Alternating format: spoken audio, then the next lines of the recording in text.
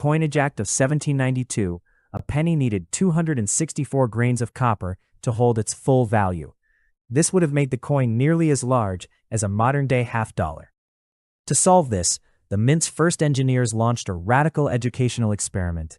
They decided to insert a tiny silver plug into a smaller copper disc to maintain the coin's intrinsic value. It was the first bimetallic gamble. The design of the 1792 silver center cent was deeply rooted in the Enlightenment values of the new republic. On the obverse, the portrait of Liberty with flowing hair is surrounded by the inscription, "Liberty, parent of science and industry." This was not just decorative, it was a strong educational statement. Leaders like Thomas Jefferson and Alexander Hamilton believed that a stable, honest currency was a scientific necessity for a growing industrial nation. They wanted a coin that proved America was a land of logic and progress. By using a silver plug worth roughly 3/4 of a cent and a copper ring worth 1/4 of a cent, they achieved a balance of value. This was the first time the United States attempted to blend two metals into one coin, showing the mint was an innovation hub. Historical research suggests that the revolutionary writer Thomas Paine may have been the one to first propose this bimetallic solution to Thomas Jefferson. Paine envisioned a coin that was convenient for daily commerce, but still felt substantial in the hand. The production of these trial pieces was incredibly labor-intensive for the 18th century. Mint workers had to manually punch a hole in a copper blank, insert a small silver plug, and then strike the coin with heavy dies. The pressure of the strike would fuse the two metals together permanently. This process was a major educational milestone for the mint's staff. However, because each piece required such precise hand assembly, these coins never moved beyond the experimental stage, making the survivors some of the rarest relics today. When we look at the market for these rarities, the numbers are truly staggering, with all values tracked in United States dollars. In April 2012, a 1792 silver center cent graded as Mint State 61 sold at a heritage auction for a remarkable $1,150,000 USD. Just a few years later, in January 2021, the finest known specimen, graded SP67 by PCGS, set a massive record when it sold for $2,520,000 USD. There are even reports of private transactions for the highest quality examples, reaching as high as $5 million USD. These prices reflect the extreme rarity of the coin, as only about a dozen genuine examples are known to exist. For educational purposes, it is important to note that these figures represent the intersection of history and scarcity, as collectors compete to own the very first dollar. Despite the brilliance of the silver center cent, the experiment was ultimately abandoned for practical reasons. The primary issue was the complexity of mass production. In the 1790s, the mint used screw presses powered by human or animal strength. Manually inserting silver plugs into millions of pennies would have been too slow and expensive for a nation in desperate need of circulating currency. Furthermore, by early 1793, the market price of copper dropped significantly. This allowed the mint to strike a slightly smaller pure copper coin known as the large cent that still contained a full cent's worth of metal. This shift in the copper market made the bimetallic technology unnecessary. Today, these 1792 patterns stand as a what-if in history, showing the steps taken by the mint. Today, the 1792 silver center cent is one of the rarest treasures in the numismatic world. Of the small handful of known survivors, one of the most important is held in the National Numismatic Collection at the Smithsonian Institution. This piece serves as a vital educational tool for historians studying the origins of American manufacturing. Most other specimens are held in private collections, occasionally appearing at major auctions once every few decades. There are also related Judd II patterns, which were struck using the same dies but without the silver plug. Some of these were made of a fusible alloy, where the silver was melted directly into the copper. However, the Judd one with the visible silver center remains the most iconic. Finding one is the ultimate dream for any collector. Because of the million-dollar price tags, the 1792 silver center cent is a frequent target for fakes and alterations. Educational studies have identified several so-called silver center cents and were actually modified long after they left the mint.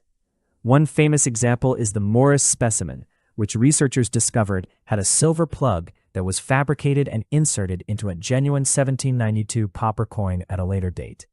Experts use microscopic diagnostics, such as the specific shape of the hair curls on Liberty and the alignment of the letters in Cent, to verify authenticity. Genuine plugs were fused under the immense pressure of the original strike, while fakes show signs of glue. This is why professional certification from services like PCGS or NGC is mandatory for these major coins. The 1792 silver center cent remains a powerful symbol of American trial and error. It teaches us that the path to a stable economy was paved with experimentation and a commitment to honest value. Even though the silver plug did not become a standard for our pennies, the spirit of that innovation led to the creation of the decimal system we still use over 2 centuries later. These coins are more than just expensive pieces of metal. They are historical documents that record the hopes and the scientific goals of the first American leaders. Whether you are a seasoned collector or just someone who loves the history of the United States, the story of the Silver Center reminds us to always look closer at our past. If you enjoyed this journey into the mint's experiment, like and follow for more videos. Welcome to The Diggin' Dave, the premier destination for exploring the most fascinating errors in American numismatics. Today, we are analyzing the 1878 Morgan silver dollar, the legendary coin that launched the most popular series in United States history.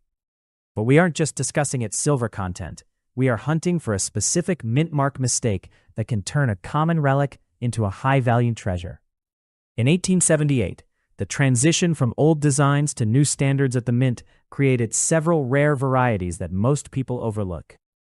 While a standard silver dollar is worth its weight in bullion, a rare mint mark error can command prices in the thousands of dollars. We want to ensure you have the educational tools to identify these anomalies before they vanish into private collections. Join us as we break down the diagnostics of the 1878 series and show you exactly where to look for the mistakes that define this inaugural year. Grab your magnifying glass and let's get started with this deep dive into the silver history. Our mission is to help you find the hidden wealth that might be sitting in your very own pocket right now. When you flip over an 1878 Morgan dollar, the first thing to check is the mint mark.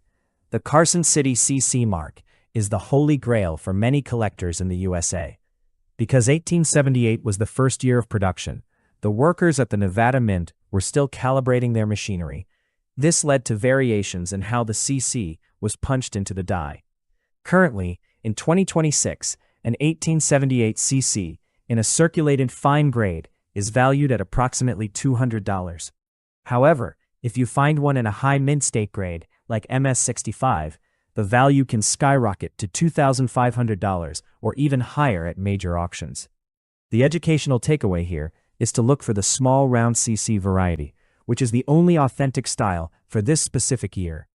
Many fakes exist with larger mint marks taken from later dates, so verifying the size is crucial for authenticity. Collectors pay these premiums because the Carson City Mint had significantly lower production numbers than Philadelphia, making any surviving error from this branch a rare piece of American frontier history. Of the old continues to fascinate investors and historians alike in the modern age. One of the most famous mistakes in 1878 occurred on the eagle's tail. Initially, the eagle was designed with 8 tail feathers, but the mint quickly changed it to 7 to be more anatomically correct. This created the 7/8 tail feather variety, where you can see the tips of the original feathers peeking out from behind the new design. From an educational perspective, this is a transitional error that tells the story of the mint's rush to correct a design flaw. In terms of market value, an 1878 7/8 strong variety in mint state 63 is currently trading for around $500. If you are lucky at Gem 55, the price can jump to $2,500. Even in lower circulated grades, these coins carry a premium over the standard 7-feather version, which usually sells for about $80. It is vital to look at the eagle's tail under a strong light. Those extra feather tips are the difference between a common silver coin and a rare collector's item that represents a unique moment in history. This specific detail is a favorite among variety hunters who enjoy the technical side of the coin collecting hobby today.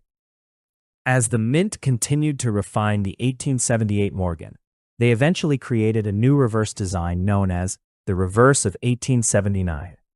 This version features a rounded breast on the eagle and a slanted top feather on the arrows. The rare mistake occurs when an 1878 dated coin is found with this updated 1879 reverse. This is an educational goldmine because it shows how the Mint used up old dies during the transition between years. In today's market, an 1878 San Francisco reverse of is standard 8s in Mint State 65, might be worth $425. A rare transitional variety in the same grade can reach ups of $9,000 at specialized numismatic auctions. Understanding the subtle differences in the eagle's breast and the arrow feathers is the key to identifying these sleeper coins. Many people sell these as common silver dollars because they don't know how to spot the reverse design change. By learning these technical details, you can distinguish between a standard coin and a high-value rarity. It is all about the subtle lines that make a massive difference in the value. For educational purposes, we must discuss the dangers of counterfeits in the rare coin market. Because the 1878 CC and its varieties are so valuable, scammers often use added mint marks or complete replicas to trick buyers. A genuine 1878 Morgan dollar should weigh exactly 26.73 grams and be non-magnetic. If you are offered a rare mistake at a price that seems too good to be true, it likely is. In the USA, many fakes are made of silver-plated copper or lead, which will feel slippery or look overly shiny. It doesn't match original mint luster. Always check the reading on the edge of the coin. Authentic Morgans have sharp, consistent ridges. Counterfeits often have uneven or mushy edges. Professional grading services like PCGS or NGC are the best way to guarantee that your 1878 mint mark mistake is the real deal. Investing in a graded coin might cost more upfront, but it ensures you aren't wasting your money on a worthless piece of scrap metal. When building a collection, protect your hard-earned money by always verifying the source of your rare coins before you buy. Condition is the primary factor that dictates the final price of any $78 down scratches known as bag marks. Educational grading follows a 70-point scale used by professionals across the USA. For example, an 1878S in MS60 might be valued at $120, while an MS67 specimen can reach over $15,000. This is why we emphasize that you should never clean your coins. Cleaning causes hairline scratches that a professional grader will spot instantly, potentially reducing the coin's value by 50% or more. To preserve the value of your 1878 errors, handle them only by the edges and store them in PVC-free flips or capsules. The goal is to keep the original, mint luster intact. This luster is the frosted appearance that reflects light in a cartwheel pattern. For a collector, a rare mint mark mistake in original, untouched condition is the ultimate find. Proper preservation ensures that the history of the coin remains protected. Value is preserved when you treat these relics with the respect and care they truly deserve. The market for rare American silver has seen a significant surge as more people look to tangible assets for long-term value. In 2026, the 1878 Morgan remains a staple of the U.S. investment market because it is the first year of issue. This historical significance provides a level of price stability that modern coins often lack. We see high demand for VAM varieties, which are specific die pairings cataloged by experts, where a tiny die crack or a slightly shifted mint mark adds hundreds of dollars to the value. For instance, some 1878 CC coins with doubled letters in the motto, "In God We Trust," are highly prized by specialists. By educating yourself on these specific varieties, you are essentially learning how to spot hidden value that the general public misses. The USA coin market is transparent, with auction records from sites like Heritage and Stack's Bowers providing clear evidence of what buyers are willing to pay. Knowledge is the most valuable tool you can have. It allows you to participate in the hobby with confidence and protect your interests. Wealth is built through study and careful observation of every detail. To wrap up our look at the 1878 Morgan dollar, remember that treasure hunting is about research and persistence. You can find these coins at local coin shops, estate auctions, and even online marketplaces, but you must apply the educational diagnostics we discussed today. Check the tail feathers, verify the mint mark style, and always weigh the coin to ensure it is genuine silver. The 1878 year offers so many variations that even a modest budget can get you started with a fascinating piece of the American story.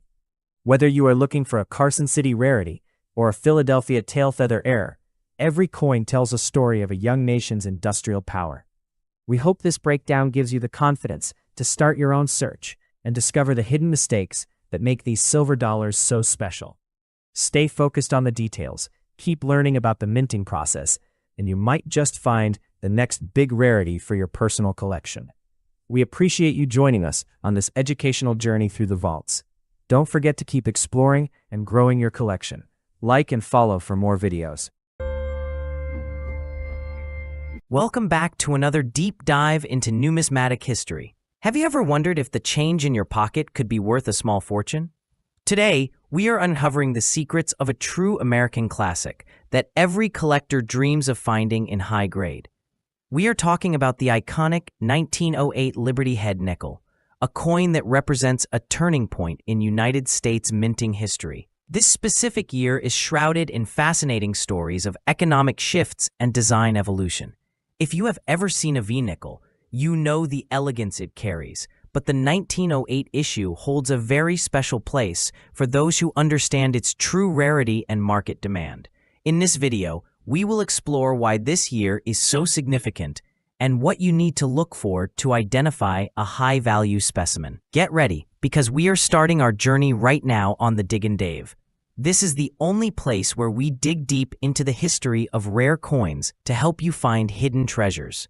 Stay tuned as we break down every single detail about this legendary piece of copper and nickel. The year 1908 was a period of significant transition for the United States Mint. The country was still feeling the lingering effects of the Panic of 1907, a financial crisis that led to a sharp decrease in the demand for new coinage. Because of this economic downturn, the production numbers for the Liberty Head nickel saw a dramatic drop compared to the previous year. In 1907, nearly 40 million nickels were struck, but by 1908, that number plummeted to just over 22 million. This reduction in mintage is the primary reason why finding a 1908 nickel in pristine condition is a massive challenge for modern collectors today. During this era, nickels were the workhorse of the American economy. They were used for everything from streetcar fares to buying a loaf of bread or gaining entry into a Nickelodeon theater. Because they circulated so heavily, most surviving examples are worn down to almost nothing. This historical backdrop makes the 1908 issue a fascinating study of how national economics directly impacts the rarity of the coins we collect over a century later. Designed by the legendary chief engraver Charles E. Barber, the Liberty Head nickel is often called the V-nickel because of the large Roman numeral on the reverse. The obverse features a stunning left-facing portrait of Lady Liberty. She wears a coronet inscribed with the word Liberty, and her hair is adorned with a mixture of cotton and wheat, symbolizing the agricultural strength of the young nation. Surrounding her profile are 13 stars, representing the original colonies. On the reverse side, the Roman numeral 5 is surrounded by a beautiful wreath of corn, wheat, and maple leaves. This design was actually quite controversial when it first launched in 1883 because the word cents was missing, leading to the famous racketeer nickel scandals. By 1908, the design was well established and perfected, with the word cents clearly visible at the bottom. The 1908 strike is known for having decent detail, but as we will discuss later, the quality of the strike can vary wildly. Understanding these design elements is the first step in recognizing a genuine coin from a low-quality counterfeit. Let's talk about the hard numbers because that is what truly drives the value in the coin market. The Philadelphia Mint produced exactly 22,684,557 of these nickels in 1908. While 22 million might sound like a large number, in the world of numismatics, it is considered a relatively low mintage for a high-traffic coin. What makes the 1908 date particularly interesting is the survival estimate. Experts believe that only a tiny fraction of the original mintage still exists in grades higher than extremely fine. Most of these coins were used until the images were flat, meaning that a 1908 nickel with sharp details is technically much rarer than its total mintage suggests. Unlike the 1912 nickels, which were also struck in Denver and San Francisco, the 1908 was only produced in Philadelphia. So you will not find any mint marks on these coins. The lack of a mint mark is a defining characteristic of this year. For collectors, the 1908 Philadelphia strike represents the peak of the Barber era before the transition to the Buffalo nickel just a few years later in 1913. Condition is everything when it comes to the 1908 Liberty Head nickel. Most examples found in old jars or inherited collections will fall into the good or very good categories. In these lower grades, the word Liberty on the coronet is usually worn away or only partially visible. However, if you find a coin where the word Liberty is sharp and all three leaves in the wreath on the back are distinct, you are looking at a much more valuable piece. Professional graders at PCGS or NGC look for specific wear points, such as the hair above Liberty's ear and the fine lines in the corn husks on the reverse. A mint state 60 or higher 1908 nickel is a true rarity. Coins in this condition still possess their original mint luster, which is the frosty sheen that comes off the dies during production. Because the 1908 issue was known for occasionally having weak strikes, finding one with full details and high luster is the ultimate goal. Even a small jump in grade, such as moving from an MS63 to an MS65, can result in a price increase of hundreds or even thousands of dollars. What is a 1908 Liberty Head nickel actually worth today? If you have a heavily circulated version that is worn flat, it might only be worth around $2 to $5. These are great for filling out a folder, but are not considered investment grade. However, the price curve climbs very steeply as the condition improves. A coin in fine condition might fetch around $12, while an extremely fine specimen can jump to over $45. The real excitement happens in the uncirculated tiers. An MS63 graded 1908 nickel typically sells for around $160 to $180. If you are lucky enough to own an MS66, the value can soar toward $1,900. The all-time record for a 1908 nickel is staggering, with a top-graded MS67 specimen once selling at auction for over $12,500. These prices prove that even a common-looking 5-cent piece can be a major asset if it has been preserved properly over the last century. Always check the current auction records, as the market for high-end Liberty nickels remains very strong among serious investors. For the specialized collector, the 1908 Liberty nickel offers some hidden treasures in the form of varieties. One of the most sought-after versions is the repunch date. In 1908, some dies were struck twice with the date punch, creating a faint doubling effect on the numbers. You will need a high-powered magnifying glass or a digital microscope to see this. But finding a 1908-08 variety can add a significant premium to the coin's value. Another interesting thing to look for is the misplaced date. In some rare instances, the date was punched so far out of position that parts of the numbers can be seen in the denticles or even in the base of Liberty's neck. Furthermore, keep an eye out for die cracks. As the coin dies aged, they would often develop small fractures that appear as raised lines on the finished coin. While minor die cracks are common, large or dramatic ones can increase the desirability of your nickel. Exploring these tiny details is what separates a casual hobbyist from a professional numismatist. Identifying these errors is a great way to find value in coins that others might overlook. The 1908 Liberty Head nickel is more than just a piece of old metal. It is a direct link to the industrial age of America. From the elegant artwork of Charles Barber to the economic stories of 1908, this coin continues to captivate collectors worldwide.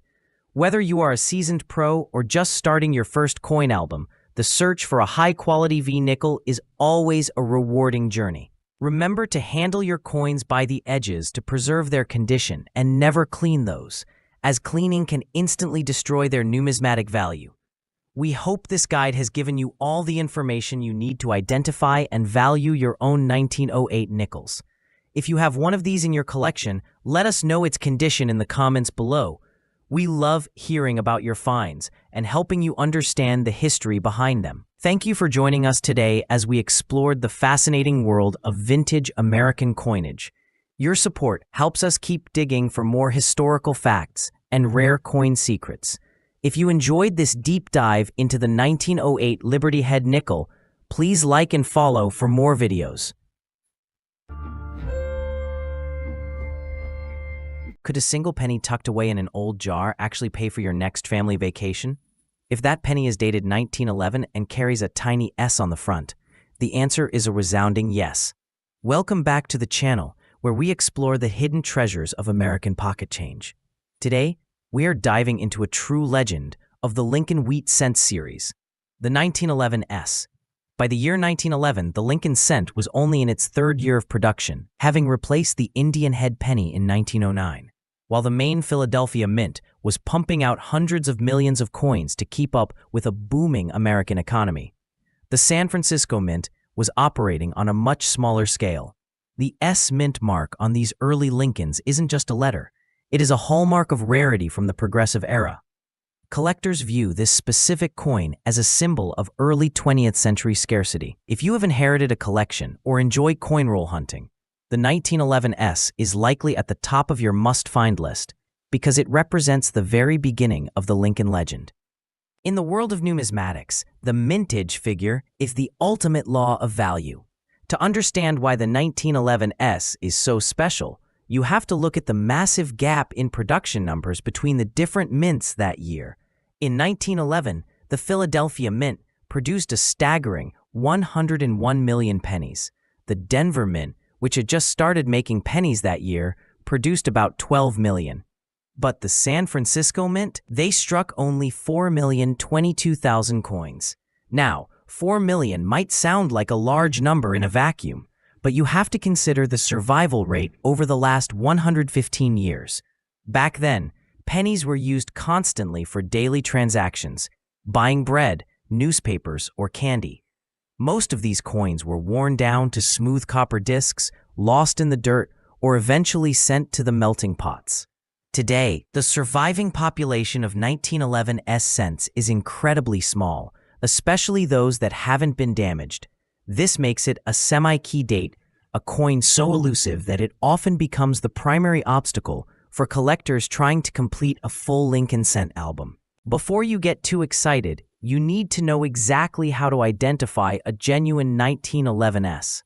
Grab your magnifying glass or a 10 times jeweler's loupe and look at the obverse or the front of the coin. Right below the date 1911, you should see a small clear S. If the space below the date is blank, it was minted in Philadelphia and is worth only a few dollars, even in good condition.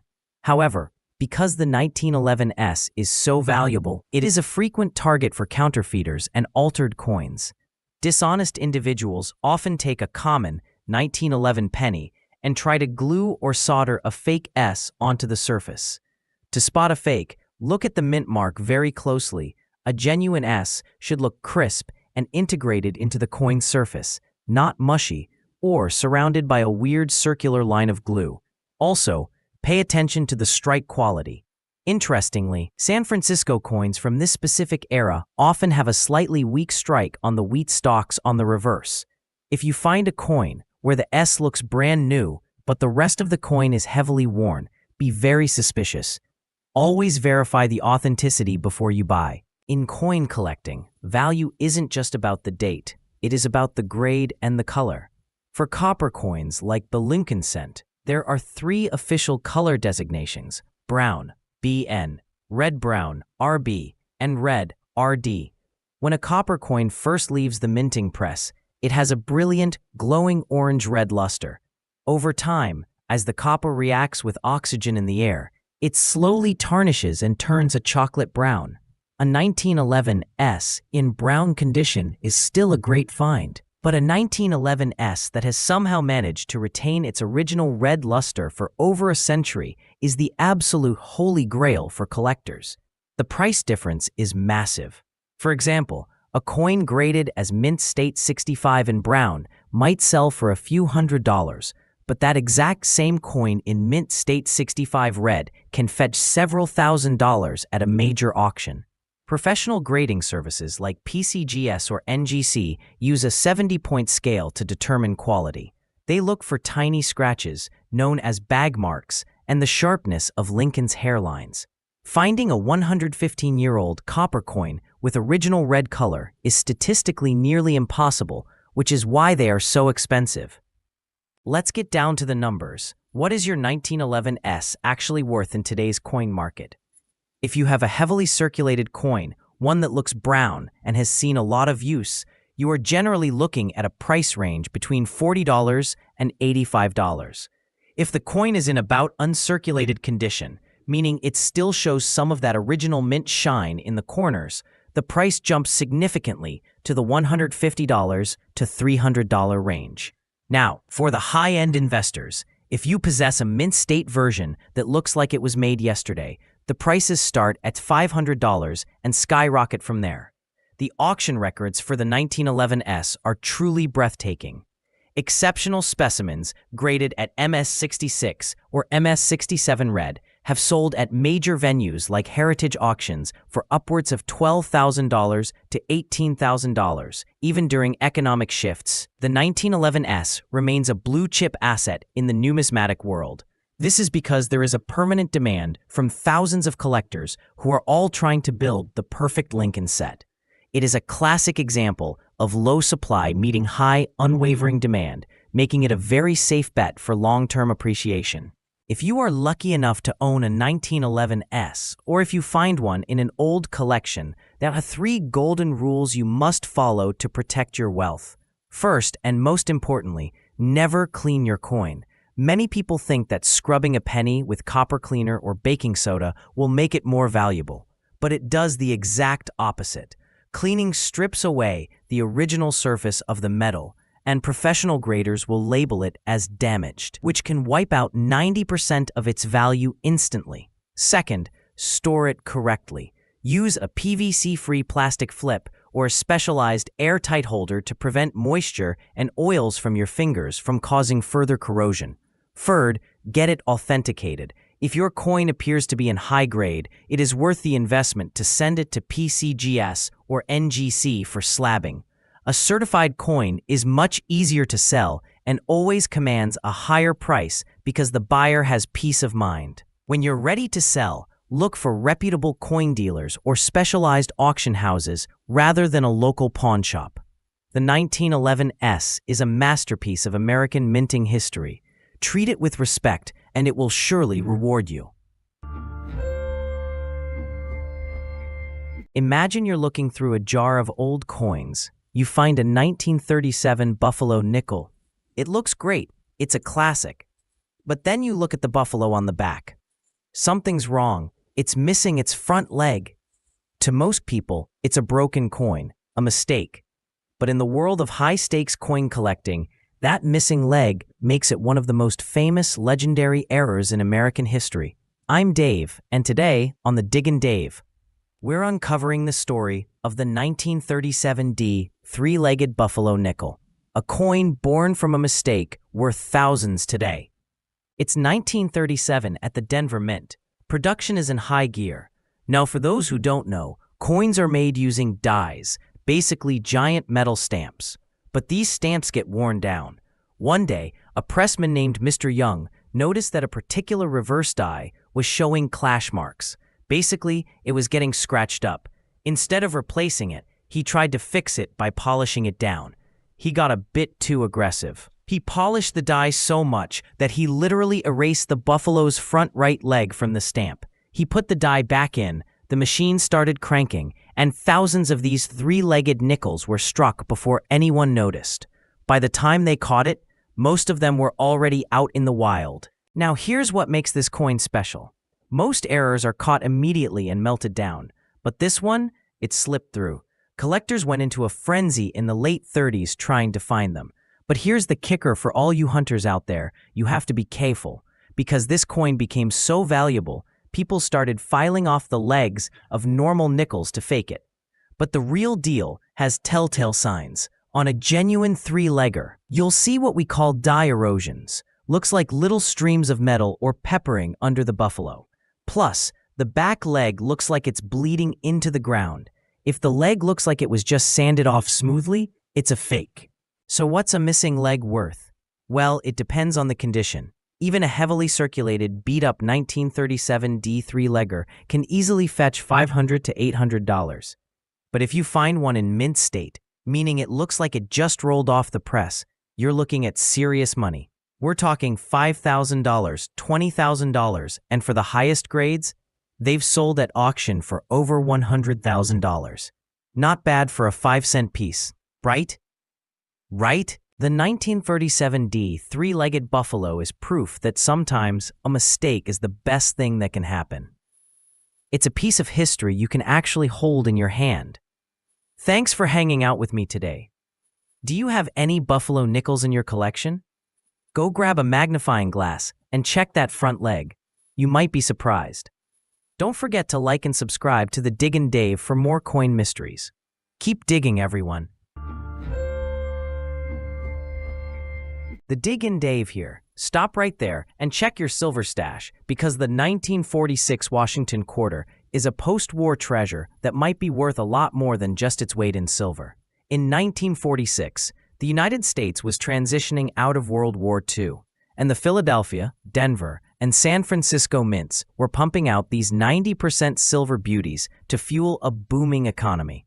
Most people see a dirty old quarter and think it's just junk, but to a seasoned collector, the 1946 issue represents a pivotal moment in American numismatic history.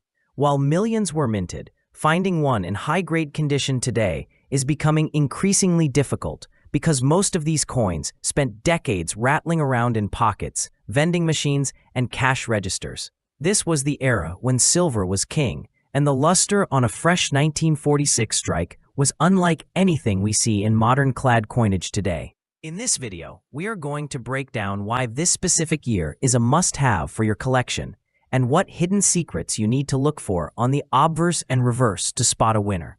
It is a true American classic for every hunter. When we talk about the 1946 Washington quarter, the first thing you need to understand is its intrinsic value. Every single quarter from this year is composed of 90% silver and 10% copper, containing approximately 0.1808 ounces of pure silver.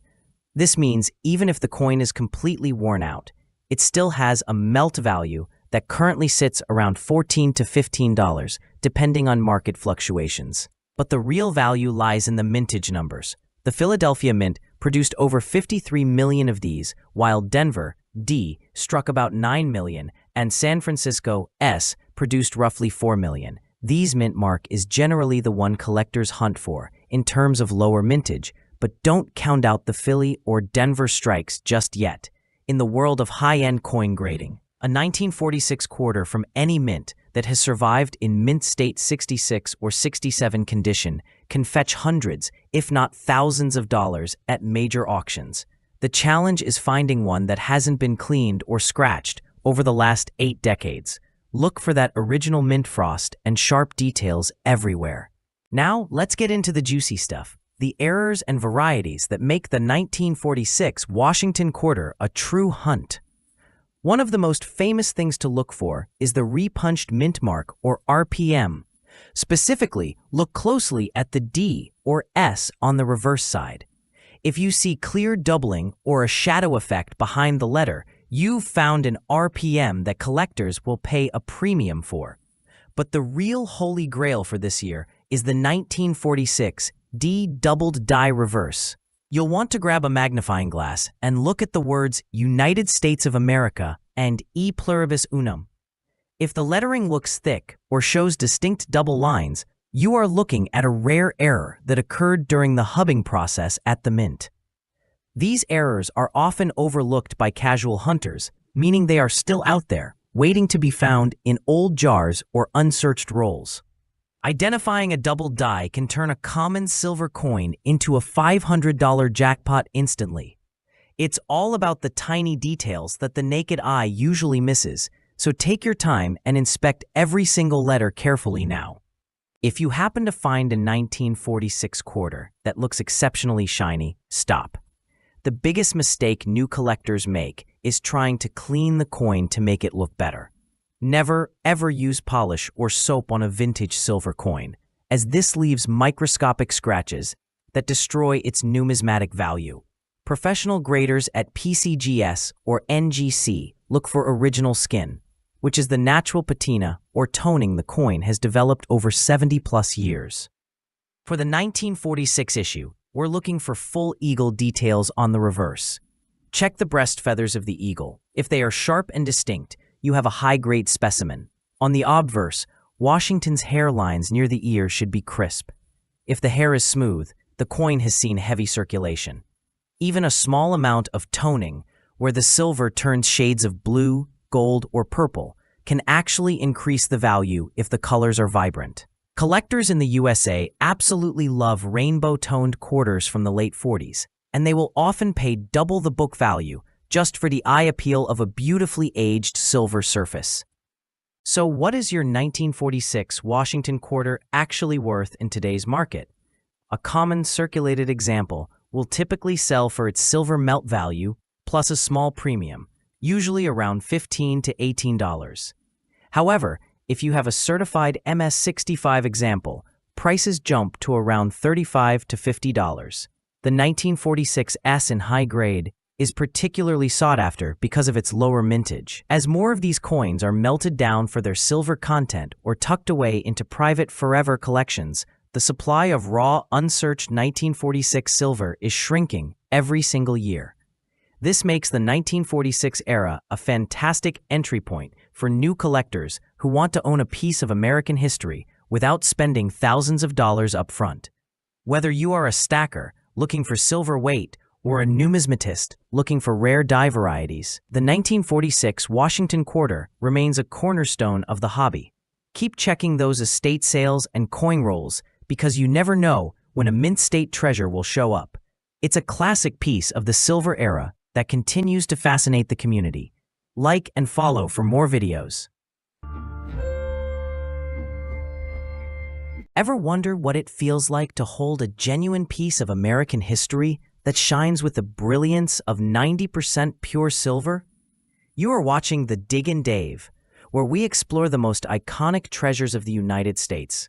And today, we are focusing on a legendary survivor, the 1947 Washington quarter.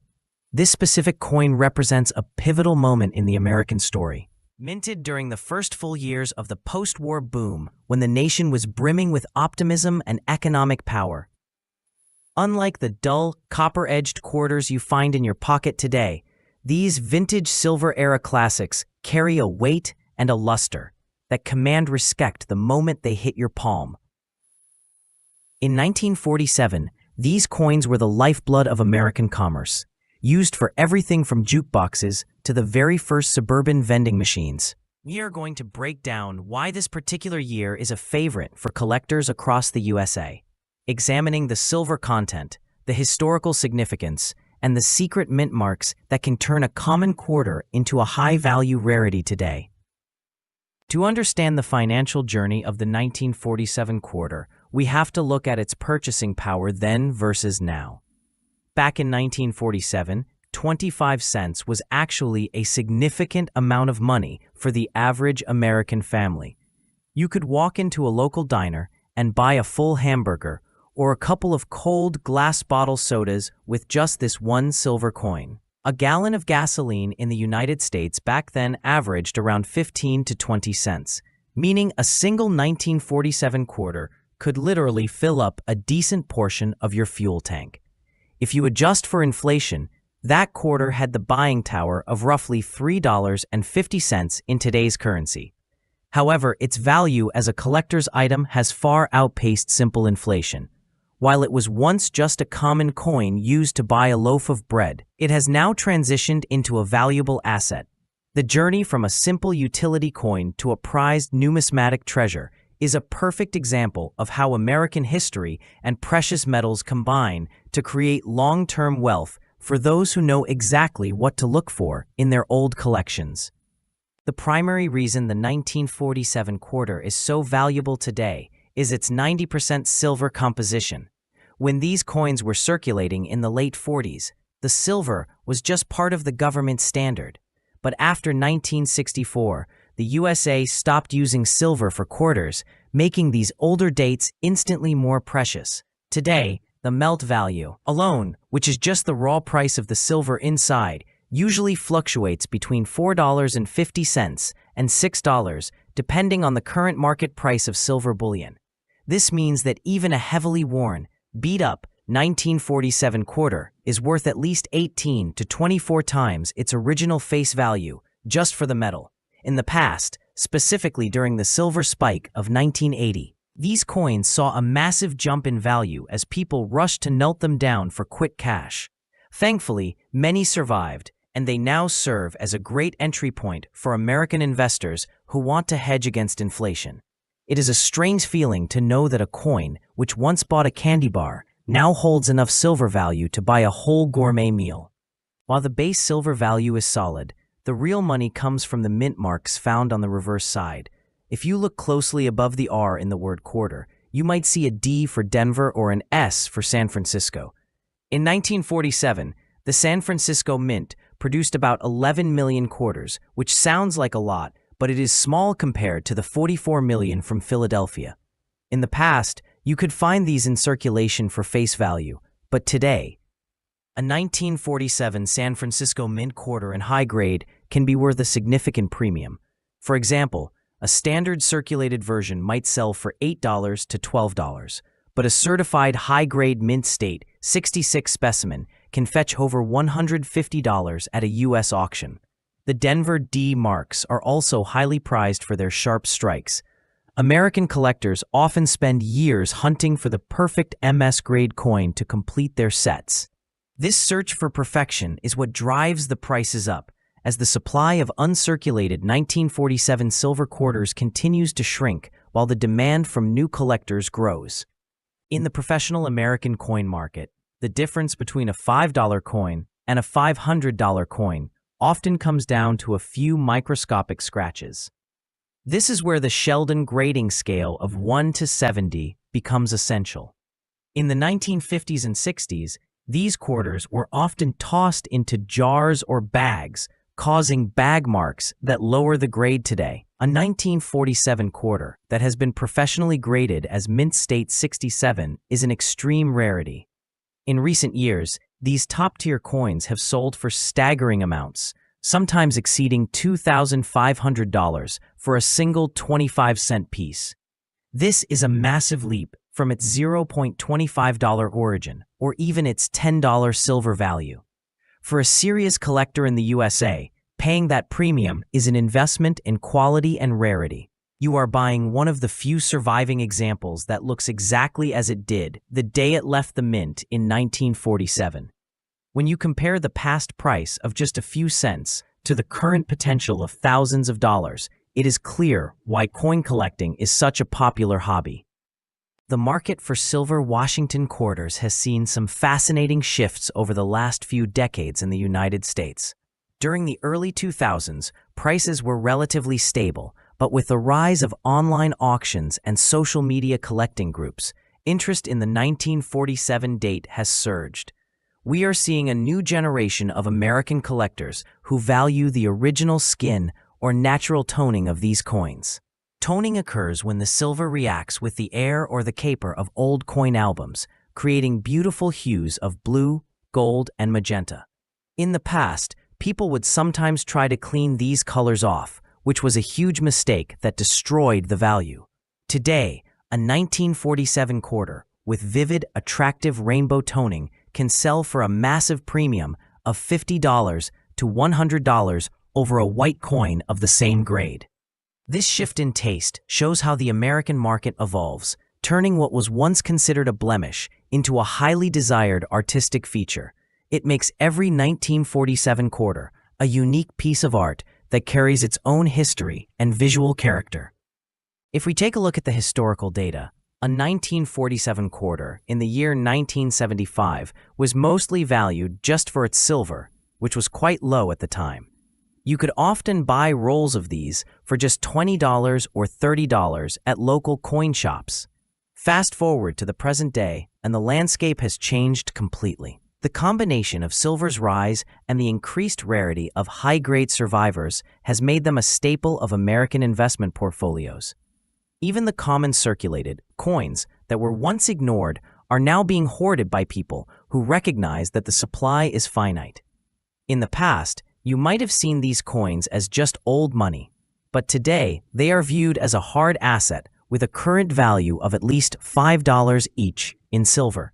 Whether you are looking at a coin worth $5 or one worth $500, the growth is undeniable.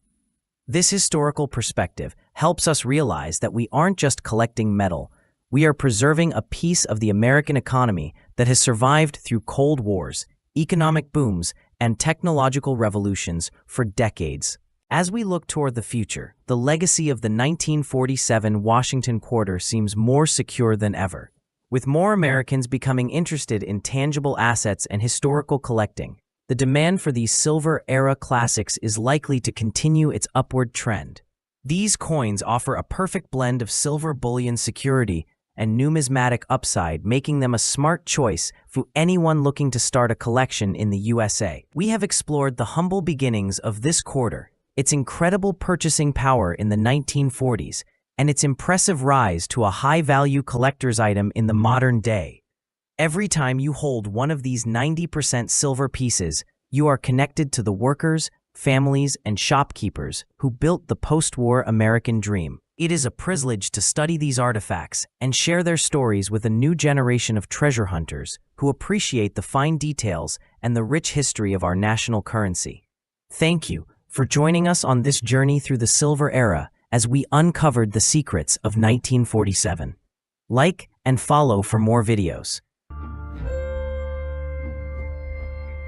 Imagine you are sifting through a large jar of old family coins and you spot a shiny silver dime dated 1949.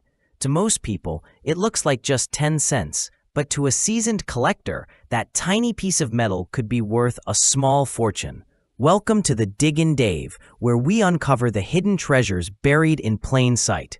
Most folks think only the oldest coins carry value. But 1949 was a year that produced some of the most overlooked gems in American numismatics.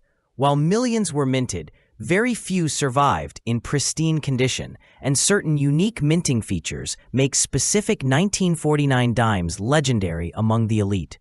Today, we are diving deep into the 1949 Roosevelt dime to show you exactly why this specific year is a key date for collectors and what unique mint features you need to look for to hit the jackpot. If you find one of these in your pocket change, you aren't just holding silver. You are holding a piece of history that investors are desperate to get their hands on right now. We will track the incredible price jumps from past decades to current 2026 market values. To understand the value of this coin, we have to look back at the era it was born into. In 1949, the United States was still adjusting to the post-war economy, and the Roosevelt dime was a relatively new design. Unlike the dimes we use today, which are made of copper and nickel, the 1949 version is struck in 90% silver. This gives the coin an intrinsic melt value that fluctuates with the silver market. Back in the early 1960s, these dimes were simply worth their face value of 10 cents because silver was cheap. However, as silver prices rose, so did the floor price of these coins. By the year 2000, the silver melt value of a 1949 dime was roughly 70 cents. Fast forward to the current market in 2026, with silver trading at much higher levels, the raw metal alone in one of these dimes is worth approximately $2.50 to $3. This means even a damaged or heavily worn 1949 dime is worth 30 times its original face value. For collectors, though, The silver content is just the beginning of the story, as the numismatic or collector value can climb much higher in the open market. One of the first things you must do when you find a 1949 dime is flip it over and look at the reverse side. Just to the left of the base of the torch, you might see a small letter S or D. If there is no letter, it was minted in Philadelphia. While all three are valuable in high grades, the 1949 S from the San Francisco Mint is the true king of the year. The San Francisco Mint produced only 13.5 million dimes in 1949, which is a tiny amount compared to modern runs. Historically, in the 1980s, a 1949 S in decent condition might have cost you $5 to $10. Today, in 2026, that same coin in a fine condition is valued at around $15 to $20, while uncirculated versions easily command $80 to $150. Because the San Francisco Mint had inconsistent production quality, finding one with sharp, crisp details is incredibly difficult. Most of these coins were struck with dies that were used far past their prime, making high-quality survivors a rare find that keeps increasing in value year after year for smart investors who know what to look for in the wild today. If you want to know if your dime is worth $50 or $5,000, you have to look at a feature called full bands. On the reverse of the dime, there is a torch with horizontal bands at the top and the bottom. On most 1949 dimes, these bands look flat or blended together because the strike wasn't strong enough. However, if you find a coin where the horizontal lines are perfectly separated with a clear gap between them, you have found a full band specimen. This is the ultimate unique mint feature that drives professional collectors crazy. Back in the early 2000s, a 1949 Philadelphia dime with full bands in MS67 grade might have sold for $400. In recent years, auction records for top-tier 1949 full bands dimes have exploded, with some reaching as high as $13,000. This proves that even a common year can become a legendary treasure if the minting strike was powerful enough to capture every single detail. It is the holy grail for dime hunters because it represents technical perfection from the US Mint during a very difficult production era where most coins came out looking quite blurry. There is a fascinating bit of history hidden right under the neck of Roosevelt on the obverse side. You will see the tiny initials JS, which stand for the designer John Sinnock. When this coin was first released in the late 1940s, a wild urban legend spread across the United States. Because it was the start of the Cold War, many people mistakenly believed that the JS stood for Joseph Stalin, the leader of the Soviet Union. People thought a communist spy had infiltrated the US Mint to put Stalin's initials on American currency. This caused a massive public outcry, and the Mint had to issue official statements to clarify that the initials belonged to their own chief engraver. While this controversy doesn't have a specific dollar price attached to it, it significantly drives the demand for the 1949 date. Collectors love coins with drama, and this story makes the 1949 dime a staple in every serious American collection. It serves as a reminder of the paranoia and tension of the era, adding cultural value that ensures these coins are always easy to sell to history buffs globally. When we talk about these coins being worth thousands, we are usually talking about mint state examples. Most 1949 dimes you find will be circulated, meaning they have scratches and a dull gray color. These are worth about $3 to $5 in 2026. However, the real money is in the uncirculated coins, those that were tucked away in bankrolls and never used. To see the price difference, look at the 1949D from Denver. In the year 2010, an MS68 grade 1949D sold at auction for about $3,100. Today, high-grade examples with beautiful toning, which are natural colors on the silver, can reach even higher prices as the supply of pristine coins shrinks. Even a small difference in condition can mean a massive jump in price. A coin graded MS63 might be worth only $25, but that same coin, graded MS67, can be worth $150 to $300. It is all about how well that silver surface has been preserved over the last 75 years. Professional grading by companies like PCGS or NGC is the key to unlocking these high-tier dollar amounts for your collection or for a future auction sale to elite buyers. For the true treasure hunters, the 1949 series also offers some unique mint errors that are highly sought after. Specifically, the 1949S has a known repunched mint mark variety. This happened when a newt worker punched the S into the die, noticed it was slightly off, and punched it again. If you look at the mint mark under a magnifying glass, you might see a doubled appearance or a shadow of a second S underneath the main one. In the past, these were often overlooked and sold for the same price as regular dimes. Today, a verified repunched mint mark can add a premium of $50 to $100 or more to the coin's base value. There are also examples of clipped planchets where the coin blank was cut improperly, leaving a crescent-shaped chunk missing. These errors are like winning the lottery. Because each error is unique, their value is determined by how much a collector is willing to bid at that moment.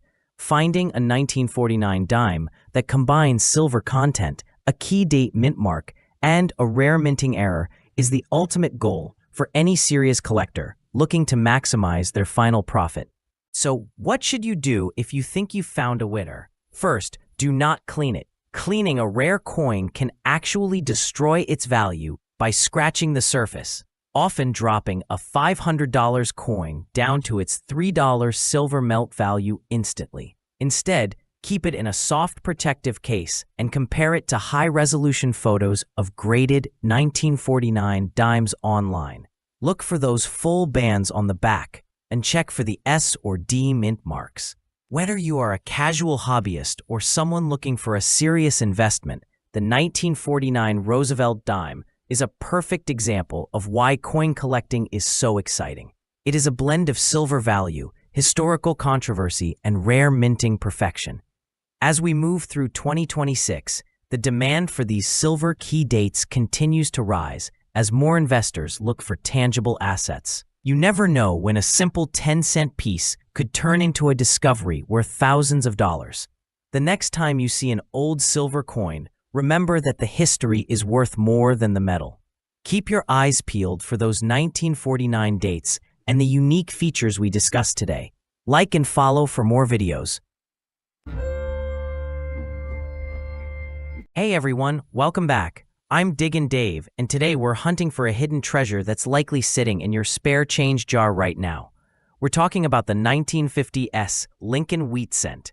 Now, at first glance, this might look like just another old copper penny, but to the trained eye, it represents a very specific era of American history and a massive opportunity for collectors.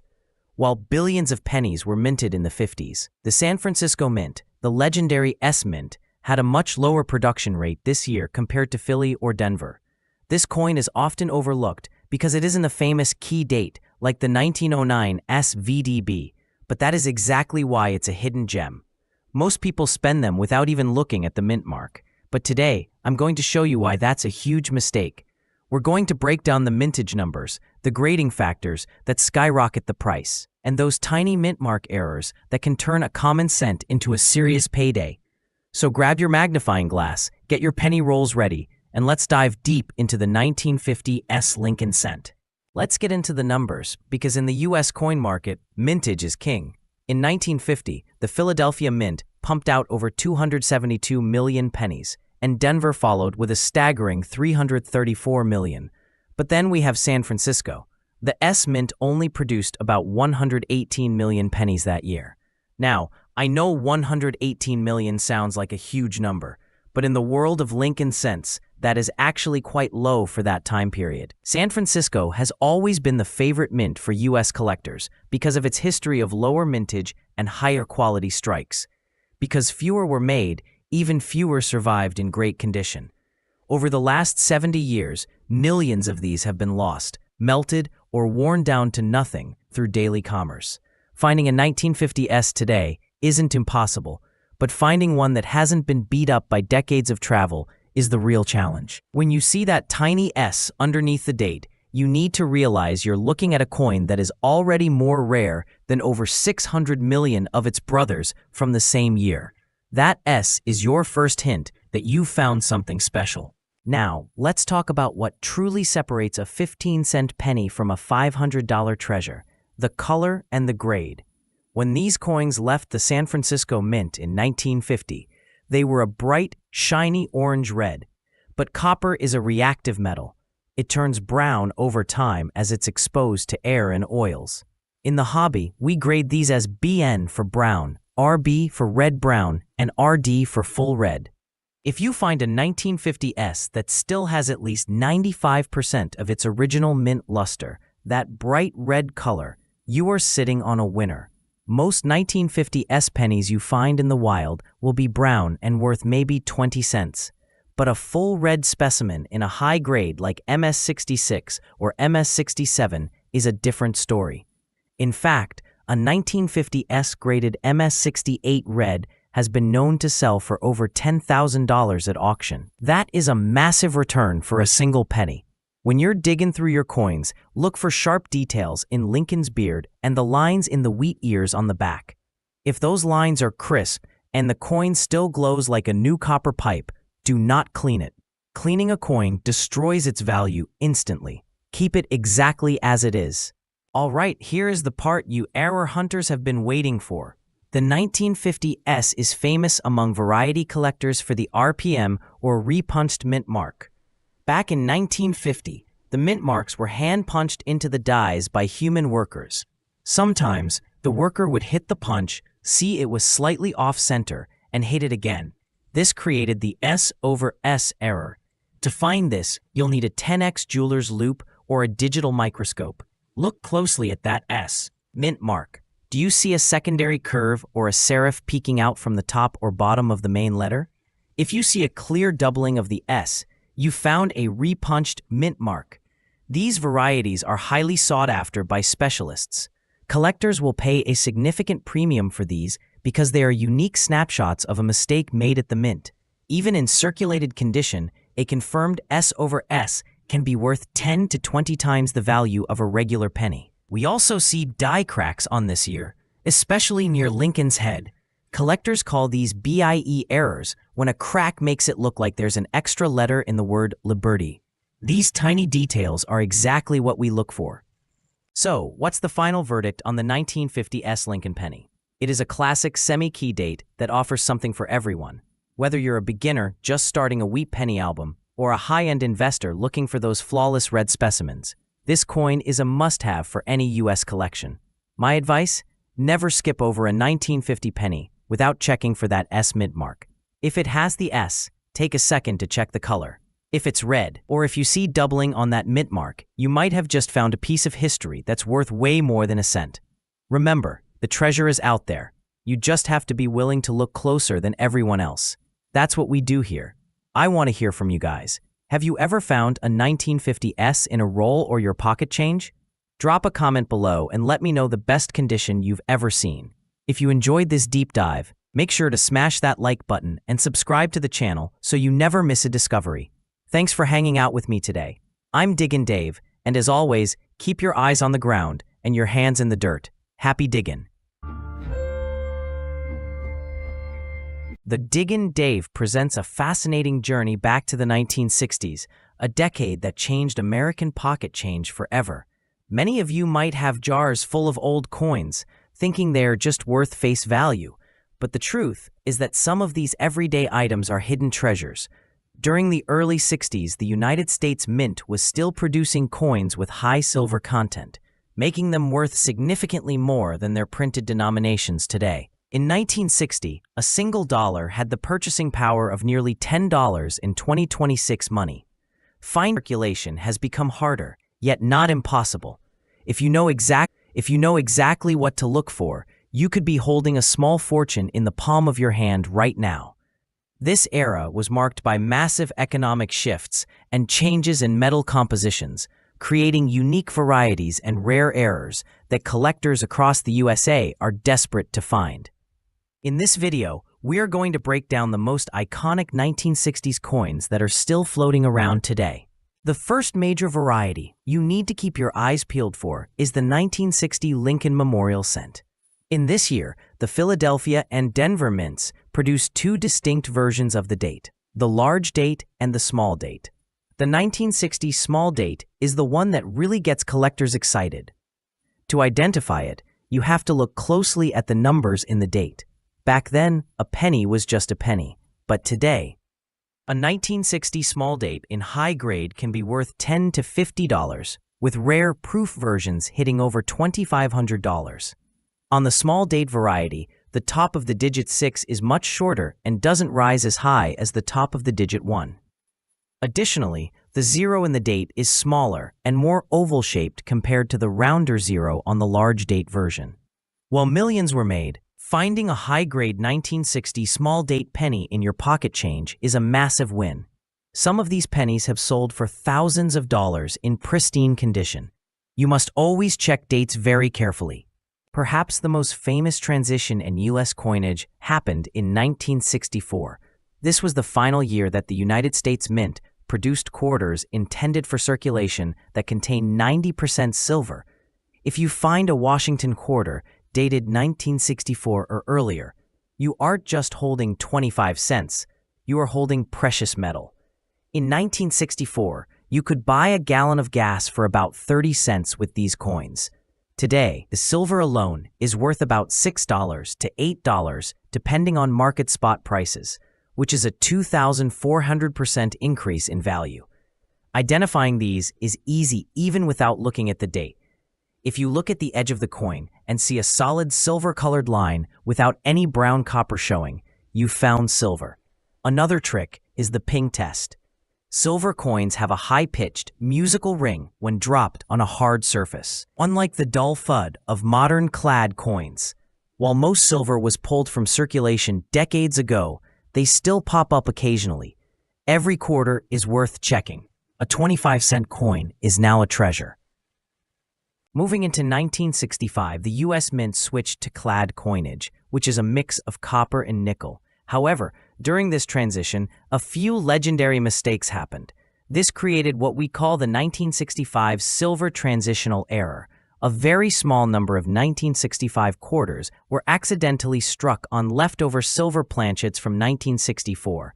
These are the holy grails of modern pocket change. While a normal 1965 quarter is only worth its face value of 25 cents, a silver error version can sell for $7,000 to $15,000 at major auctions today. Because they look almost identical to the common clad 1965 quarters, most people never notice them. To find one, you must weigh the coin. A standard 1965 clad quarter weighs about 5.67 grams, but a rare silver error version will weigh approximately 6.25 grams. If you see a 1965 quarter that has a solid silver edge with no copper stripe, stop what you are doing and get a scale. It is the ultimate needle in a haystack for American coin hunters. That single mistake is now worth a car. Just like the quarters, Roosevelt dimes also underwent a massive change in 1964. Every dime minted from 1946 to 1964 contains 90% silver. These are often overlooked because they are so small, but their value is significant. In 1960, a dime could buy you a comic book or a loaf of bread. Today, that same silver dime has a melt value of about $2.50, and rare mint states can go for $500 or more. In the world of coin hunting, dimes are often the easiest silver coins to find because they are small and frequently ignored by the general public. Look for the dates 1960, 1961, 1962, 1963, and 1964. If you see these years, you have found real money. Also, keep an eye out for the 1964 D. Roosevelt dime, which had a massive mintage but can still be found in surprisingly good condition. Some collectors focus entirely on dime rolls from the bank because the success rate for finding silver is often higher than with quarters. Beyond the silver value, look for full torch lines on the reverse. Dimes are gems. If you want to find a coin that could literally buy you a new house, you need to look for the 1969 S double die Lincoln penny. This is one of the most famous error coins in American history. This error occurred when the coin was struck by a die that had a shifted image, resulting in a clear doubling of the letters and numbers. In 1969, this was just a penny used to buy candy. In 2026, an authentic 1969 S double die can sell for $35,000 to over $125,000 depending on the grade. When you look at one, you will see a very obvious shadow or second image on the words Liberty and In God We Trust. It is important to note that this must be the S mint mark version from San Francisco. There are many common 1969 pennies with machine doubling, which isn't worth much, but a true double die is unmistakable and extremely rare. Imagine finding 6 figures in a jar of pennies. It's the kind of discovery that makes national news and changes lives. Always check your 1969 pennies very closely with a loupe. A cent can be a fortune. The Kennedy half dollar was introduced in 1964 to honor the late President John F. Kennedy, and it became an instant icon. The 1964 version is highly prized because it is 90% silver. In 1964, this coin was worth 50 cents. Today, its silver value is roughly $12 or $15. However, the mint continued to use silver in half dollars from 1965 through 1970 at a reduced purity of 40%. These silver-clad halves are currently worth about $5 to $7 each. Finding a 1965 through 1969 Kennedy half dollar in circulation is a fantastic find.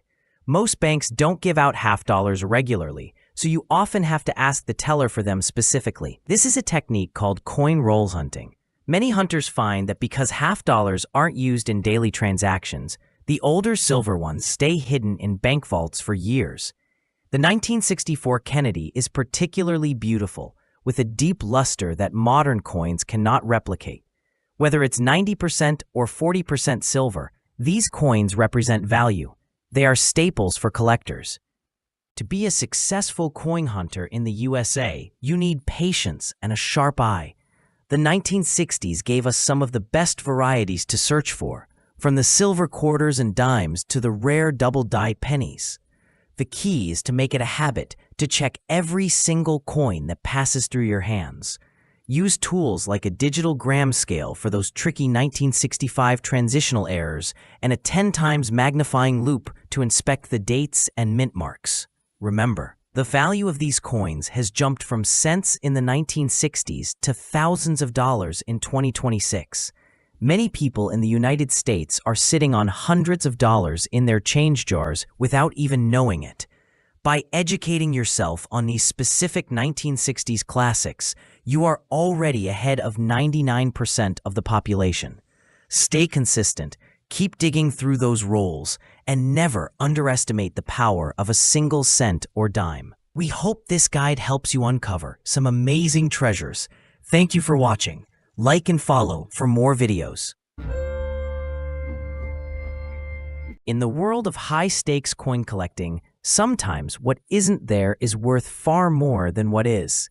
Imagine holding a 1975 Roosevelt dime. It's got that beautiful mirror-like proof finish. It looks perfect. But then, you look for the S mint mark, the mark of the San Francisco Mint, and you realize it's just not there. To most people, it's a 10-cent piece. To a numismatist, it is the absolute holy grail of modern American coinage. Today, we're uncovering the mystery of the 1975 No S proof Roosevelt dime, a coin so rare most collectors will never even see one in person. So, how does a coin like this even happen? Back in 1975, the U.S. Mint was producing proof sets for collectors. These aren't your average pocket change. They're struck multiple times on polished blanks to create a high-contrast, frosted look. By this time, all proof production had moved to San Francisco, but there was a breakdown in the system. The dies, the metal stamps used to create the coins, were made at the Philadelphia Mint. 2 of those dies were shipped to San Francisco, but someone forgot to punch the S mint mark onto them. The workers in San Francisco loaded them into the presses, started the machines, and began striking. Thousands of these error coins were likely made, but almost all of them were caught and destroyed before leaving the building. For decades, the 1975 No S was a legend, a ghost. Rumors swirled, but for a long time, we only knew of 2 survivors, just 2. The first was discovered in 1977, but it's the second one that has the most incredible story. It was purchased by a family in Ohio back in 1978 for about $18,000. At the time, people thought they were crazy. That family didn't flaunt it. They didn't put it in a museum. Instead, tons. They put it in a bank vault and left it there for over 40 years. It became a hidden family secret. It wasn't until recently, after the original owners passed away, that the coin finally saw the light of day again, sending shockwaves through the entire collecting community. Now let's talk numbers. What is a missing letter S actually worth? In 2019, one of these two known specimens went up for auction. The final price? A staggering $456,000. Think about that. It's a dime. That is worth nearly $500,000. That makes it rarer than the legendary 1804 silver dollar. While there are other no S errors from years like 1968 or 1983, they aren't in the same league. The 1975 is the undisputed king because the population is so incredibly low. The 1975 no S dime is a reminder that even in a highly regulated system, mistakes happen, and those mistakes can turn a piece of copper and nickel into a fortune. The big question remains, is there a third one out there? Thousands of 1975 proof sets are still sitting in basements and attics across America. Most people just see 10 cents, but now you know what to look for. Check your sets. Look closely at the date, because you might just be holding a $500,000 ghost. Thanks for watching. Hello everyone and welcome back to the Diggin' Dave. Today we are diving into a giant of American history that could be hiding a massive payday in your very own coin jar. We are talking about the famous 1976 bicentennial Eisenhower dollar. Most people see this huge, heavy coin and think it is just a common souvenir from America's 200th birthday celebration, but the reality is much more exciting for your wallet. Over the last few years, the market for these Ike dollars has absolutely exploded in value. What used to be a coin that most serious collectors ignored is now breaking major records at elite auction houses like Heritage and Stack's Bowers across the country. We have seen specific versions of this coin go from being worth just a few dollars in the early 2000s to selling for over $10,000 in today's current 2026 market. If you have one of these sitting in an old drawer or a plastic bin, you need to pay very close attention to the specific details I am about to show you right now. Let's get started and see if you are holding one of these treasures today. The 1976 bicentennial Eisenhower dollar is instantly recognizable to almost everyone because of its massive physical size and the special double date 1776-1976 stamped on the front. This was a one-time-only special design created to celebrate the United States' 200th anniversary of independence from Great Britain. While the front of the coin shows the stern profile of President Dwight D. Eisenhower, the back features a unique and beautiful combination of the Liberty Bell superimposed over the moon. This design was created by a young art student named Dennis R. Williams and was meant to link America's revolutionary past with its modern achievements in space exploration. In the past, specifically around the years 2000 to 2010, these coins were mostly kept as simple family keepsakes. Their market value stayed very low for a long time, rarely crossing the $5 mark for standard circulated coins. However, as we move through 2026, the demand for high-grade examples has surged to all-time highs. Serious collectors are now fighting over the very finest specimens today. To truly understand the value, we have to look at the history of how the United States Mint actually produced these giants. They actually started minting the bicentennial dollars in 1975 to make sure there were enough for the big national celebration in 1976. This is why you will never find an Eisenhower dollar with a 1975 date. They all carry that famous 1776-1976 double date. During this long production run, the Mint realized that the design on the back was not showing up clearly on the hard copper-nickel metal. Because of this technical issue, they actually changed the design in the middle of production to make the details strike better. This created two distinct versions, known to collectors as Type 1 and Type 2. Historically, in the 1980s and 1990s, most people did not even notice this change. It was not until the early 2000s that professional numismatists began to realize how much rarer the Type 1 coins actually were in high grades. Today, in 2026, this historical fix by the Mint is the main reason why some of these coins are worth a massive premium for every collector. Let's get into the technical details of the two types, because this is exactly where the money is made. To identify your coin, you must look at the words United States of America on the back.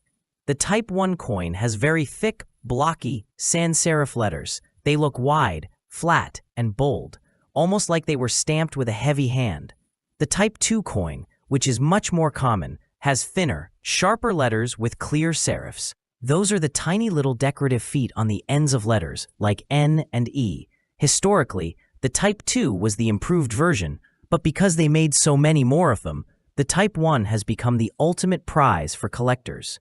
Back in 2010, you could find a very nice Type 1 for maybe $20 or $30, but today, in the 2026 market, the gap has widened significantly. A Type 1 in a high grade is now considered a key coin for any serious Eisenhower set.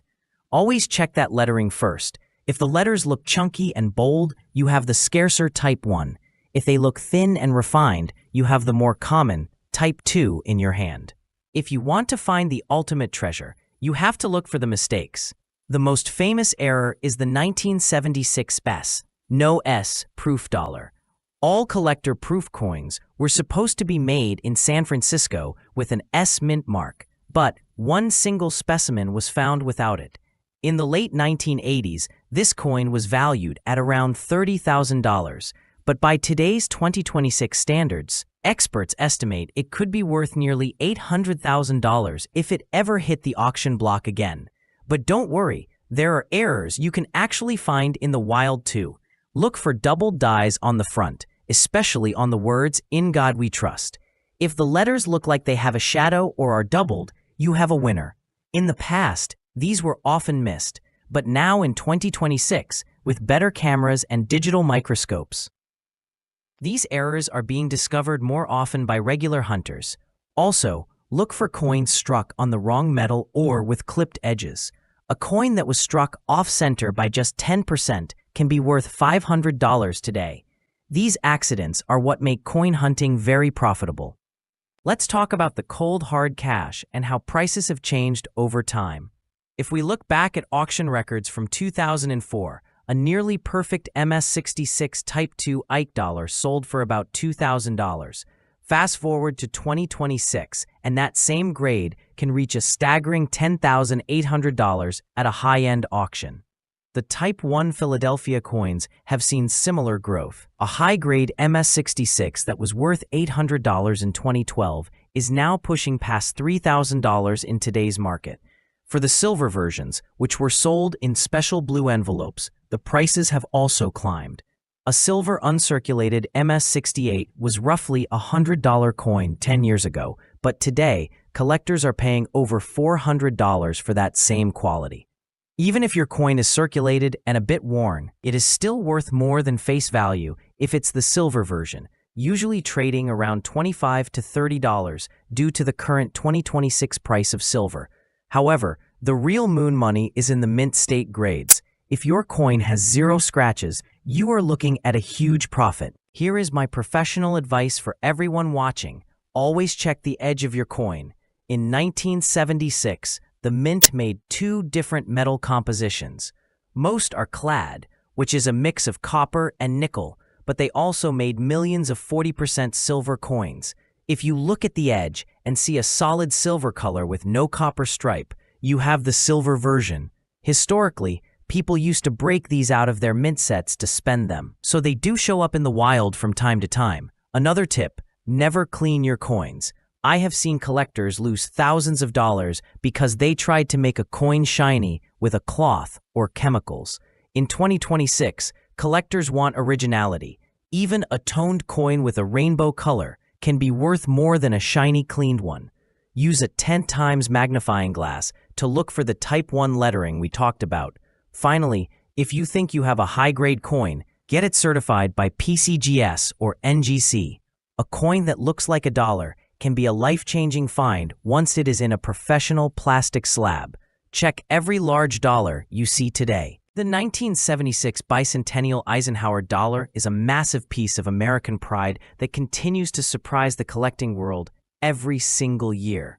From the chunky Type 1 letters to the rare silver proofs and the million-dollar errors, there is so much to discover in this single series. Whether you are holding a coin worth $1 or $10,000, you are holding a piece of the American spirit from 1776. I hope this deep dive into the past and present values helps you on your next coin hunt. Remember, the treasures are out there. You just have to know what to look for. Thank you for joining me on this journey through one of my favorite coins in the U.S. Mint's history. If you found this information helpful and want to stay updated on the latest coin values, market trends, and rare finds, make sure to support the channel. I will be back soon with more secrets from the world of numismatics. Until next time, keep your eyes on the change and keep digging for that next big discovery. It has been a pleasure sharing these tips. Like and follow for more videos. If you have a 1990 Singapore $1 coin, you are holding a piece of the Floral series. In 1990, the Singapore Mint struck over 37.7 million of these coins. Because of this high mintage, most circulated copies are only worth their face value. However, today, we are looking at the specific technical errors and auction history that actually matter to collectors. The most sought-after technical error for the 1990 series is the double rim or lip effect. This occurs during the minting process when the coin is uniquely struck, creating a symmetrical second rim visible to the naked eye. While rare, these are distinct from off-center strikes. Another documented error is the double die reverse, specifically showing doubling on the letters of Singapore. These aren't stories, they are verified minting accidents. Let's look at the auction history.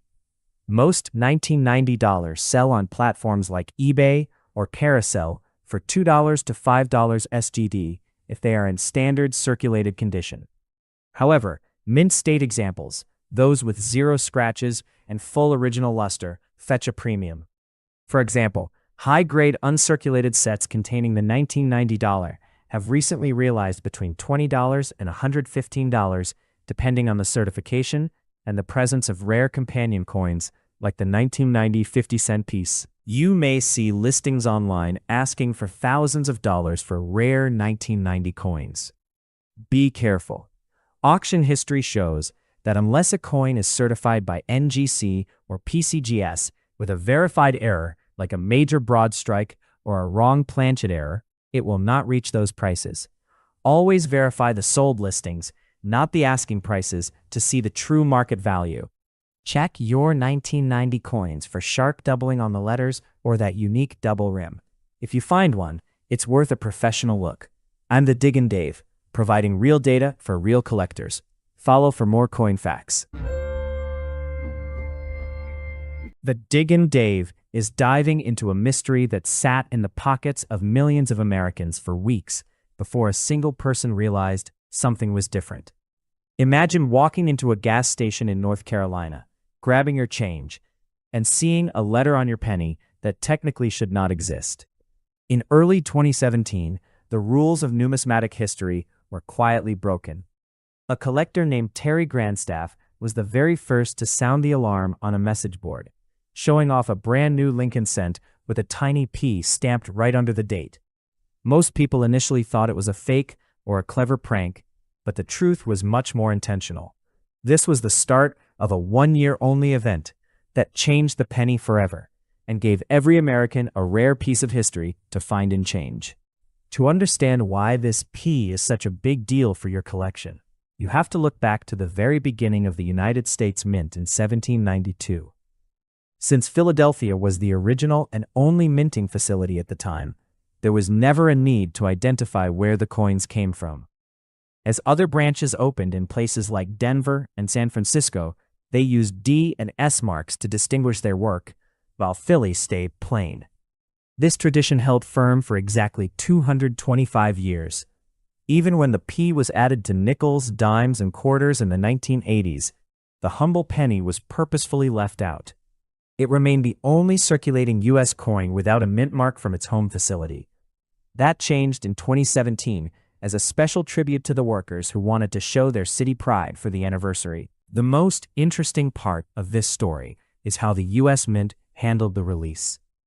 Usually, when a new design is coming, there are press releases and huge marketing campaigns. But for the 2017 P Lincoln Cent, the Mint played a game of wait and see.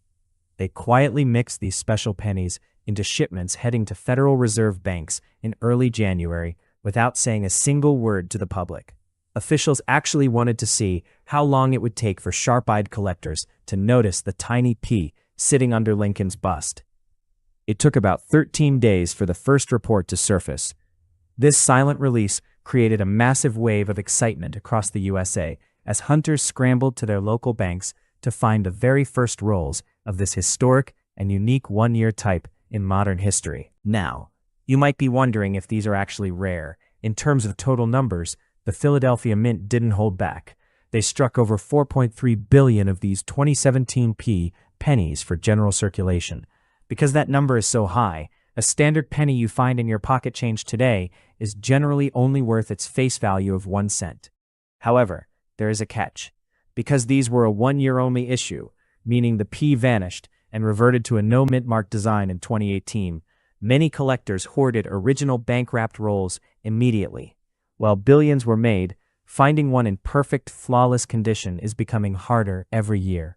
Most coins in circulation today are scratched or dull, which makes the high-grade examples the real targets for any serious American coin collector today. If you are looking through your change right now, what is the actual value? While a circulated 2017 P is common, the price climbs significantly once you hit the mint state grades. If you find a specimen that looks like it just fell off the press, bright red with no visible scratches, it could be worth between $5 and $20. But the real money is in the top pop coins. For example, a 2017 P graded as MS67 red by Professional Services can sell for around $30 to $40. If you are lucky enough to find a rare MS68 condition coin, you could be looking at a value of $250 to $325 depending on the current market. It is all about the eye appeal and the lack of tiny contact marks from the metal coin bins at the mint. These prices show that even a simple penny can be a great investment. Beyond just the standard P mark, error hunters have found fascinating anomalies on these 2017 pennies that drive the price up even higher. Some collectors have reported double die varieties where you can see extra thickness on the lettering. There are also examples of struck-through errors where debris got caught between the die and the coin, creating unique indentations. Another interesting find is the plating blister error, where the copper coating has small bubbles. If you find a 2017 P that looks off-center or has doubled lettering in the date, you could have a coin worth $50 or even $150 to the right buyer. Always keep a magnifying glass handy when sorting your 2017 finds, because those tiny mistakes are where the biggest educational and financial discoveries happen. Even if you aren't looking to get rich, the 2017 P penny is an essential piece of American history.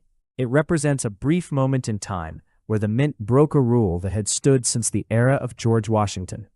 It is a type coin, meaning it is a unique design that only existed for 12 months. Most casual spenders don't even realize they are holding a piece of a 225-year anniversary tribute when they pay for their groceries. For a new collector in the USA, this is the perfect treasure hunt coin because it is still very easy to find in the wild. Yet it has a story that is much more interesting than your average penny.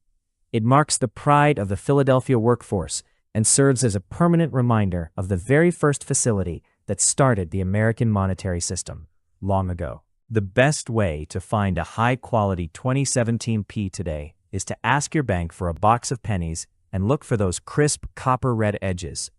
While the P might seem small, its significance in the world of numismatics is massive. If you manage to find one that is exceptionally shiny and free of spots, tuck it away in a protective holder to preserve its luster for the future. You never know when a common coin today might become a sought-after rarity, especially one with such a unique backstory.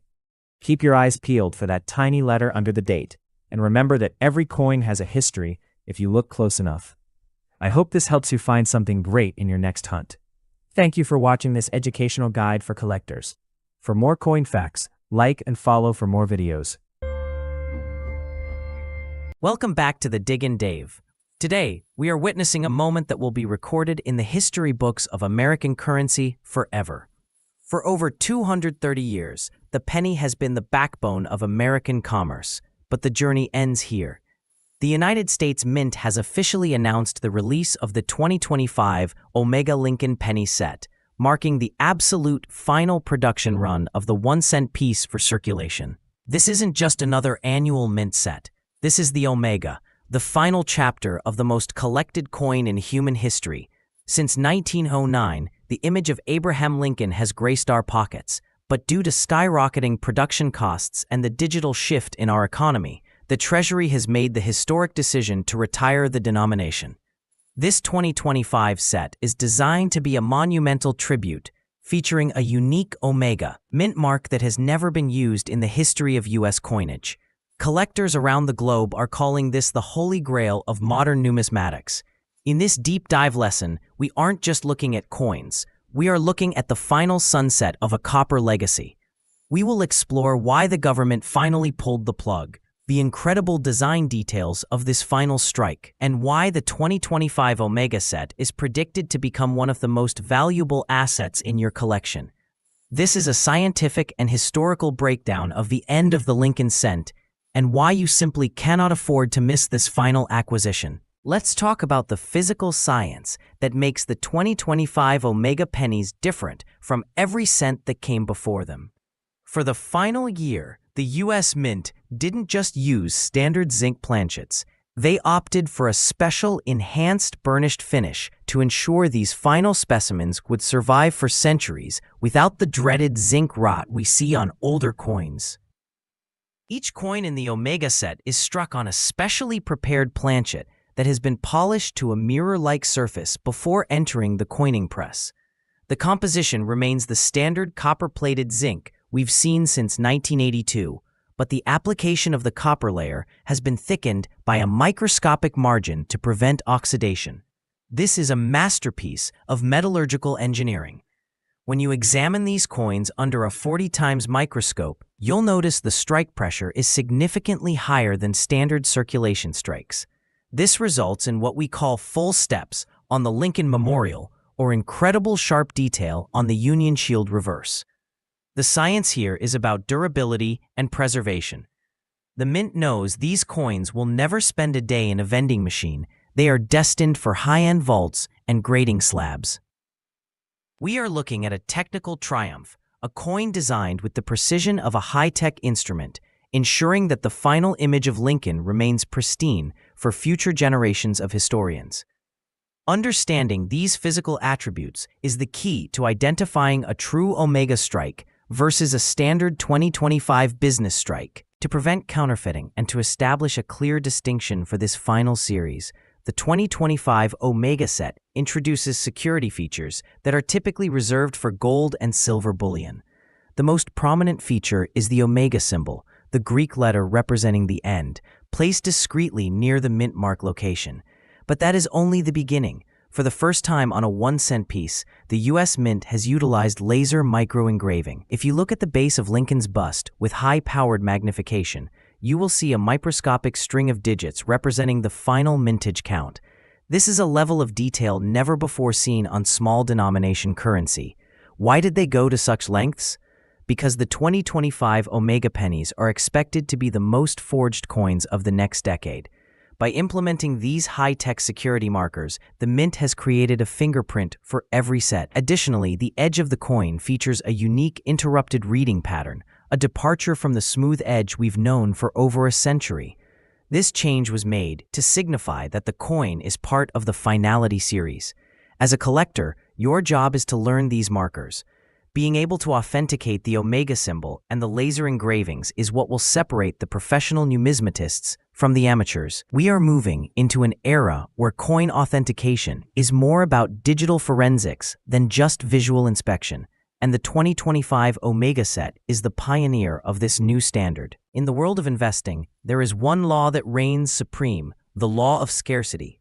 Historically, the final version of any currency becomes an instant driver of market value. Think back to the transition of 1964 silver or the final 1970s proof sets. Those who recognized the end of the era early were the ones who saw massive returns on their investment. The 2025 Omega set is the ultimate example of this phenomenon. The U.S. Mint has capped production at a fraction of the usual billions, making these the lowest mintage Lincoln cents since the early 20th century. We are talking about a total supply that cannot even come close to meeting the demand of the millions of penny collectors worldwide. This creates a supply-demand squeeze that typically leads to explosive price growth in the secondary market. Current projections for 2026 suggest that a 2025 Omega set in mint state 70 condition could command a premium 10 to 20 times its original issue price within the first 12 months. But it's not just about the money, it's about the cultural significance. This is the last time a sitting president will appear on a coin produced for the American public at this denomination. Financial literacy means recognizing when a common object becomes a rare asset. The Omega set is the pivot point where the penny stops being change and starts being wealth. We are analyzing a market shift that happens once in a lifetime, and the data suggests that 2025 is the year the collector's market changes forever. So, the question remains, how do you secure your place in history? As the Dig and Dave, my mission is to ensure you are prepared for this transition. First, you must ensure you are sourcing your Omega sets directly from the U.S. Mint or verified authorized dealers. Because of the high value, tribute coins that look identical but lack the Omega security features are already flooding the market. Second, preservation is paramount. Because these coins have a high copper-plated surface, they are susceptible to environmental damage. I recommend immediate submission to professional grading services like PCGS or NGC to have them slabbed and sonically sealed. This not only preserves the grade, but also authenticates the Omega Mint mark for future resale. This set represents the closing of a door that was opened by Theodore Roosevelt and Victor David Brenner in 1909. When you hold a 2025 Omega penny, you are holding the final piece of a puzzle that took over a century to complete. It is a somber yet exciting moment for our community. The penny may be leaving our cash registers, but it will never leave our hearts or our collections. Make sure you are on the right side of history when the final hammer falls on the Lincoln cent production. Keep your eyes on the markers, your coins in protective sleeves, and as always, keep digging. I'm the Dig and Dave, and thank you for being part of this historic final lesson on the American penny. Stop right there. Before you put another quarter into a parking meter or a vending machine, you need to look at the back of your 2004 Wisconsin quarters. Most people see a cow and an ear of corn and think it's just 25 cents. But for us hunters, this could be a $1,500 discovery hiding in your pocket change. I'm Dave from the Dig and Dave, and today I'm revealing a massive U.S. Mint error that defines modern numismatic history. Now, full disclosure, I am a numismatic educator, not a financial advisor. This is about the history, the science, and the hobby of coin collecting. But the mystery here is legendary. Some experts even suggest this mistake was made on purpose during the production process. Stay with me, because in the next segment, I'm going to show you the extra leaf that turns this common coin into a high-value historical asset. If you don't know exactly where to look, you'll spend it without a second thought. Ready to see the secret marker? All right, let's look at the reverse side, the back of your 2004 Wisconsin quarter. Notice the corn stalk on the left? On a normal coin, there are 2 leaves. But on the rare error variety, there is a third leaf that looks like it's just grown out of nowhere. This is the extra leaf variety, and it's one of the most famous modern errors in American history. But here's the twist that keeps collectors glued to their magnifying glasses. There isn't just one type of extra leaf. There are two distinct versions, and one of them is significantly rarer and carries much higher interest at auctions than the other. If you find the wrong one, it's still a great find, but if you find the high leaf, you've hit the ultimate jackpot in modern change. I'm going to show you exactly how to tell the difference between the high and low leaf in the next segment. You need to know this because the market value difference is massive. Let's find out which one you might have. This is the technical part, so pay close attention. The high leaf is a small curved line of raised metal that actually touches the ear of corn itself. The low leaf is a curved line that arches lower and touches the cheese wheel. Both are what we call die gouges in numismatic terms. At the Dig and Dave, we've studied thousands of these, and the detail is everything. If the leaf is high, the collector demand is through the roof because of its extreme scarcity. But wait, there is a major trap you need to avoid. There is a specific mint mark on the front of the coin that must be there for this to be the real deal. If your coin has a different letter, you might be looking at a common variety and wasting your time. I'm going to reveal that master mint mark in segment 4. If your coin doesn't have it, you can put it back.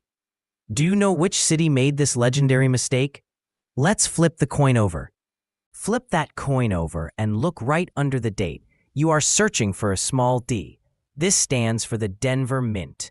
This specific error is a Denver exclusive. If you see a P for Philadelphia, I'm sorry to tell you, the extra leaf variety doesn't exist for that mint. Many people spend hours searching through P quarters only to realize they were looking in the wrong place. At the Dig and Dave, we want you to be a smart, efficient hunter. Focus only on the D quarters from 2004. But here is the real question. How did a perfect leaf shape get onto a professional coin die in a secure mint? Some historians believe an employee did this as a secret signature. It's a scandal that makes this coin a must-have for any historical collection. But what is this scandal actually worth in real dollars at a public auction? In segment 5, I'm going to show you the recent auction records. The numbers are absolutely life-changing for a 25-cent coin. Let's talk numbers from a historical market perspective. A high-leaf Wisconsin quarter in perfect, uncirculated condition has been recorded selling for over $1,500 at major U.S. auctions. Even a low-leaf version that has been in circulation can fetch $50 to $100. That's a massive return for 25 cents. This is why U.S. collectors are so obsessed with this coin. It's a tangible asset you can find while sitting at your kitchen table. But here is the warning. Condition is the most important factor in the market value. A single scratch or a fingerprint can drop the value by hundreds of dollars instantly. That's why you need to know how to handle your find like a professional curator. In segment 6, I'm going to teach you the no-touch rule that protects the coin's historical integrity. If you handle this wrong, you're literally rubbing money off the surface. Let's talk about how to protect your discovery next. If you think you found an extra leaf, stop. Do not cling it. I have seen so many people try to polish their quarters to make them look better, and they instantly destroy the numismatic value. Collectors want the original mint luster, even if it's a bit dull. At the Dig and Dave, we teach you to hold the coin only by the edges. Place it in a PVC-free plastic flip or a soft envelope immediately. You are now the guardian of a piece of U.S. history. But even if it looks real to you, how do you prove it to a buyer? Scammers are now using lasers to etch fake leaves onto normal quarters to fool people. It's a dangerous game for the uneducated. In segment 7, I'm going to give you the scientific verification steps to make sure your coin is 100% authentic. Don't get scammed by a fake. Here is what the experts look for under the microscope to verify the error. A real extra leaf is raised metal. It's part of the coin's body created during the strike. A fake is usually a scratch or an engraving, which means the metal is pushed into the coin. When you look under a 10 times magnifying loupe, the texture of the leaf should match the rest of the cornstalk perfectly. If you see tiny tool marks or bright silver spots where the leaf is, it's a counterfeit. This is why educational awareness is your best tool in the hobby. You have to be smarter than the people trying to cheat the system. I always recommend sending a suspected find to a professional grading company like PCGS. But where do you actually go to get the most interest for your authentic find? In our final segment, I'm going to give you the roadmap to the top US collectors and a secret tip on how to get the most eyes on your coin. Ready for the final step? You've identified it, you've protected it, and you've verified it. Now, you look at platforms like heritage auctions or great collections. These are where the serious US collectors bid on these rarities. But before you go search your quarters, I want to hear from you. Look at your 2004 D quarters right now. Do you see 2 leaves or 3? Tell me in the comments. Every comment helps us build this community of hunters here at the Diggin' Dave. If you found this lesson helpful, share it with a friend who has a change jar. You might just make their day. Hit that follow button so you don't miss our next deep dive into the hidden wealth of US currency. There are millions of dollars still circulating out there, and someone has to find them. Why not you? Thanks for watching, stay sharp, and as always, keep hunting.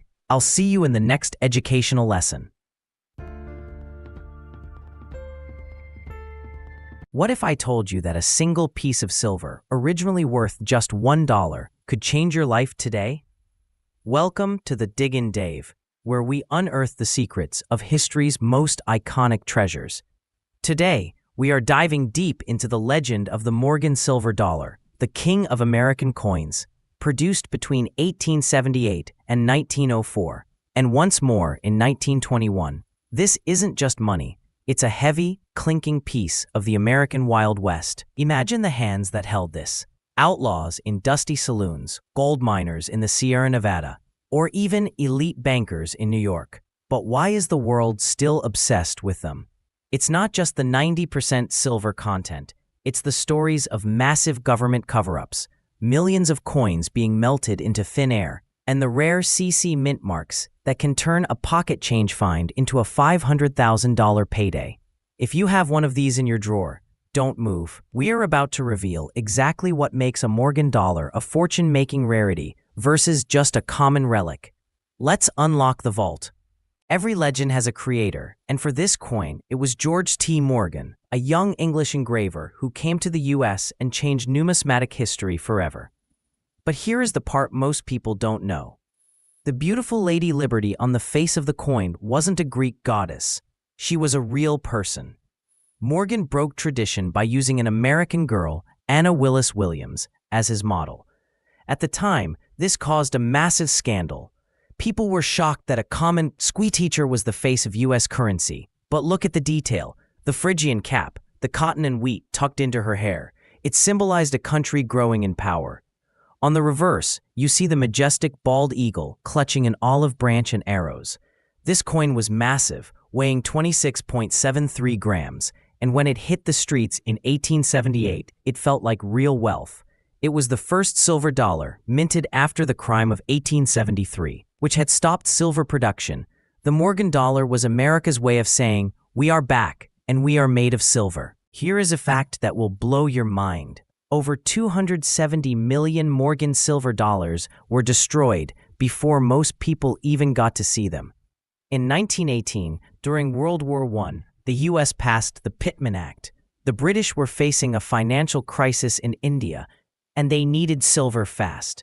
So, the US government backed up the trucks to the Treasury vaults, pulled out nearly half of all Morgan dollars ever minted, and threw them into the melting pots. Think about that. Millions of rare dates and beautiful uncirculated coins vanished forever to be shipped overseas as silver bars.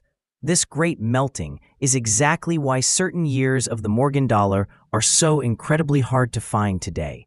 It created an artificial scarcity that drives collectors crazy. When you hold a Morgan today, you are holding one of the survivors. You are holding a piece of metal that escaped the furnace of history. But how do you know if your survivor is the one worth a mortgage payment? It all comes down to a tiny letter hidden on the back. If you want to find the holy grail of Morgans, you need to flip your coin over and look right above the letters D and O in the word dollar. If you see the letters CC, you've just struck gold, or rather, silver. These coins were minted in Carson City, Nevada, right in the heart of the Comstock Lode's silver strike. The Carson City Mint was a small operation compared to Philadelphia or New Orleans. they produced far fewer coins, making the CC mark the ultimate symbol of the Wild West. For example, an 1889 CC Morgan is the stuff of dreams for collectors. One in high grade can sell for over $600,000. Why? Because only 350,000 were made, and most were lost or melted. Even the common CC years are worth hundreds more than their counterparts. This is where the Diggin' Dave advice comes in. Always check the mint mark. Whether it's S for San Francisco, O for New Orleans, or the blank space for Philadelphia, that one tiny letter determines if you have a $50 coin or a $50,000 treasure. After 1904, the Morgan dollar died out because the silver supply ran dry. But then came 1921, a year of mystery for this coin. The government realized they had melted too many coins for the Pittman Act and needed to replace them. But there was a problem. The original hubs and dies had been destroyed. George Morgan, now an old man, had to recreate the designs from scratch. If you look closely at a 1921 Morgan, the relief is shallower. It looks a bit flatter than the older ones. This was the grand finale. Over 86 million were minted in 1921 alone, making it the most common Morgan in existence. While they aren't usually worth a fortune, they are the perfect entry point for new collectors. Later that same year, the design was changed to the peace dollar to celebrate the end of World War I. The 1921 Morgan stands as a bridge between the old world of the 1800s and the modern 20th century. Before you run to a coin shop, here's the most important lesson you'll learn on the Diggin' Dave. Never clean your coins. I see so many people take a rare 1893 S Morgan and scrub it with polish to make it shiny. Doing that instantly destroys 90% of its value. Collectors want original luster and the natural patina that comes with age. In the world of Morgan dollars, grade is everything. A coin that looks okay might be worth $30, but that exact same year in mint state 65, meaning it looks like it just popped out of the machine, could be worth $30,000. Look for sharp lines in Lady Liberty's hair and feathers on the eagle's breast. If those are crisp, you have a winner. Check your dates, check your mint marks, and keep them protected. These coins are more than just silver. They are a legacy. If you enjoyed this deep dive into history, hit that follow button. Share this video with someone who has an old coin jar and tell me in the comments, what's the oldest coin you've ever found? This is Dave, and we'll keep digging for the truth in the next one. Welcome back to the Diggin' Dave. Today, we're stepping into a time machine to 1982, a year that changed the American penny forever. For over a century, the Lincoln cent was a symbol of copper stability, but by the early 80s, an economic storm was brewing. The price of raw copper was skyrocketing on the global market, and for the first time in history, it actually cost the U.S. Mint more than 1 cent to manufacture a single penny. We're talking about a financial disaster where the government was losing money on every coin they struck. To prevent hoarding and illegal melting, the Treasury Department made a drastic mid-year decision. They would abandon the 95% copper composition in favor of a much cheaper zinc core alternative. But here's the kicker. They didn't stop production to do it. They switched metals right in the middle of the minting process, creating a legendary transitional year where two identical-looking coins were made of completely different materials. This wasn't just a manufacturing change. It was a scientific pivot that created some of the rarest modern treasures in numismatic history. Today, we're breaking down the chemistry, the physics, and the secret markers that could turn your pocket change into a 5-figure payday. To understand why these coins are so different, we have to look at the science. Pre-1982 pennies, and some struck during the transition, are made of a solid alloy, 95% copper and 5% zinc. These are dense, durable, and have that deep, classic mint red luster. However, the new 1982 zinc pennies are basically a sandwich coin. They consist of a core that is 99.2% high-grade zinc, with a microscopic thin plating of pure copper on the outside, only about 2.5% of the coin's total weight. This change wasn't just about saving money. It changed the physical properties of the coin itself. Zinc is significantly less dense than copper, which leads us to our first scientific test: weight. A solid copper penny is a heavyweight, tipping the scales at precisely 3.11 grams. The new zinc core pennies? They're significantly lighter, weighing in at only 2.5 grams. If you're hunting for the rare varieties, a digital jeweler's scale is your best friend. Even a difference of half a gram is the literal line between a common cent and a masterpiece. But weight isn't the only thing that changed. The way these metals react to the environment is totally different, leading to the zinc rot bubbles often seen on modern coins, but never on the classic copper strikes. Now, if you don't have a scale handy, physics gives us another way to tell these apart, and it's all about acoustics. Because copper is a denser, more resonant metal, it vibrates at a much higher frequency when struck. This is what collectors call the ping test. If you gently flip a pre-1982 copper penny into the air or drop it onto a hard surface, like a granite countertop, it produces a clear, bell-like ringing sound that lingers for a second or two. It's a musical, high-pitched ting that is unmistakable. Now compare that to the zinc penny. Because zinc is softer and less resonant, the sound it produces is a dull, flat thud. It has almost no vibration, and the sound dies out instantly. Scientists call this internal damping. The zinc core absorbs the energy of the impact rather than vibrating through it. This audio signature is a reliable, low-tech way to sort through thousands of coins quickly. When you're roll hunting, your ears can often find a copper treasure faster than your eyes can. It's the sound of history versus the sound of modern manufacturing. Go ahead, try it right now with a penny from the 70s and one from last year. You'll hear the difference immediately. As if the metal change wasn't confusing enough, the Mint also decided to tweak the design of the dies in 1982, creating two distinct versions, the large date and the small date. This was likely done because the new, softer zinc planchets weren't taking the detail of the old large date dies very well. To identify a large date, look at the number 2. On the large date, the diagonal bar is straight as a board, and the top of the 8 is nearly level with the 1 and 9. But on the small date, which is the one we're really hunting for, the 2 has a distinct, elegant curve in its neck. The numbers also appear more delicate and are spaced further away from the rim of the coin. Because there were 2 mints, Philadelphia and Denver, and 2 metals, and 2 date sizes, we ended up with 7 common varieties. But there's an 8th variety that was never supposed to exist. The 1982 D small date copper. For decades, experts thought it was impossible, but in 2016, a single specimen was discovered. It had the curved 2 of a small date, the D mint mark of Denver, but weighed in at a solid 3.11 grams.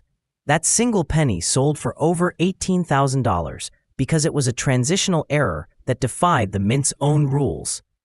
So how do you find one of these holy grail pennies in 2026?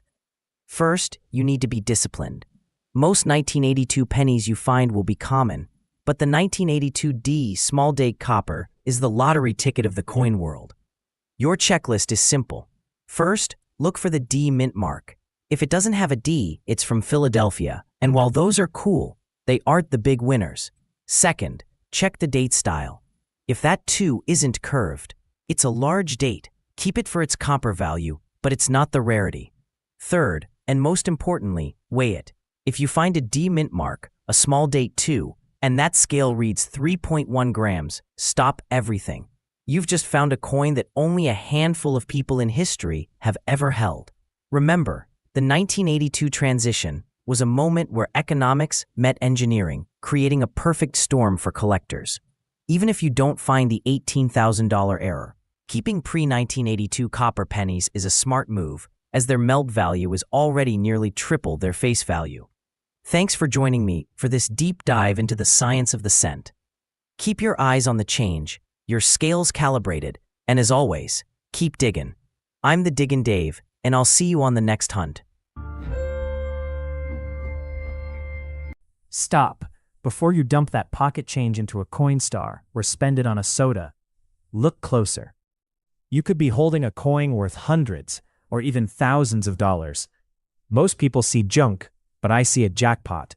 I'm Dave, and today we're hunting for the errors hiding in your wallet right now. Let's get digging. First up, Grab your 1992 pennies. Flip them over to the back. Look at the word America. On a normal 1992 penny, the A and M have a clear gap. But if those letters are touching, that's the close AM error. This happened because a proof die was used by mistake. In decent shape, this common penny can fetch anywhere from $500 to $2,000. Check those dates. Next, check your 2005 Kansas state quarters. Does it say, "In God we trust," or does it say, "In God we rust"? This is a grease strike error, or dunk filled the letter T on the die. It's one of the most famous modern errors out there. While it won't buy you a house, they consistently sell for $50 to $100 on eBay. Not bad for 25 cents. And don't ignore the dimes. Look for the 1982 No P Roosevelt dime. If your 1982 dime is missing the mint mark above the date, you're looking at a $300 coin. Also, keep an eye out for missing clad layers. If your dime or quarter looks like it's made of solid copper on one side, don't throw it away. That's a mint error worth roughly $50 to $100 to the right collector. The moral of the story: never spend your change until you've checked the date and the details. You guys find anything weird lately? Drop a comment below and let me know what you're seeing in the wild. Make sure to follow and subscribe to the Diggin' Dave for more treasure hunting. Yo, what is up, everybody? This is the Diggin' Dave coming at you with something that is absolutely going to melt your brain today. We are out here in the field just doing some routine hunting when I pulled something out of a fresh 2026 mint roll that I honestly thought was a prank at first. You guys know I've seen some wild errors in my time, from off-centers to clipped planchets, but this one is on a whole different level. We are talking about a legitimate, first-look discovery of the 2026 double-date glitch. This isn't just a minor smudge or a grease strike. This is a clear-as-day mechanical error that somehow slipped past the mint's quality control. I can't believe I'm holding this in my hand right now.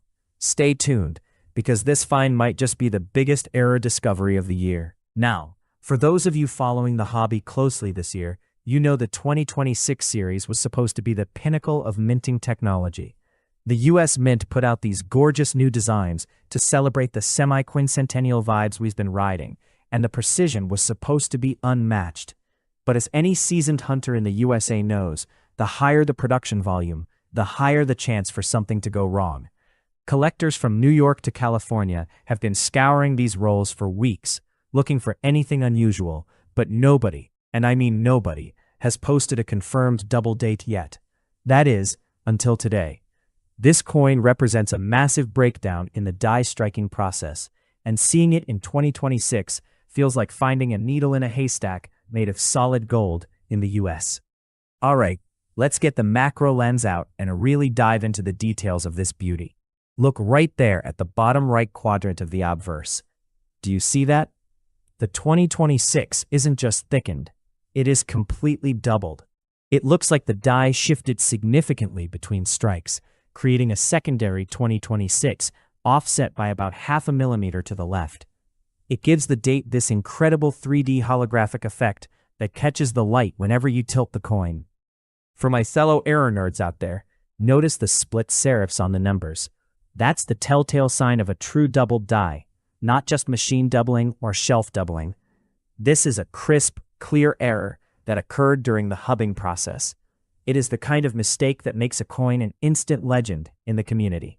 In the US market, error coins like this are basically like winning the lottery. We've seen the 1955 doubled die cent and the 1972 errors reach iconic status, and this 2026 glitch is already drawing comparisons to those heavy hitters. The American collecting community thrives on the hunt for the impossible coin.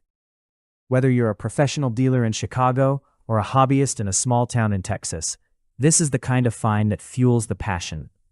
It's about the story of a flawed piece of history surviving the mint and ending up in a regular person's pocket. In a digital world, having a physical piece of glitched history is incredibly valuable. This isn't just a coin anymore. It's a verified rarity that represents a unique moment in American manufacturing. Everyone wants it, now. Let's talk shop for a second. How does a double-date glitch like this even happen with modern computerized presses? Usually, it's a misalignment during the creation of the working die. If the hub and the die are perfectly aligned during one of the impressions, you get this doubling. What makes the 2026 error so special is the severity.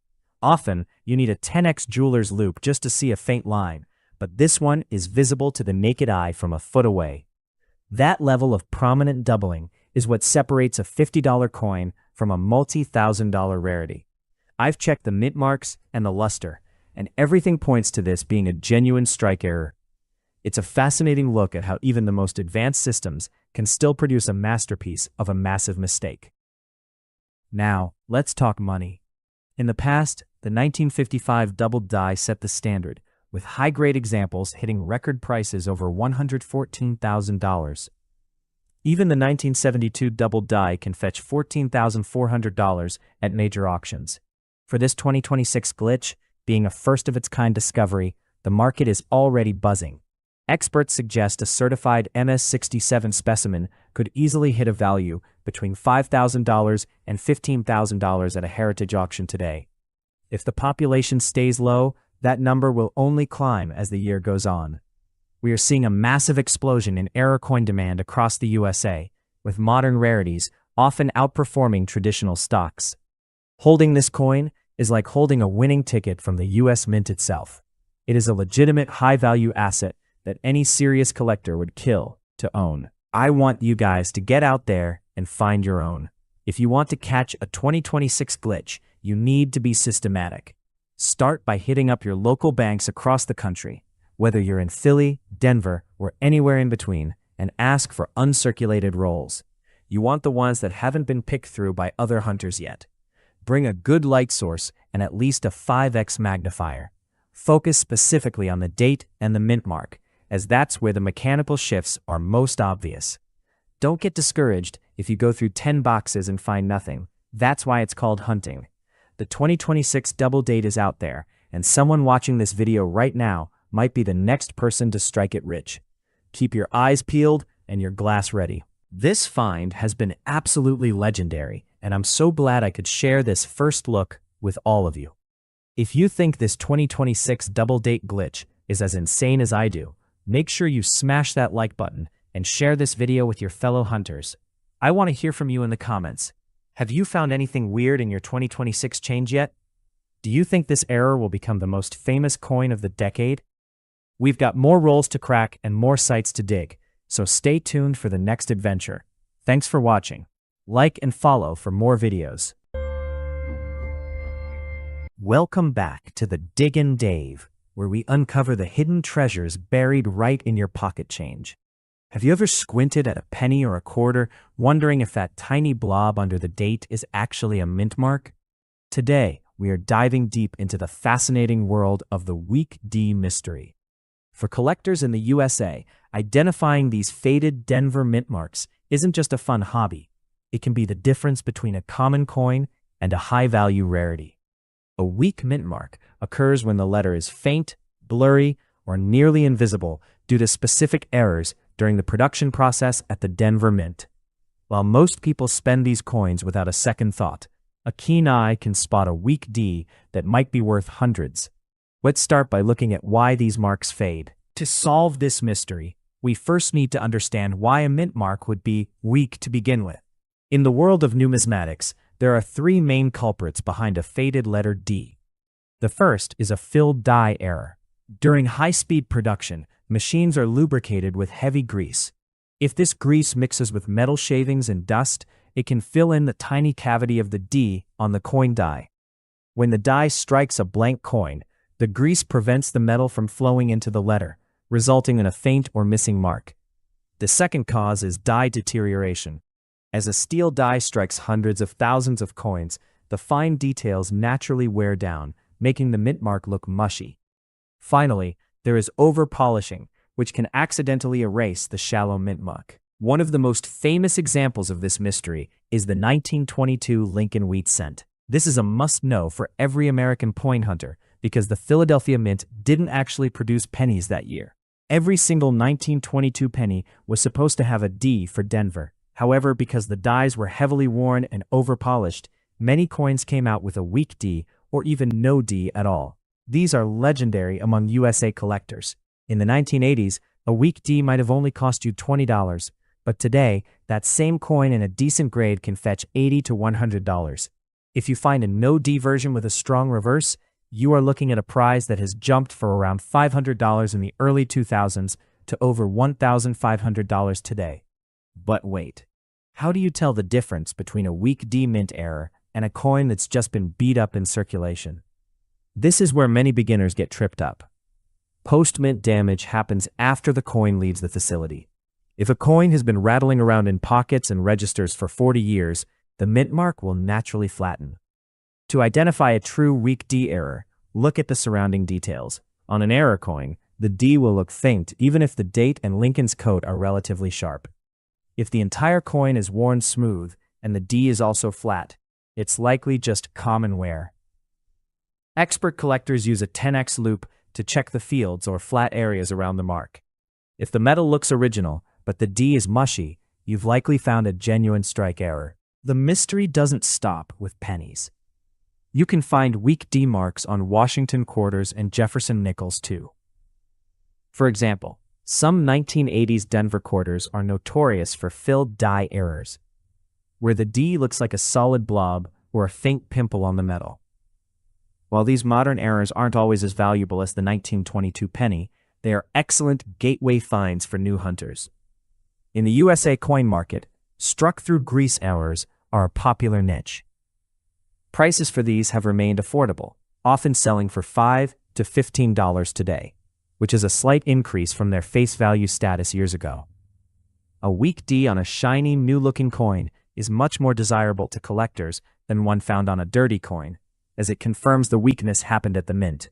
When you're out cherry-picking at estate sales or searching through bankrolls, lighting is your best friend. A weak D can be incredibly elusive under standard room lights. Professional USA coin hunters recommend using a single bright incandescent or LED light source held at an angle. This creates shadows that can make a faint mint mark pop against the surface of the coin. If you think you see a ghost of a letter, tilt the coin slowly. Sometimes the weak D only becomes visible when the light hits it at a 45-degree angle. This is especially true for the D over D or RPM varieties, where a weak second strike might be hidden just beneath a faded primary mark. Taking the time to inspect your change under proper lighting can reveal treasures you might miss. If you believe you've found a significant weak D rarity, the next step is authentication. For high-value coins like the 1922 heir, USA collectors trust third-party grading services like PCGS or NGC. These experts use high-powered microscopy to confirm the coin was struck with a grease-filled or over-polished die. They can distinguish a genuine mint error from a deminted coin where someone has fraudulently filed off the letter. Be wary of fakes on auction sites. If a 1922 penny looks too good to be true and the mint mark area looks scratched or altered, stay away. Genuine weak D coins have specific die markers, like tiny cracks or specific patterns of wear on the reverse, that prove their origin. Learning these markers is the hallmark of a true professional. Spotting a weak D is like finding a secret message from the minting press. It tells a story of a busy day in Denver over a century ago when the machines were tired and the grease was thick. Whether it's a legendary 1922 wheat cent or a modern quarter with a filled-in mark, these coins connect us to the industrial history of the United States. So the next time you get change back at the grocery store, don't just shove it in your pocket.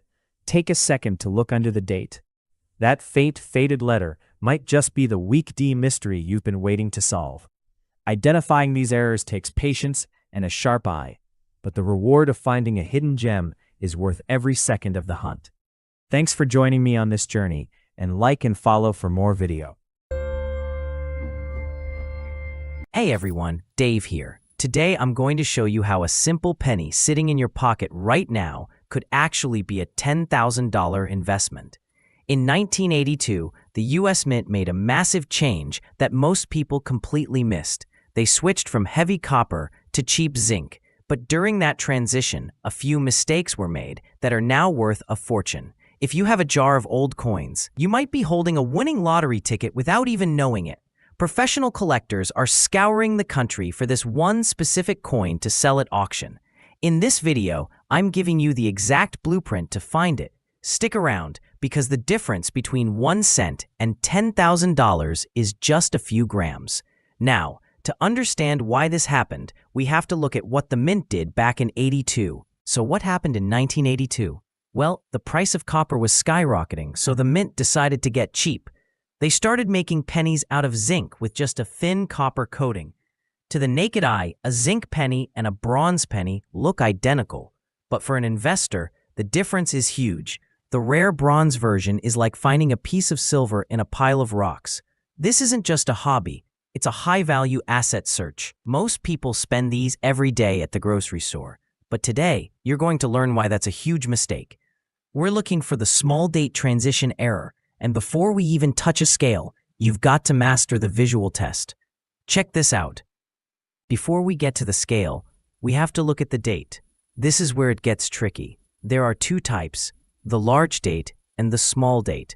On the rare small date, the number 8 looks more balanced, and the 2 has a beautiful, delicate curve at the bottom.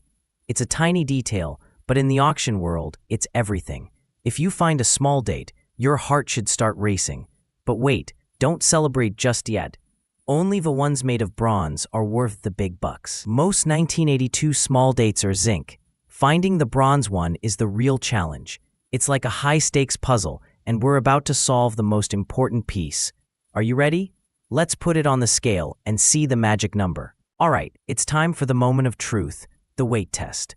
This is the only way to prove your coin is a true investment-grade piece. You need a small digital scale that measures in grams. When you drop that 1982 penny on the scale, you're looking for one specific number. If it says 2.5 grams, it's just a common zinc coin. But if that screen hits 3.1 grams, you just found it. That extra weight means it's solid bronze. That's the gold standard for this error. A 3.1 gram small date penny is the holy grail for collectors. It's the difference between pocket change and a down payment on a house. But hey, what if you don't have a scale? Don't worry, I've got a trick for you. Don't have a scale yet? No problem. There's an old school trick called the ring test. If you drop a bronze penny on a hard table, it sings. It has a high-pitched, beautiful ring, almost like silver. A zinc penny, on the other hand, just makes a dull thud. Try it right now with a few coins. Can you hear the difference? That ring is the sound of quality copper.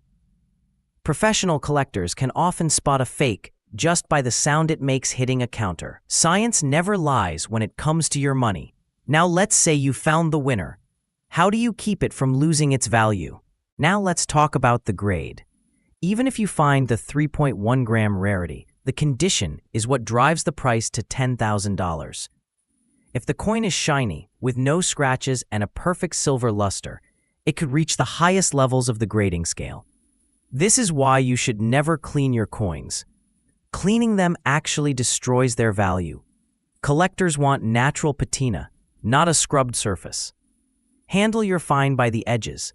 Put it in a protective flip, and keep it safe. A high-grade coin is an investment that only grows in value over time. Because when it hits the market, the results are legendary. You might be wondering, Dave, who actually pays 10 grand for a penny? The answer is serious investors. At major auctions like Heritage or Stack's Bowers, these coins cause a bidding war. Why? Because they are incredibly rare mint errors. There are only a handful of 1982D small date bronze pennies known to exist. When one hits the block, it's national news in the coin world. These buyers aren't just buying a penny, they are buying a piece of American history. They view it as a stable asset, something they can hold on to while inflation rises. That's why the demand is so high, and you need to know where to find them. So where do you look? You don't have to be a millionaire to start. Go to your local bank and ask for a box of pennies. It's only 25 bucks, and you get 2,500 chances to find a winner. I've found amazing things in bankrolls. Another secret spot? Estate sales and old jars at your grandparents' house. Many people from the older generation saved their copper coins because they knew the value was there. Searching through these is like a real-life treasure hunt. But before you get too excited, you have to be careful about the traps. With big money comes big risks. Because these pennies are so valuable, people try to make fakes. They take a zinc penny and plate it in copper to try and trick collectors. But here's the secret. You can't fake the physics. A plated penny will still weigh 2.5 grams. The weight test is your best defense against fraud. Also, be wary of altered dates. This is why I always recommend getting your coins certified by PCGS or NGC. They use lasers and X-rays to ensure your investment is 100% authentic. Play it smart, protect your find, and get ready for the final step. All right, it's time to get to work. Your mission today is to check every 1982 penny you can find. Get yourself a cheap digital scale and start weighing. If you find a 3.1 gram small date, you need to let me know in the comments immediately. Have you ever found a rare coin in your change? Tell me your story below. Make sure to share this video with your friends so they don't accidentally spend a fortune. Follow the Diggin' Dave for more tips on finding hidden wealth in everyday places. Who knows? The next big auction record could be yours. Happy hunting, and I'll see you on the next one.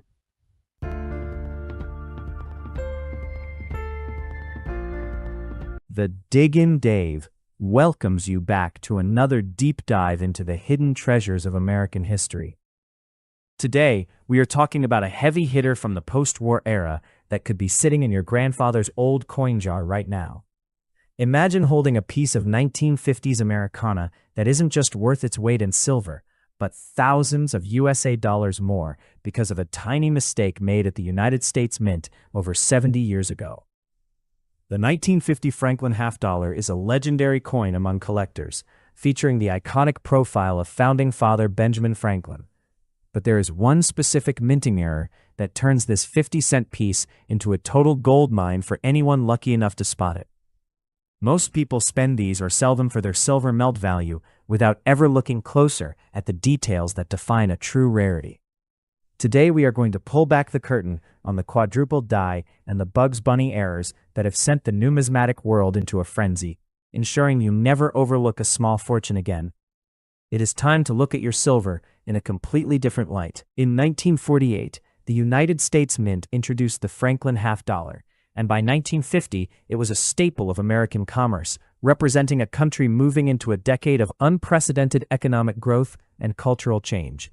This series was a significant departure from tradition because it was the first time a non-presidential figure was featured on a regular issue circulating coin, replacing the walking liberty design that had reigned for over 30 years.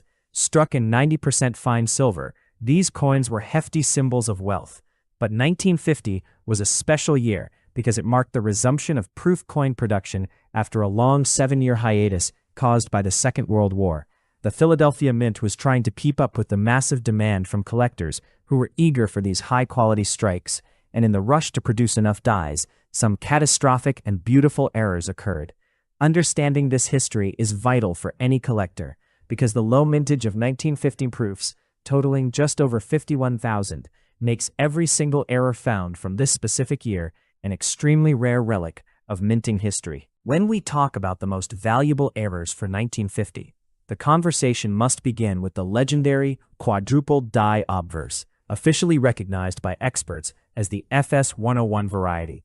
This is not a simple double strike that you might find on common coins. This is a spectacular manufacturing error where the hub was misaligned 4 separate times during the creation of the die itself. If you are examining a 1950 proof, you need a high-powered loupe to inspect the words "In God We Trust" and "Liberty" on the front. On a true quadruple die, you will see a distinct thickening of the letters and clear overlapping lines that make the text look as if it is vibrating or layered. Because the original mintage was already incredibly low, the number of coins struck with this specific quadruple die is minuscule, making it one of the holy grail items for Franklin half-dollar enthusiasts. Finding one of these today is like winning the lottery, as the rarity and the historical significance of the quadruple hubbing process have driven prices to levels that most casual collectors can only dream of ever achieving. Perhaps the most famous nickname in the entire series is the Bugs Bunny error, which results from a dramatic technical failure known as a die clash. This happens when the obverse and reverse dies slam into each other with full force, while no coin blank is sitting in the chamber to absorb the impact. When this occurs, parts of the design from one side are accidentally transferred to the other side, and in the case of the 1950 Franklin, a portion of the eagle's wing from the back gets stamped onto Franklin's mouth. This creates a vertical spike, or a protruding tooth on his upper lip, making the dignified founding father look like the iconic cartoon rabbit. While some modern collectors also refer to this as the booger variety, depending on the exact shape of the clash, the Bugs Bunny remains the most popular term in the United States. While these are more common than the quadrupled dies, they still command a significant premium, especially if the coin is in mint state condition with original luster, as collectors love the whimsical nature of such a recognizable and funny-looking minting mistake that happened by total accident. Searching for 1950 Franklin errors is uniquely challenging because of how the mint originally packaged these coins for the public over 7 decades ago. Instead of the hard plastic cases used today, the 1950 proof sets were shipped in individual cellophane sleeves that were often stapled together and wrapped in simple tissue paper. Over time, the chemicals in that early cellophane and the metal from the staples would react with the 90% silver, causing many coins to develop fogging, oily spots, or dark, unattractive toning. This environmental damage has ruined the surfaces of thousands of coins, which makes finding a clean error specimen even more difficult and rewarding. Collectors specifically look for the cameo designation, where the devices appear frosted and the fields look like black mirrors. If you happen to find a 1950 quadruple die that has also achieved a deep cameo status, you are essentially looking at a museum-quality piece that is virtually guaranteed to increase in value. Proper storage in modern, acid-free holders is the only way to ensure these silver treasures survive for future generations. While the Philadelphia proofs get most of the headlines, you should never ignore the business strikes coming out of the Denver Mint, which are identified by the small d located just above the Liberty Bell's wooden yoke. In 1950, Denver produced roughly 8 million halves, and among them is a very popular error known as the repunched mint mark, or RPM. The most famous for this year is the FS501 variety, where you can see a clear second D peeking out from underneath the main strike, usually toward the south or southeast. These Denver errors are fantastic for cherry picking because many sellers at flea markets or small coin shops don't realize they have a variety and will sell them for the standard silver price. To find them, you need to look at the mint mark with at least 10 times magnification and check for secondary lines or a shadow effect within the letter. While they don't reach the $60,000 price tags of the rare proofs, a high-grade 1950D with a clear RPM and full bell lines is a highly liquid asset that any serious U.S. dealer would be thrilled to add to their inventory for a significant premium above the melt value. The market for rare Franklin errors has exploded in recent years, with wealthy investors looking for tangible assets that have a proven history of scarcity. For the 1950 issue, the prices can be truly life-changing if the grade is high enough. We have seen auction records where a 1950 proof coin in PR67 condition featuring incredible eye appeal sold for more than $66,000. Even without the most extreme errors, a 1950 Franklin with full bell lines, meaning the horizontal lines at the bottom of the Liberty Bell are completely distinct and unbroken, can sell for several thousand USA dollars in the right grade. For the Bugs Bunny variety, prices usually range from $50 to over $500, depending on the sharpness of the clash and the lack of scratches on the surface. These numbers prove that coin collecting is not just a hobby, it's a serious financial pursuit, where the difference between a common coin and a rare error is literally thousands of %. Always check your coins before you sell them, because the value is often hidden in the smallest details that most people simply ignore while they are searching for their next big score. The best way to start your search for these 1950 rarities is to visit local coin shops, browse through estate sales, or even look through the silver halves at your local bank if they still have old stock. Always keep a loupe or a high-quality magnifying glass handy, because the difference between a standard coin worth 12 USA dollars and a quadruple die error worth 5,000 USA dollars is often invisible to the naked eye. Pay close attention to the sharpness of the Liberty Bell on the back. If the horizontal lines at the bottom are completely solid and unbroken, you have a full bell lines coin, which is a massive bonus on top of any error you might find. This era of American coinage is full of secrets waiting to be rediscovered, and with the price of silver on the rise, there has never been a better time to audit your collection. If you enjoy uncovering these hidden gems and learning about the mistakes that made history, make sure to show some support and stay tuned for our next hunt into the world of numismatics. You never know what is hiding in your change. Like and follow for more videos. Welcome back to the Diggin' Dave, where we reveal the hidden fortunes hiding in your pocket change. Have you ever looked at a 1988 penny and noticed something missing? No, I'm not talking about the date, but that tiny letter right below it, the mint mark. While most people think a missing mint mark is a mistake, it actually tells a specific story about where the coin was born. But today, we aren't just talking about where it was made. We're talking about why certain 1988 pennies without that mark are selling for hundreds and sometimes thousands of dollars at auctions. Imagine finding a coin while waiting in line at the grocery store that could pay for your next vacation. It sounds like a myth, but in the world of U.S. numismatics, the 1988 Philadelphia cent is a legend in its own right. Most of the billions struck that year are worth exactly 1 cent, but a few rare survivors carry secret errors that only the most dedicated collectors know how to spot. We're going to break down exactly what you need to look for, from the designer initials to the shape of Lincoln's ear. If you have a jar of old pennies at home, now is the time to dump it out. Let's dive into the mystery of the 1988 penny with no mint mark. When you find a 1988 penny with no mint mark, the first thing you need to understand is that this isn't technically a missing mark. In the United States, the Philadelphia Mint historically did not use a P mint mark on the 1 cent piece. In 1988, over 6 billion of these copper-plated zinc coins were produced.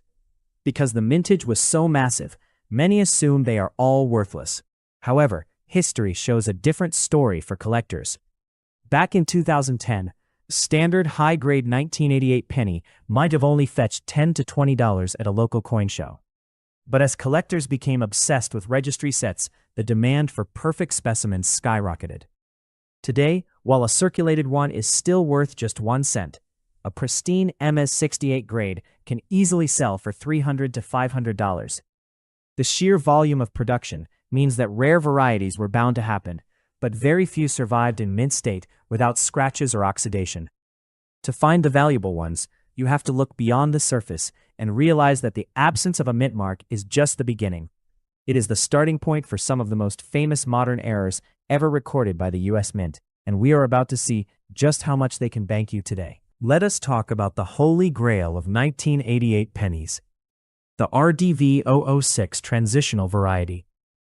This happened when the Mint accidentally used the 1989 design for the reverse side a year early. You can spot this by looking at the designer initials FG. On a rare 1988 penny, the G has a distinct vertical serif or flared tail. In the past, around 2014, you could find these at coin shows for maybe $15 or $25. But today, the market has exploded. Recent 2025 auction data shows that an uncirculated 1988 flared G variety in MS-65 grade can bring in $200 to $400. If you manage to find one in MS-66 or higher, collectors are willing to pay upwards of $800 to $1,000. This is a classic example of a transitional error, a coin with the front of 1 year and the back of the next. Because this mistake only happened at the very end of 1988, the population is extremely low. It is one of the most sought-after modern varieties in the USA. If you see that flared G on a 1988 penny with no mint mark, you aren't holding a penny anymore. You are holding a triple-digit paycheck. It is a hunt that requires a magnifying glass and a lot of patience, but the rewards are real for those who know the secret. If the back of the coin looks normal, flip it over and look at Lincoln's ear. The 1988 doubled die obverse, specifically the doubled ear, is a legendary error. It looks like Lincoln has a second earlobe sitting right below his main one. 10 years ago, you could pick up a decent doubled ear penny for about $20 to $40. Today, the price has nearly tripled for high-quality examples. In current 2025 listings, even raw, ungraded doubled ear pennies are selling for $75 to $125 on sites like eBay. If the coin is professionally graded as MS66 red, we are looking at a value between $300 and $600. In fact, some exceptional specimens have hit the $1,000 mark at major auctions like heritage auctions.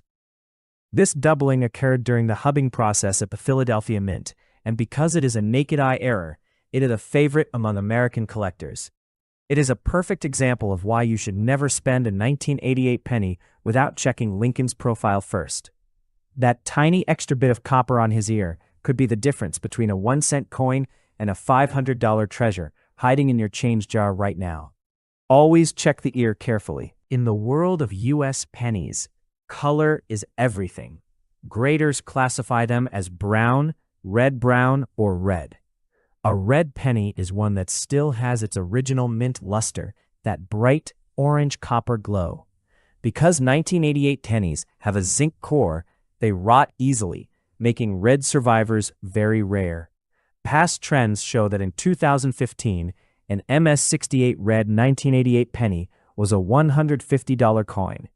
Today, due to the difficulty of finding coins without zinc rot or spots, that same MS68 red specimen can fetch $400 to $600. The market for condition rarities has grown significantly in the last few years as more people compete for the top-ranked collections. If you find a 1988 Philadelphia penny that looks brand new, do not touch it with your fingers. The oils from your skin can turn it brown and tank the value from $500 down to $5 in just a few months. Collectors in the USA are obsessed with eye appeal, and a flawless, fiery red 1988 penny is a rare beauty that commands a serious premium. It is not just about the date. It is about how well that coin was protected over the last 38 years.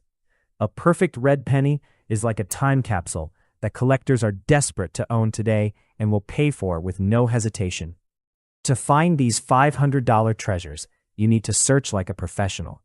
Most beginners just look at the date, but the money is in the details. You will need a 10x jeweler's loupe, which you can find for about $10 to $15 online. This is essential for seeing the FG initials and the doubled ear clearly. Also, never clean your coins. In the past, people thought cleaning made coins more valuable, but it actually does the opposite. A cleaned coin will be rejected by grading services like PCGS or NGC, and its value will drop to almost zero. In today's market, originality is what buyers pay for. When you are coin roll hunting, which is very popular in the USA, look for 1988 pennies that have a different look to the reverse. Use a bright light and tilt the coin to see if the FG has that serif. If you find something promising, put it in a protective 2x2 cardboard flip immediately. Many collectors have found these errors in bankrolls that cost only 50 cents, only to sell them later for $100 or more. It takes a sharp eye and the right tools, but once you know what a flared G looks like, you will never see a 1988 penny the same way again. Let us look at the actual auction records to see the growth. In December 2021, a 1988 penny graded MS69 red, nearly perfect, sold for a staggering $7,040 on eBay. Before that, prices for MS69s were hovering around $5,000 to $6,000. This shows that the top of the market is still rising. For more common finds like the RDV006 reverse of 89 variety, we saw sales in late 2024 ranging from $150 for MS64 grades to over $500 for MS66 grades. Even circulated versions of these errors that were worth $5 a few years ago are now consistently hitting $20 to $30. The demand for modern US errors has never been higher, especially as younger collectors enter the hobby. Whether you sell through a major auction house like Heritage or directly to collectors on social media, the key is knowing the grade. A jump from MS67 to MS68 can literally double your money. The US market for Lincoln cents is incredibly stable and liquid, meaning if you find one of these rare 1988 Philadelphia issues, you won't have any trouble finding a buyer willing to pay top dollar. It is all about staying updated with the latest sales and knowing exactly what you have. As we wrap up our deep dive into the 1988 penny with no mint mark, remember that every coin tells a story. What looks like a boring piece of copper in your cup holder could actually be a rare transitional error or a high-grade masterpiece worth hundreds of dollars. The 1988 Philadelphia issue is the perfect example of why numismatics is so exciting. It is a treasure hunt that anyone can participate in, regardless of their budget. You don't need to be a millionaire to find a valuable coin. You just need to have the knowledge and the patience to look closer than everyone else. So the next time you get change back at the store, take a second to check the date and the reverse. Look for that flared G and check Lincoln's ear for doubling. You might just find a piece of American history that changes your financial day. We love bringing you these tips to help you find the gold in your pocket change. There are so many more years and denominations to explore, and we are going to cover them all right here. Thank you for joining us on this journey through the world of rare U.S. coinage. Make sure to stay tuned for our next find. Like and follow for more videos. Stop spending your change before you check the orientation, because the Diggin' Dave is here to show you a hidden fortune. We are hunting for the rotated die error, a rare mint mistake that turns common sense and quarters into high-value collector prizes. Have you ever flipped a coin over vertically, only to find the back design is sideways or even totally upside down? If so, you are holding a treasure that most people spend at the grocery store without a second thought. In this video, I will show you exactly how to identify these errors, why the United States Mint makes this specific mistake, and which degrees of rotation are the ones currently fetching the highest prices from American collectors. Stay tuned to see if your pocket change is actually worth thousands. To spot a rotated die, you must first understand how standard American coins are supposed to look. The United States Mint uses what is officially called coin alignment. This means that the obverse, where the head side, and the reverse, where the tail side, are struck exactly 180 degrees opposite of one another. If you hold a normal US quarter upright and flip it over from top to bottom, the image on the back should appear perfectly right side up. This is very different from medallic alignment, common in other countries, where both sides point in the same direction. Knowing this basic standard is the first step to identifying a true error in your collection. Checking your coins today could reveal a hidden gem that others missed. It is all about the flip when you check your change. So, how does the US Mint actually end up striking a coin incorrectly? A rotated die error occurs when one of the steel dies becomes misaligned during the minting process. There are two main ways this happens. First, a die might be installed incorrectly by a worker, often because the flat on the die's shank was ground at the wrong angle. This creates a stable error where every coin struck has the same rotation.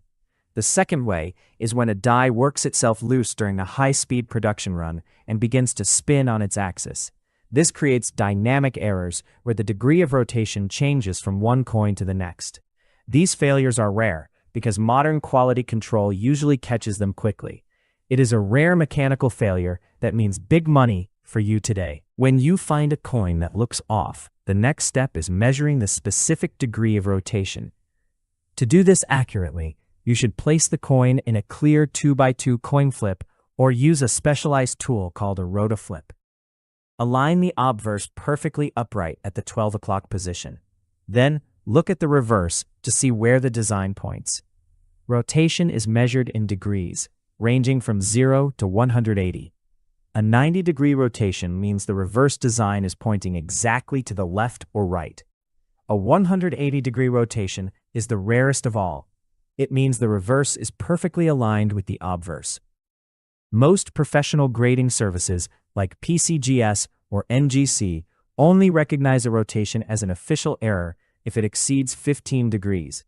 Accuracy is vital for your final market valuation. It is important to manage your expectations when hunting for these errors. The US Mint allows for a small tolerance of about 8 degrees. This means slight rotations are extremely common and generally carry no extra value. Coins with a rotation between 15 and 45 degrees are interesting, but often only fetch a small premium of $5 to $20. The real excitement begins when the rotation exceeds 90 degrees. These major errors are much harder to find in circulation because they are obvious to inspectors. If you find a modern Lincoln cent or a Washington quarter with a 150-degree or 180-degree rotation, you are looking at a serious item. The more extreme the angle, the higher the potential price. Collectors want the biggest errors, so aim for the wide angles every time. While rotated dies can happen on any denomination, certain years and types are famous for this error. In the 19th century, many large cents were struck with significant rotations because the equipment was less precise. For modern hunters, the 1994 Lincoln cent is a very well-known candidate for this error, with many examples showing a 165-degree rotation. Other notable finds include certain 1980s Jefferson nickels, and even some Washington quarters from the 1970s. State quarters are also a popular series to check, as the high volume of production led to several documented cases of rotated dies. Always keep an eye out for mule errors, where rotation is combined with another mistake for max value. These combinations are the holy grail for most error hunters in the US. Pricing for these errors has grown significantly. In the past, a common 90-degree rotated cent might sell for just $10 or $20. Today, the market has shifted. A 90-degree rotation on a modern penny can easily fetch $50 to $100 on eBay. For extreme 180-degree rotations, prices have soared. A 1940s Lincoln cent with 180-degree rotation recently listed for nearly $25,000 in high grade, while older Buffalo nickels with major rotation sell for $500 to $600. Even common 1960s coins with 150-degree rotation that used to be $30 now realize $250 or more in auction. The value depends on the degree of rotation, the rarity of the date, and the overall condition. Professional grading is the key to unlocking these modern prices and ensuring you get paid what the coin is actually worth to a buyer. Now that you know what to look for, it is time to start checking your own change jars and bankrolls. Whenever you get coins back from a transaction, take a quick second to flip them vertically. It only takes a moment, but it could be the most profitable moment of your day. Most people are looking for silver or rare dates, so they completely overlook these structural mint errors. This gives you a massive advantage as a specialized hunter. If you do find one, handle it by the edges to preserve its condition and keep it in a protective holder. The more you look, the better your eyes will become at spotting these subtle but valuable mistakes. Happy hunting, and I hope you find something amazing. Thanks for watching. Please like and follow for more videos. Silver has hit a massive milestone at $85 an ounce. But do you know what that actually means for the coin sitting in your jars or safes? Today, we're moving past the hype and doing the real math. I'm going to show you exactly how to calculate the value of your silver collection so you don't get ripped off at the coin shop. First, the basics. If you have US dimes, quarters, or half dollars dated 1964 or earlier, they are 90% silver. At $85 an ounce, these aren't just change anymore. They are bullion. Here is the quick formula. Every $1 face value of 90% silver coins contains roughly 0.715 troy ounces of pure silver. At an $85 spot price, that means every 4 quarters in your hand is worth over $60 in raw silver. Don't forget the big boys. A Morgan or Peace dollar contains 0.77 ounces of silver. At $85 silver, the metal alone is worth $65.45. And watch out for the hidden silver, the 1965 to 1970 Kennedy half dollars. These are 40% silver. They contain 0.1479 ounces of silver, making them worth about $12.50 each at today's prices. Most people spend these as 50 cents. Don't be one of them. Before you sell for melt price, check the dates. If you have a key date, like a 1916D Mercury dime or a 1932D Washington quarter, the collector value is far higher than $85 an ounce. High-grade coins should be appraised, not melted. Always check for mint marks. The market is moving fast. Check your dates, do your math, and protect your wealth. Have you checked your collection lately? Let me know in the comments what your oldest silver find is. I'm the Diggin' Dave. Follow for more real coin history and market updates. Silver alert. If you've tried to buy an American Silver Eagle this week, you might have noticed something strange. The U.S. Mint hasn't closed its doors forever, but they have officially paused orders for authorized purchasers. Today, we're looking at the data behind the 2026 silver squeeze. Why does this happen? The Mint is legally required to strike Silver Eagles, but they don't make their own silver blanks or planchets. They buy them from private vendors. When industrial demand for silver in tech and solar spikes, the Mint gets outbid. No blanks means no coins. It's a supply chain bottleneck that turns your physical silver into a rare commodity. Watch what happens next. When the Mint stocks, the spot price on Wall Street might stay low, but the premium at your local coin shop explodes. You are paying for just the silver. You're paying for the scarcity created by the pause. We are currently seeing premiums jump from $4 to $12 over spot in a matter of days. As an educator in this space, my advice is simple. Don't chase the FOMO. If Silver Eagles are too expensive, look at Constitutional Silver, your pre-1965 quarters and dimes. They have the same 90% silver content, but often carry much lower premiums during these Mint pauses. Stack for ounces, not for fancy labels. The Mint will eventually resume, but the question is, what will the price be then? Have you seen sold-out signs at your local shop? Drop the prices you're seeing in the comments so we can track the market together. I'm the Diggin' Dave. Hit follow for the next data drop. Hey everyone, Dave here from the Diggin' Dave. Look at the charts today. Silver just hit a massive milestone, touching $95 an ounce. If you've been stacking silver or inherited a collection, the game has officially changed. We aren't just looking at pocket change anymore. We are looking at a literal gold mine sitting in your safes and jars. In this video, I'm breaking down why this spike is happening right now in January 2026 and exactly what your coins are worth in this red-hot market. You don't want to sell a single gram until you see this. Why the $95 explosion? It's a perfect storm. Industrial demand is at an all-time high because of the massive expansion in AI infrastructure and green energy tech. Silver is the most conductive metal on Earth, and the world is running short.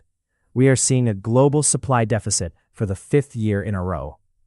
For collectors, this means your 90% silver junk coins, those pre-1964 quarters and dimes, now have a melt value that is mind-blowing. We are talking about a 40x to 50x return on face value just for the raw metal content alone.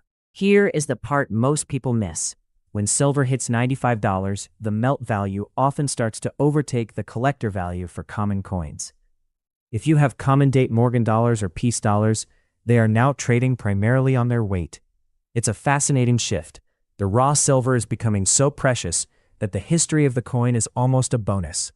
However, don't get reckless. High-grade slabbed MS65 Plus coins still carry a numismatic premium that you need to protect.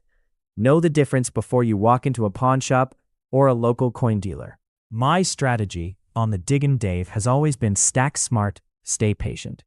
At $95 silver, I'm looking at high premium items differently. If you are looking to buy right now, watch out for high dealer spreads. If you are looking to liquidate, this is a historic window to rotate your common silver into other assets or higher tier rarities. Check your junk silver bags. Those Mercury dimes and Walking Liberty halves are the most liquid assets in the world right now. They are easy to sell and everyone wants them. The big question is, does silver have the legs to hit $120, or are we due for a pullback? I want to hear from the community. Are you selling into this rally, or are you a diamond hand stacker holding out for triple digits? Drop a comment below and tell me what your best silver find has been lately. If you love the hunt and the hustle, make sure to hit that follow button and join the family here at the Diggin' Dave. Until next time, keep digging and keep stacking. Most people think every coin made by the U.S. Mint was meant to be spent. But look at this. The 1852 Liberty-seeded silver dollar. In 1852, the Mint reported that 0 silver dollars were struck for circulation. Not one. So how are you looking at this coin right now? This is one of the most mysterious restrikes in American history, And today, we're breaking down why a PR63 grade like this is worth a fortune. In the mid-1800s, silver was expensive. Because the silver in a dollar coin was worth more than a dollar itself, the mint stopped making them for the public.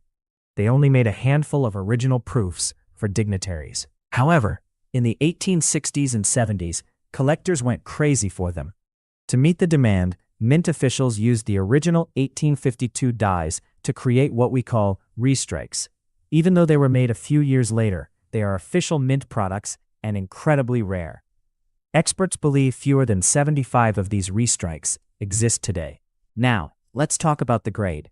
PR63. PR stands for proof, meaning it was struck with specially polished dies to give it a mirror-like finish. 63 is the grade on the 70-point scale. For a coin nearly 175 years old, a 63 is a choice grade. It means the coin has great luster and only minor marks. In this condition, an 1852 restrike can easily auction for $30,000 to $50,000 or more. The 1852 restrike is proof that the mint has a long history of creating treasures specifically for collectors. It's a bridge between the Civil War era and the birth of American coin collecting. Did you know the mint made restrikes of other famous coins too? Let me know in the comments if you want to see the 1804 dollar story next. Don't forget to follow for more real coin history. Have you ever looked at a penny and thought, wait, am I seeing double? Most people just blink and spend it, but that little blur could be a six-figure mistake. We're talking about the 1969 S double die obverse. Now, I know what you're thinking.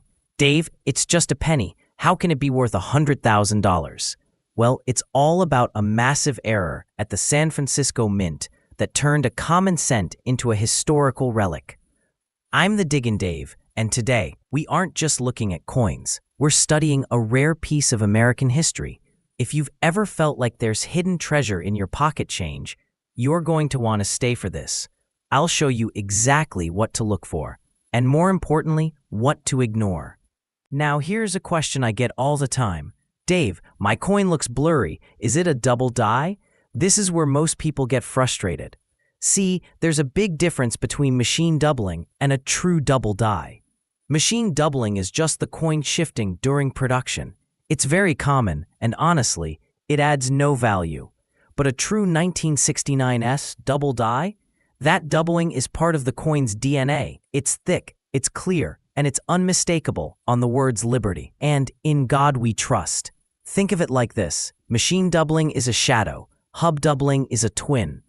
Understanding this one simple distinction will save you hours of searching and a lot of disappointment. Another common confusion is the mint mark. People ask, does it have to have the S?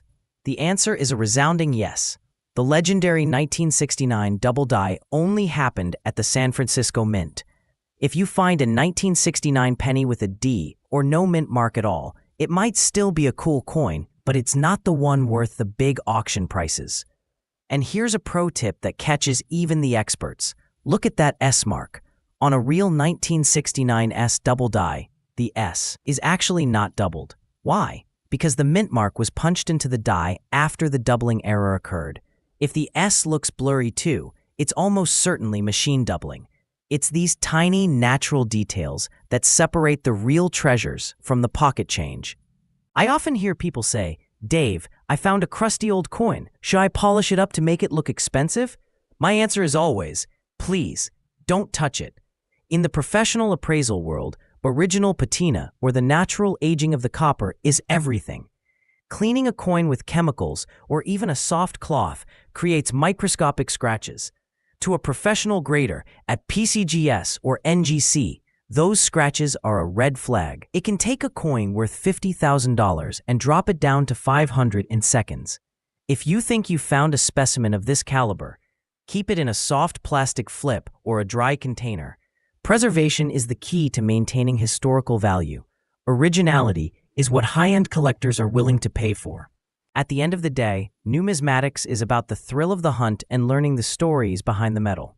The 1969 S is a reminder that excellence and even errors have a lasting legacy. So I have a question for you. Have you ever found a coin that looked different or had a strange mark? Tell me about it in the comments, even if you aren't sure. Let's talk about it. I love hearing your discovery stories. If this deep dive helped clear up some confusion for you, hit that follow button. We've got plenty more historical mysteries to solve together. This is the Diggin' Dave, reminding you to keep your eyes sharp and your magnifying glass ready. You never know what's waiting in your next handful of change. Thank you. Stop right now. If you have any 1999 pennies in your possession, do not spend them until you watch this video.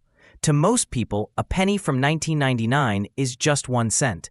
But for a handful of lucky individuals, it's a $2,500 jackpot hiding in plain sight. I'm talking about the legendary 1999 Wide AM Lincoln Cent, one of the most famous and valuable modern errors ever released into circulation by the U.S. Mint. This isn't some ancient, rare coin you'll never find. These are literally in your pocket change right now. The mistake is so tiny, so microscopic, that 99% of people have no idea it exists. They spend these coins every day, completely unaware they're handing a fortune over to a cashier. Today, the Diggin' Dave is going to pull back the curtain on this amazing error and show you exactly how to spot it. But first, you need to understand the proof die secret that started this entire phenomenon and why a tiny space between 2 letters can mean thousands of dollars. Listen closely, because the next thing I'm about to show you is the difference between 1 cent and 2,500. To understand the 1999 Wide AM error, you first need to know about proof dies. Normally, proof dies are used to strike special, highly detailed collector coins that are never meant for circulation. But in 1999, someone at the U.S. Mint made a colossal mistake. They accidentally used a proof die to strike a few regular business strike pennies. This is why the Wide AM exists. Now, let's get to the crucial part. You need to look at the back of your 1999 penny, specifically at the word America. The space between the A and the M is your first clue. On common 1999 pennies, the A and M are very close, almost touching. This is called close AM. But on the rare error, there's a distinct, visible gap between them. This is the Wide AM. Most people get this confused, thinking any 1999 penny is valuable. It's not. That specific spacing is what makes it rare. But wait, there's a second, equally important FG secret that confirms the error, and if you miss it, you might be holding a common coin. Let's dive into the Wide AM gap test, which is your primary identifier. Take your 1999 penny and turn it to the reverse side, the Lincoln Memorial. Now, look closely at the word America. On a common 1999 penny, the close AM, the bottom of the A and M will be nearly touching, or extremely close to each other. It looks like the letters are hugging. However, on the incredibly rare 1999 Wide AM error, you will see a clear, distinct, and undeniable gap between the bottom serifs of the A and the M. It's like the letters are standing apart. This subtle difference is exactly what collectors are paying top dollar for. But here's the kicker. Even if you spot the Wide AM gap, there's another tiny detail near the bottom of the memorial building that acts as a double confirmation. If this second detail doesn't match, you could still be looking at a common coin. I'm going to show you where to look for the FG initials next, because this is where pros separate the real finds from the fakes. Now look to the right side of the Lincoln Memorial on the reverse of your 1999 penny. At the very bottom, next to the steps, you'll see the tiny initials FG, which belong to the designer Frank Gasparo. On a common 1999 close AM penny, these FG initials will appear closer to the memorial building. But on the genuine 1999 Wide AM error, because of the different die used, these FG initials will appear noticeably further away from the memorial building, sitting closer to the rim. This FG spacing acts as your secondary confirmation. So if you have a Wide AM and the FG initials are further from the building, you are almost certainly holding a $2,500 coin. But here's where fortunes are made or lost. The condition of your coin. A dirty, scratched error might only be worth $50, but a pristine, shiny one? That's the $2,500 we're looking for. You need to understand how to protect your find and why cleaning it is the worst mistake you can make. The condition of your 1999 Wide AM penny is a massive value multiplier. A heavily circulated, dull, or scratched coin might only fetch a small premium. but a coin that looks like it just came out of the minting press, with its original mint luster still intact, can easily hit that $2,500 mark when graded. This is called mint state or MS condition. Most pennies in circulation are exposed to dirt, skin oils, and environmental damage, causing them to tone brown and lose their original shine. This is why you must never clean any potentially valuable coin. Cleaning actually damages the surface and destroys the original luster that professional graders look for. If you find a shiny 1999 wide AM with no scratches, it is a significant asset, but even the best condition coin needs to be verified. The final step is getting it professionally certified, because without that official slab, it's just a penny to the buyer. Your mission is clear. Go through all your 1999 pennies. First, check the word America for that distinctive wide AM gap. Second, confirm by looking at the FG initials on the reverse. Are they further from the building? And third, evaluate the condition. Is it shiny with original luster or dull and circulated? If you found a potential winner, handle it only by the edges or wear cotton gloves to unlock its full $2,500 value. You must send it to a professional grading service like PCGS or NGC. They will encapsulate it in a protective slab and label it as the 1999 1C wide AM error. This certification is what gives your coin its official market value and allows it to be sold at major numismatic auctions. Knowledge is your greatest tool in treasure hunting, and today, you've learned a secret that 99% of people miss. If you think you found one, drop a comment below and tell me about it.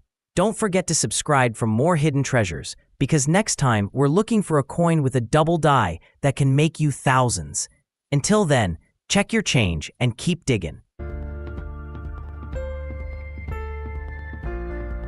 Before you scroll, let me tell you why this coin is called the King of American Coins. What if I told you the most famous US coin in history was never actually made in the year printed on it? That's exactly the mystery behind the 1804 silver dollar. In this video, you'll learn why this coin is worth more than $4.1 million, how only a handful exist, and why collectors consider it the ultimate symbol of American numismatics. We'll uncover when it was really made, who it was made for, and why owning one is considered the highest achievement in coin collecting. Stay with me, because this story gets more surprising the deeper we go. The 1804 silver dollar is famously misdated, which is the first layer of its intrigue. Despite the date stamped as 1804, U.S. Mint records show that no silver dollars were actually produced that year. Production had stopped in 1803. And the silver dollars of 1804 were only struck later as special issues in the 1830s. These coins were not intended for circulation, but were created as diplomatic gifts to be sent to foreign dignitaries. This unusual production method is what makes the 1804 silver dollar historically significant. Mint officials, believing the last silver dollars carried the 1804 date, reproduced them carefully, creating coins that were never spent in commerce. These errors, combined with their limited production numbers, established a level of rarity and prestige unmatched in American coinage. Collectors today marvel at the coincidence and craftsmanship, as it links both the early U.S. Mint and international diplomacy in a single small silver disc. The story of the date alone makes this coin legendary. Unlike ordinary silver dollars, the 1804 silver dollar was struck specifically for presentation and diplomatic purposes. It was intended to be a symbol of the young United States' sophistication and economic development when presented to foreign leaders. Each coin was carefully struck with high-quality detail, far exceeding typical circulating coins. Mint officials ensured the design was crisp, including the obverse liberty profile and reverse eagle motifs, to reflect American craftsmanship. Because these coins were never meant to enter general commerce, very few were produced, and even fewer survived. The coins were highly valued even then, as they represented a national statement rather than monetary utility. Over time, surviving examples became treasured artifacts. Their story combines diplomacy, minting history, and artistic quality, making them far more than mere currency. Today, The coin's provenance, quality, and intended purpose significantly contribute to their multi-million-dollar value, setting them apart from any ordinary silver dollar. Today, the 1804 silver dollar exists in only 15 confirmed examples, divided into 3 official classes recognized by numismatic experts: Class 1, Class 2, and Class 3. Each class represents different production times and purposes, with Class 1 being the earliest diplomatic strikes. The rarity is extreme. Museums hold several examples, and the remainder are in private collections, some never publicly displayed. Each coin is meticulously documented, tracked, and studied for provenance. Even minor scratches or alterations can affect value, showing the level of care collectors apply. Because of this rarity, when one appears at auction, it becomes an international numismatic event, drawing attention from major collectors worldwide. The survival of these coins through centuries of circulation, accidents, and historical upheaval makes their rarity genuine and highly respected. This scarcity is a critical factor in the coin's legendary status and the extraordinary value it commands in today's market.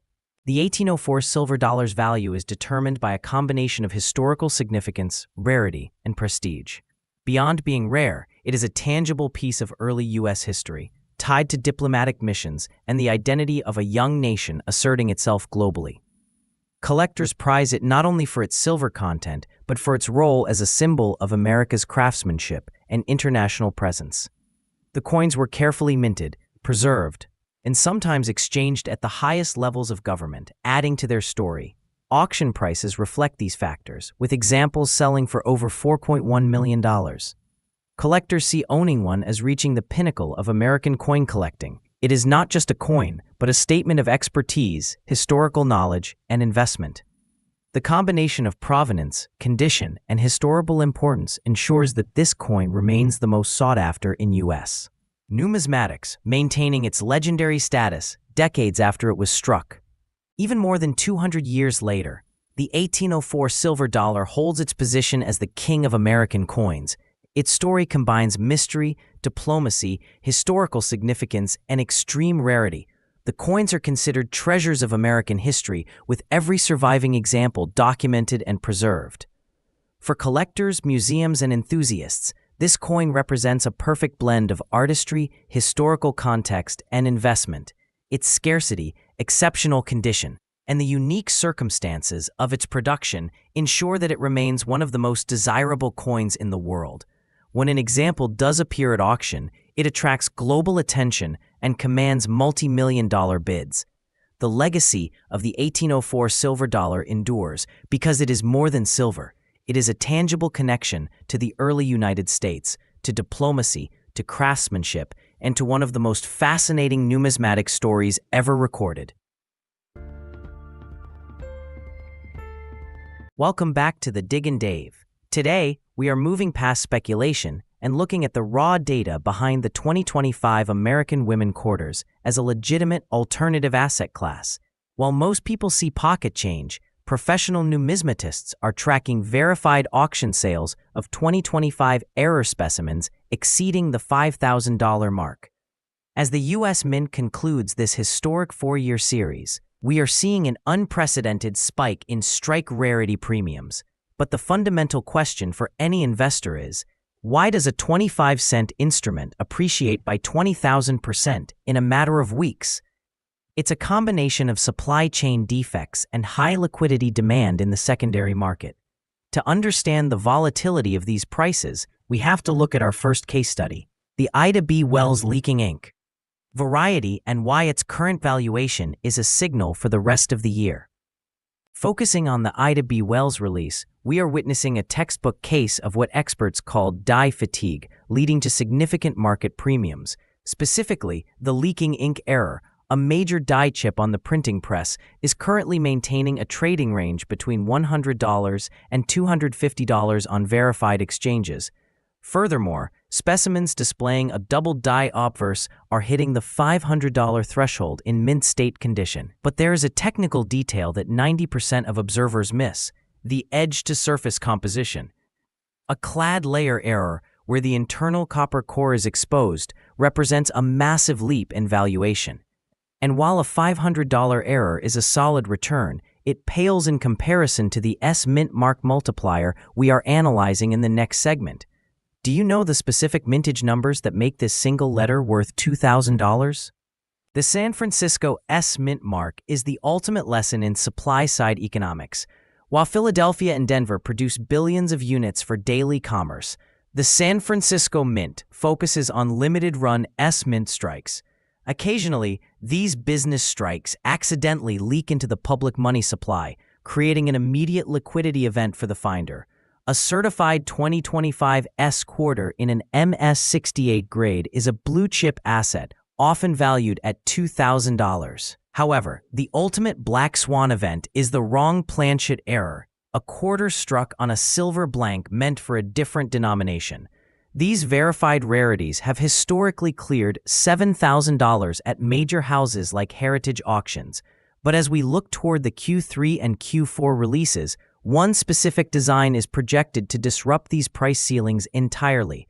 Are you prepared for the technical volatility of the Vera Rubin release? The reason financial analysts are prioritizing the Dr. Vera Rubin quarter is its extreme technical complexity.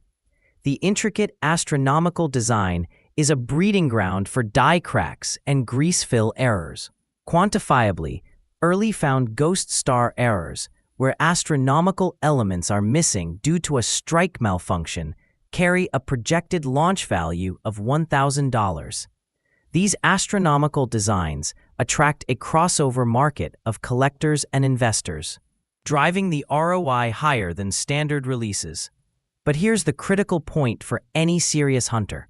If you find a rare specimen, do you know the one action that will instantly bankrupt its market value? In our final segment, I'm providing the professional liquidation checklist to ensure you secure the full $5,000 valuation for your discovery. Once you've identified a potential asset, the final step is converting that metal into realized profit. The cardinal rule of numismatic preservation: never clean the specimen. Even microscopic abrasions from a cloth will downgrade a gem mint coin to details, slashing the valuation by 90%. To secure a $5,000 payday, the asset must be third-party certified by agencies like PCGS or NGC. A slabbed coin carries a premium because its grade and authenticity are professionally guaranteed. Skip the local pawn shops. High-value errors belong in specialized auctions where high-net-worth collectors compete. The 2025 series is the final chapter of this program. The demand is peak, and the supply of errors is finite. Are you ready to audit your change like a professional? Start digging and follow the Diggin' Dave for more expert-level market analysis. In the world of numismatics, there are rare coins, and then there is the king of gold. We're talking about the 1915 S Panama Pacific $50 octagonal gold piece. This isn't just a coin, it's a massive chunk of American history. Issued for the Panama Pacific International Exposition in San Francisco, it commemorates the completion of the Panama Canal. At MS65, we are looking at a gem specimen that defies logic. It is one of the largest and heaviest gold coins ever struck by the U.S. Mint, and today its value is as heavy as its gold content. Take a look at the detail. Designed by Robert Aitken, the obverse features the helmeted head of Minerva, the goddess of wisdom. Flip it over, and you see the majestic owl perched on a pine branch, symbolizing knowledge. But the real showstopper is the shape. The octagonal rim, decorated with dolphins to represent the two oceans meeting, makes this one of only two non-circular coins ever issued by the U.S. In MS65, the luster is original, the surfaces are silky, and every feather on that owl is razor sharp. This is pure numismatic art at its finest. Why does the weight matter? Because back in 1915, $50 was a fortune, roughly 2 months' salary for the average worker. Only 645 of these octagonal giants were ever sold. The rest were melted down because they were simply too expensive for the public to buy. Finding one today is rare. Finding one in MS65, a grade that signifies almost perfect preservation, is like finding a needle in a haystack. When this coin hits the auction block, the air in the room changes. It represents a level of prestige that very few collectors will ever achieve. The weight doesn't lie title isn't just about the gold, it's about the market power. A 1915S octagonal $50 in MS65 is a blue-chip asset. It's a holy grail that has consistently seen its value climb into the hundreds of. It serves as a bridge between art, history, and raw bullion. Whether you're a high-end investor or a history buff, this coin is the ultimate trophy. It's heavy, it's gold, and it's beautiful. Remember, in a world of digital assets, physical rarity like this never goes out of style. Imagine a coin so rare that for decades, historians thought it was a total myth.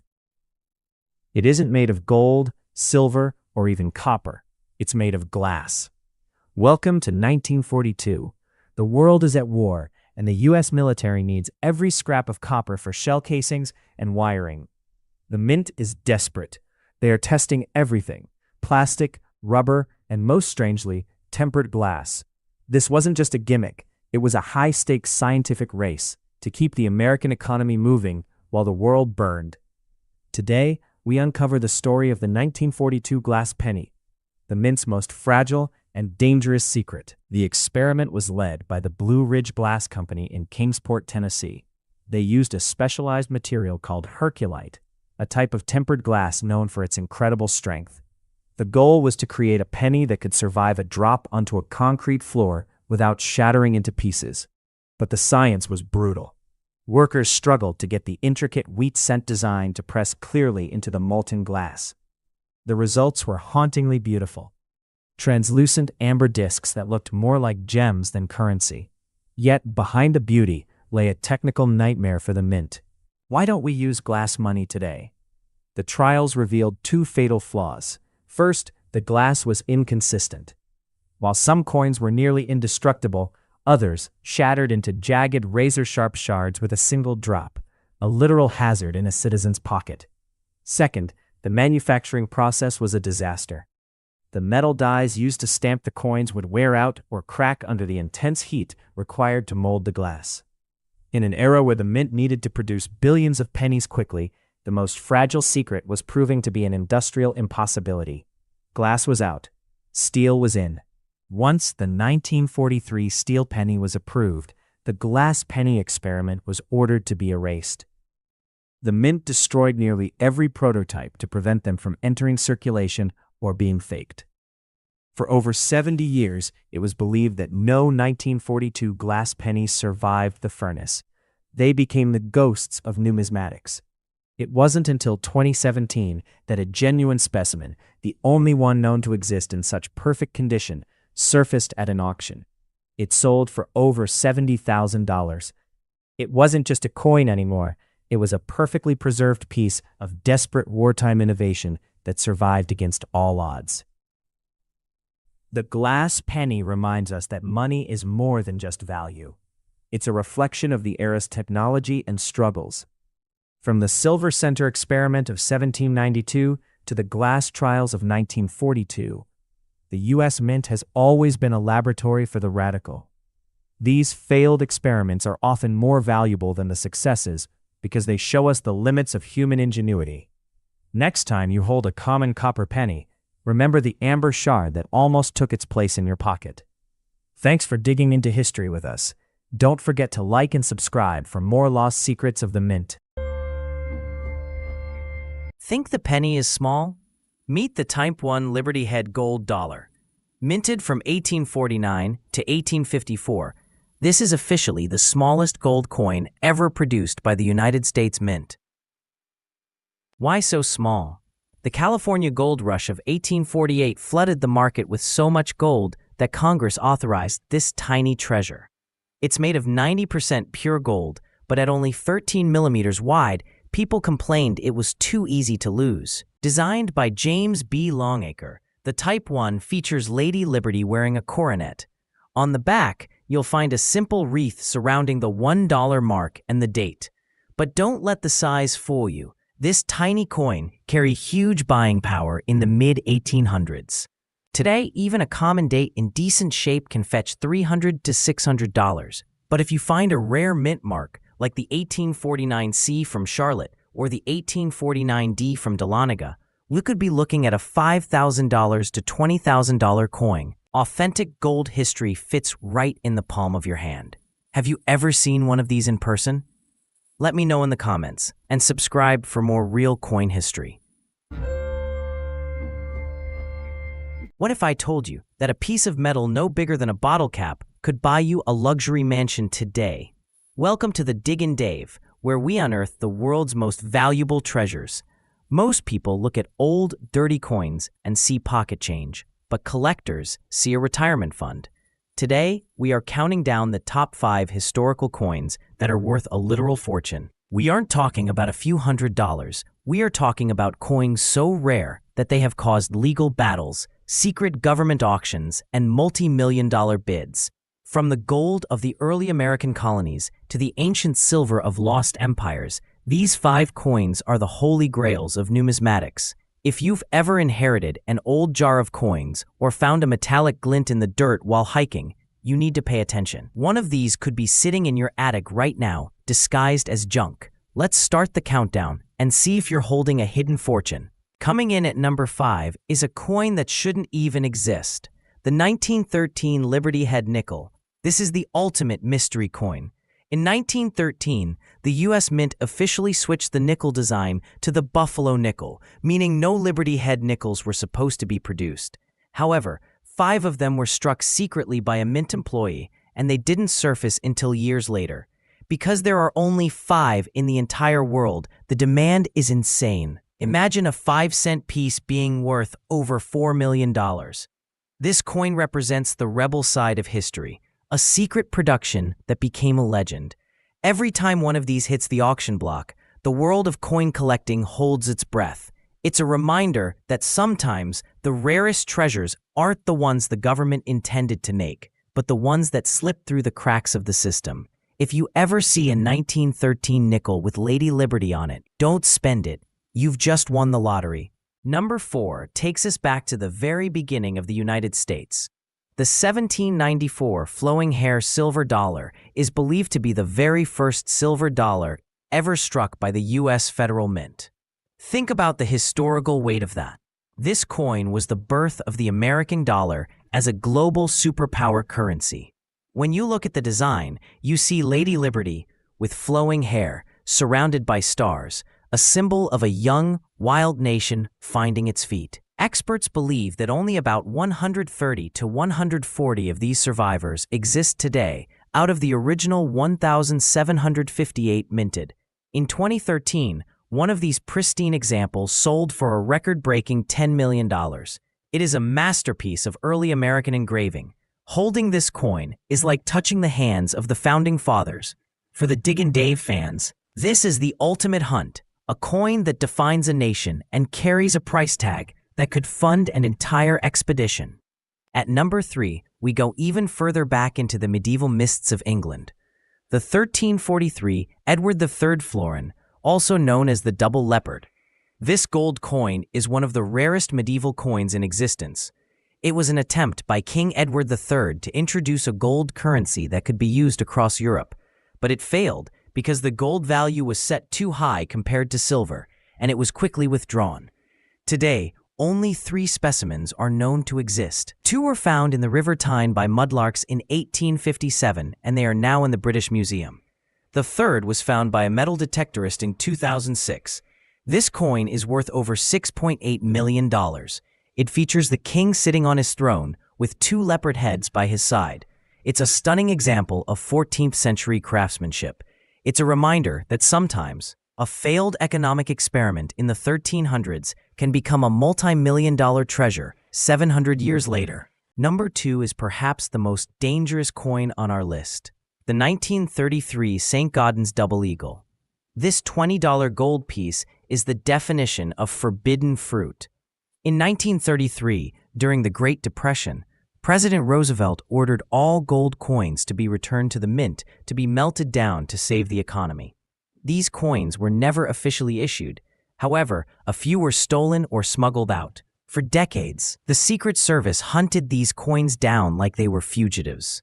One was famously owned by King Farouk of Egypt, and after a long legal battle, it was allowed to be sold. That single coin fetched nearly $19 million at auction. It is illegal for a private citizen to own any other 1933 double eagle. The government will literally seize it. It is the only coin in history that carries the thrill of a heist and the value of a kingdom. Its beauty is unmatched, but its history is written in the shadows of the law. Finally, the number one spot goes to a coin so rare that it is considered priceless. The 1849 double eagle. This coin was minted during the height of the California gold rush. It was the very first $20 gold piece struck in the United States, made from the very gold that thousands of people died trying to find in the hills of California. There is only one known to exist in the entire world. It currently sits in the Smithsonian Institution's National Numismatic Collection.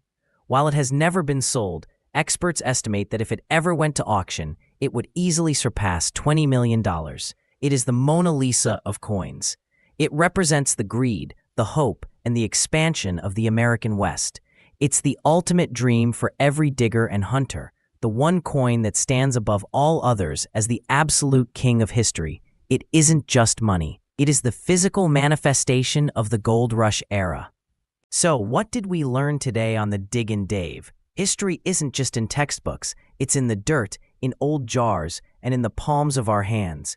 These 5 coins prove that a single mistake, a secret minting, or a government recall can turn a common object into a $1 million relic. But here's my advice to you. Before you dismiss that old, worn-out coin you found in your grandfather's collection, do your research. Check the dates. Look for those tiny mint marks. And whatever you do, do not clean them. You might be holding the next world record and not even know it. If you love this countdown, make sure to hit that follow button and share this video. You never know which of your friends might have a fortune sitting in their pocket right now. Tell me in the comments, which of these coins would you want to find most? This is Dave. Keep your eyes on the ground and your heart in the hunt. See you in the next one. At first glance, these 2 coins look identical. They're both uncirculated, both shiny, and both technically mint state. But there is a massive secret hiding in the details. One of these is worth $50. The other could be worth $5,000. Today, we're learning how to spot the marks and understand why that tiny 4-point jump on the Sheldon scale changes everything. Let's start with MS63, or Select Uncirculated. This coin never went into a vending machine, but it did live in a heavy canvas bag with thousands of other coins at the mint. Look closely. See these tiny nicks on the face? Those are bag marks or contact marks. In an MS63 grade, the luster is good, but might be slightly interrupted. The strike is average. It might look a little soft in the hair or feathers. Marks are scattered across the main focal points. It's a great collector coin, but it's not elite. Now, look at MS67, the superb gem. To get this grade, a coin has to be a statistical miracle. The strike, it's razor sharp. Every tiny line in the design is crisp.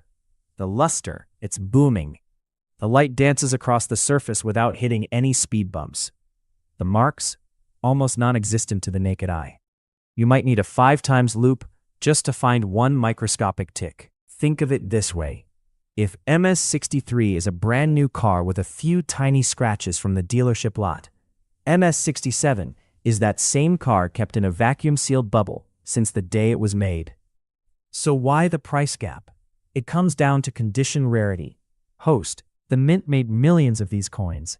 Thousands survived in MS63, but maybe only 100 survived in MS67 without getting scratched or dinged. High-end collectors are fighting over the best of the best. When the supply is 100 and the demand is 10,000, the price doesn't just go up, it explodes. Next time you're looking at an uncirculated coin, don't just look at the shine. Look at the cheek, look at the fields, and spot the marks. Want to see a side-by-side comparison of a 1 in a million MS70? Let me know in the comments. And don't forget to like and follow for more coin hunting tips. Ever wondered if you're holding a small fortune in your pocket? Most collectors look for dates or mint marks, but the real pros look at the scale. Welcome to the world of weight hunting. In numismatics, the weight doesn't lie. While a standard 1983 penny should be zinc and weigh 2.5 grams, a transition error struck on a leftover copper planchet weighs 3.11. That tiny difference of 0.6 grams is the difference between 1 cent and $15,000. Today, we're showing you why the gram is your best friend in finding rare copper errors. Why does this happen? It's all about the transitional error. In 1982, the U.S. Mint switched from 95% copper to copper-plated zinc to save money. But minting is a messy business. Occasionally, an old copper blank gets stuck in a bin or a feeder, only to be struck years later. Because copper is denser than zinc, the scale is the only foolproof way to catch them. You can't always see it with the naked eye, especially if the coin is toned. If you aren't weighing your 1983 or 1989 pennies, you are literally throwing money away. You don't need a laboratory to start hunting, but you do need precision. A standard kitchen scale won't cut it. You need a digital pocket scale that measures to at least 2 decimal places, 0.00 grams. When you're hunting for that rare 1943 copper cent or the 1982D small date copper, accuracy is everything. We're looking for that magic number. For copper, it's 3.1. For zinc, it's 2.5. If your scale hits 3.1 on a coin that shouldn't be copper, congratulations. You just found a unicorn. It's time to get it authenticated. So, what should you look for right now? Check your 1982, 1983, and even 1989 pennies.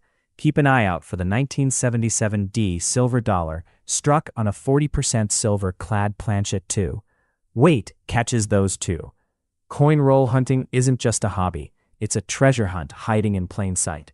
Grab a scale, buy a box of pennies from the bank, and start weighing.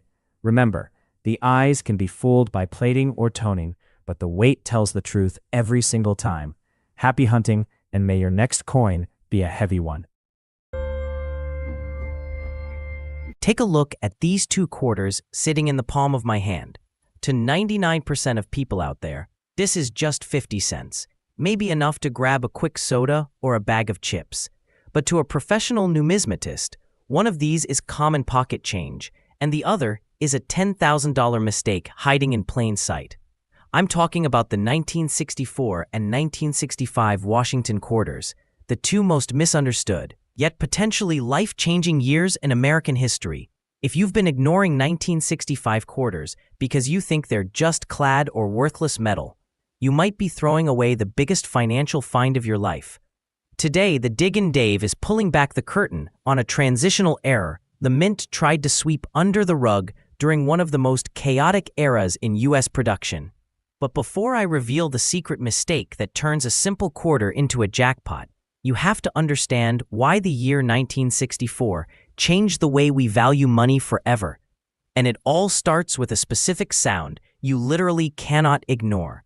Listen closely to what happens when we test the metal. 1964 was the final year of the Silver King. For over 3 decades, every Washington quarter struck for circulation was 90% fine silver. But by 1965, the silver was gone, replaced by a cheap sandwich of copper and nickel. Collectors call this era the Great Transition.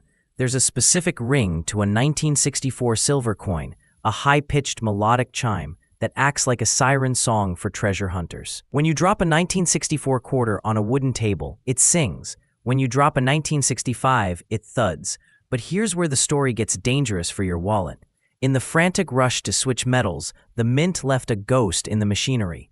They had thousands of leftover silver blanks in the hoppers, and what happened next created a coin that technically shouldn't even exist. You might think you can spot it just by the date, but there is a hidden visual cue on the very edge of the coin that is 1,000 times more reliable than the date itself. And I'm going to show you exactly what to look for right now. Most people check the date, see 1965, and move on. But the pros? We look at the edge first. On a standard 1965 quarter, you'll see a distinct brown or orange-colored stripe running through the center. That's the copper core peeking through the nickel jacket. But if you flip a 1965 quarter over and that edge is a solid, brilliant, uniform silver with absolutely no trace of a copper line, stop everything you're doing. You may have just found the first clue to a $10,000 transitional error. I've seen lucky hunters find these in laundromats and old coin jars because they knew this one simple visual trick. However, I have to warn you, looks can be deceiving in this hobby. Scammers often silver plate common quarters to trick beginners into thinking they found a rarity. So, how do you prove it's not a fake? To know for a 100% fact, we have to move beyond sight and enter the world of physics. And for that, we need a specific number on a scale that I'm about to reveal. This is where the science of wealth separates the amateurs from the experts. If you want to find big money errors, you have to stop guessing and start weighing. A normal copper-nickel 1965 quarter is designed to weigh exactly 5.67 grams, but a silver transitional error, a coin struck on a leftover 1964 blank, is much denser, weighing exactly 6.25 grams. That tiny 0.58 gram difference is the smoking gun. That proves the mint used the wrong metal. When I put a 1965 coin on my digital scale and see that 6.2 pop up, my heart skips a beat. It is the definitive proof that you've struck silver. It's the difference between a coin you spend at the car wash and a coin you sell for the price of a used car. But here is the crazy part. Even if your coin doesn't pass the silver test, there is a secondary variety hidden within the 1964 series itself that is often worth just as much, and it has nothing to do with the metal. It's hidden in the tiny typography of the date, but you'll need a magnifying glass to see the secret 9 I'm showing you next. While every hunter on the planet is obsessed with the 1965 silver error, the smart collectors are looking at the 1964 pointy tail 9. If you take a jeweler's loupe and look at the 9 in the 1964 date, you'll notice something strange. On some coins, the tail of the 9 is sharp, needle-like, and pointed. On others, it's blunt and rounded. This variety happened because the mint accidentally used dies meant for proof. Sets, mirror finish coins made only for collectors, on regular quarters intended for your pocket. Spotting a pointy tail is like finding a diamond in a coal mine. It's a rare crossover that most people walk right past every single day. It proves that even the most common year in history has its secrets. But I have to give you a massive warning right now. Finding the error is only half the battle.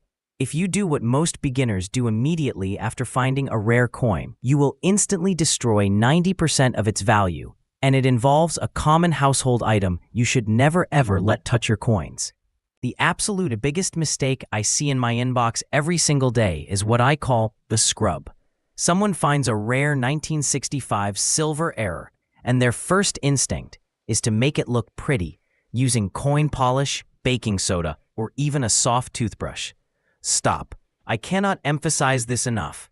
The second you clean a coin, you destroy its mint luster, that original frosty glow created by the pressure of the minting press. Professional graders will see those microscopic scratches instantly and label your coin as details cleaned. That one label can turn a $2,000 coin into a $200 coin in the blink of an eye. Collectors don't pay for shiny, they pay for original, untouched history.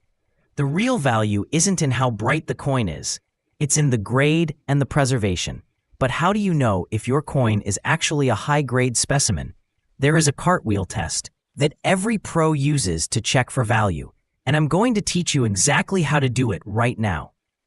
In professional collecting, MS stands for mint state, and the numbers next to it determine your bank account balance. An MS-60 quarter is common, but an MS-67 1964 quarter is an entirely different beast.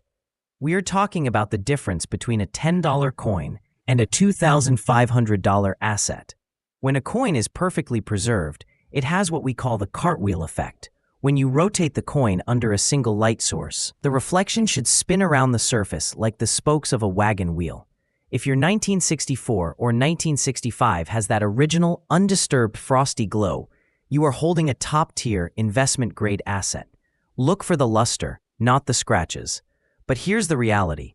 Even if you have the perfect coin, it isn't worth a dime until it is officially slabbed.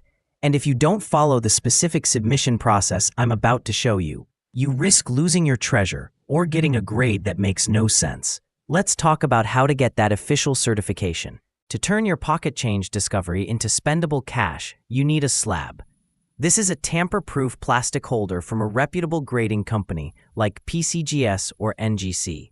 It acts as your coin's birth certificate, its DNA test, and its insurance policy all in one. No high-end auction house or wealthy investor will even talk to you about a 1965 silver error unless it's been certified by a third party. Yes, it costs $50 to $100 to get it graded, yes. It takes weeks to get it back, but this is how you turn a maybe into a definitely. I've helped dozens of people through this, and seeing that mint error silver planchet label come back in the mail is a feeling better than winning the lottery. But once it's in that plastic holder, where do you actually go to sell it for the most money? I've got the final list of where the real buyers hang out, and it's not where you'd expect. So here is your mission for this week. I want you to go to your change jars, your car consoles, and even your old piggy banks. Pull out every 1964 and 1965 quarter and put them through the Diggin' Dave gauntlet. Check the edge for that missing copper stripe. Check the weight on a scale for that magic 6.25 gram reading. And finally, check the date for that pointy tail 9 variety. You are hunting for the transitional king, the mint accidentally handed to the public over 60 years ago. These are still being found every single month by people just like you who are paying attention. Our community is all about finding the extraordinary in the ordinary, and I want to hear your success stories in the comments below. Hit that share button because your neighbor might have a $10,000 coin sitting in their kitchen drawer. Stay tuned because in my next video, I'm revealing a 1960s dime that sold for 6 figures. Until then, check your change and keep digging. I'll see you in the next one. Stop right there. If you have a 1970 penny in your hand, do not spend it until you watch this. That tiny piece of copper sitting in your cup holder could actually be a $35,000 jackpot hiding in plain sight. To 99% of people, this is just a cent, something you leave in a take-a-penny jar. But to a professional numismatist, the year 1970 represents one of the most famous micro-variations in American history. I'm talking about the 1970s small-date Lincoln cent. But here's the warning. Not every 1970 penny is worth a fortune. If you don't know the specific secret hidden in the typography of the date, you're just looking at pocket change. Today, the Diggin' Dave is pulling back the curtain on a microscopic error the San Francisco Mint tried to fix, but failed. But before you grab your magnifying glass, you have to understand the S mint mark mystery, because that tiny letter is your first ticket to the big money.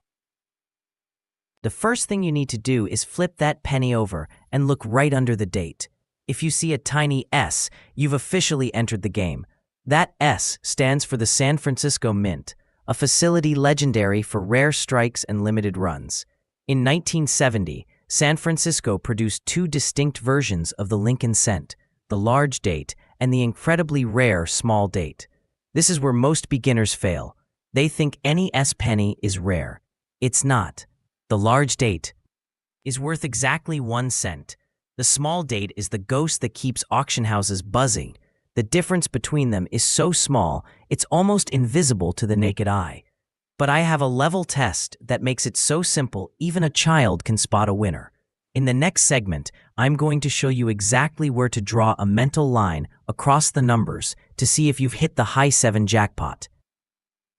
Boyding Boyd.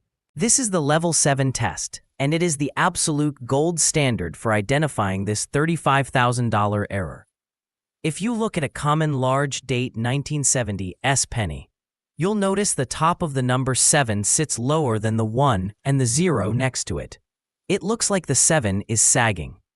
However, on the rare small date variety, the top of the 7 is perfectly level and flush with the tops of the 1 and the 0. It forms a razor-sharp horizontal line. This is the high 7 that collectors are desperate to find. But wait, I have to warn you, even if the 7 looks right, there is one more shadow secret hidden in a single word on the left side of the coin that proves it's the real deal. Scammers try to fake the date, but they can't fake the Liberty blur I'm about to show you right now. Now, look to the left of Lincoln's portrait at the word Liberty. In the world of rare coins, we usually want everything to be sharp and crisp, but the 1970 S small date is an exception to the rule. Because of the way the Mafter hub was designed for the small date variety, the word Liberty, especially the letter L, often appears mushy or slightly blurred. If you have a perfectly level 7 combined with a slightly faded or mushy strike on the word Liberty, you aren't just holding a penny, you're holding a certified asset. But here is the most dangerous mistake you can make. If you find this coin and try to clean it up to make it look shiny, you will instantly wipe out 90% of its value. Copper is the most sensitive metal in the world, and its color is what determines your payday. Let's talk about red versus brown and why it's the difference between $100 and a brand new car. In the Lincoln cent market, color is king. When a copper coin is first minted, it has a brilliant orange-red glow. Over time, oxygen and skin oils turn that red into a chocolate brown. A 1970 S small date in brown condition might only fetch $100. But if that same coin is graded RD for original red and hits a high grade like MS67, that is when the price tag skyrockets to $35,000. Never ever use a toothbrush, polish, or even water on a rare find. Collectors pay for original mint luster, not a chemical shine. So the question is, if you find one, how do you turn it into cash? Without official certification, your find is just an opinion. You need the slab to get the check, and I'm going to show you the final professional path to the auction house. Your mission is now clear. Go raid your old piggy banks, check your car consoles, and look through every 1970 penny you find. Check for the immediately in a soft plastic flip or a velvet-lined box. To get that $35,000 valuation, you must send it to a professional grading service like PCGS or NGC to be slabbed and officially attributed as the small date variety. This is how you protect your find and prepare it for a major auction. Knowledge is the ultimate treasure hunter's tool, and today you've gained an edge over 99% of the world. If you think you found one, tell me in the comments below. Don't forget to subscribe for our next hunt, where we'll look at a rare dime that sold for 6 figures. Until then, check your change and keep digging.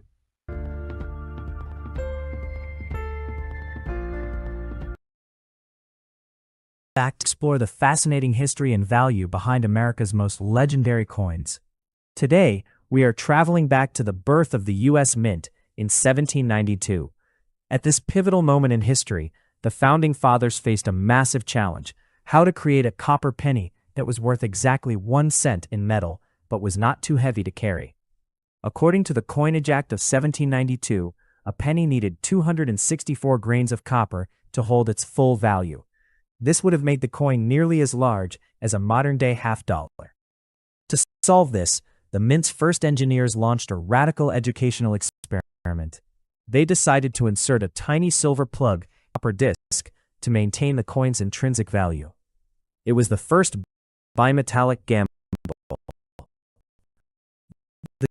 The design of the 1792 silver center cent was deeply rooted in the Enlightenment values.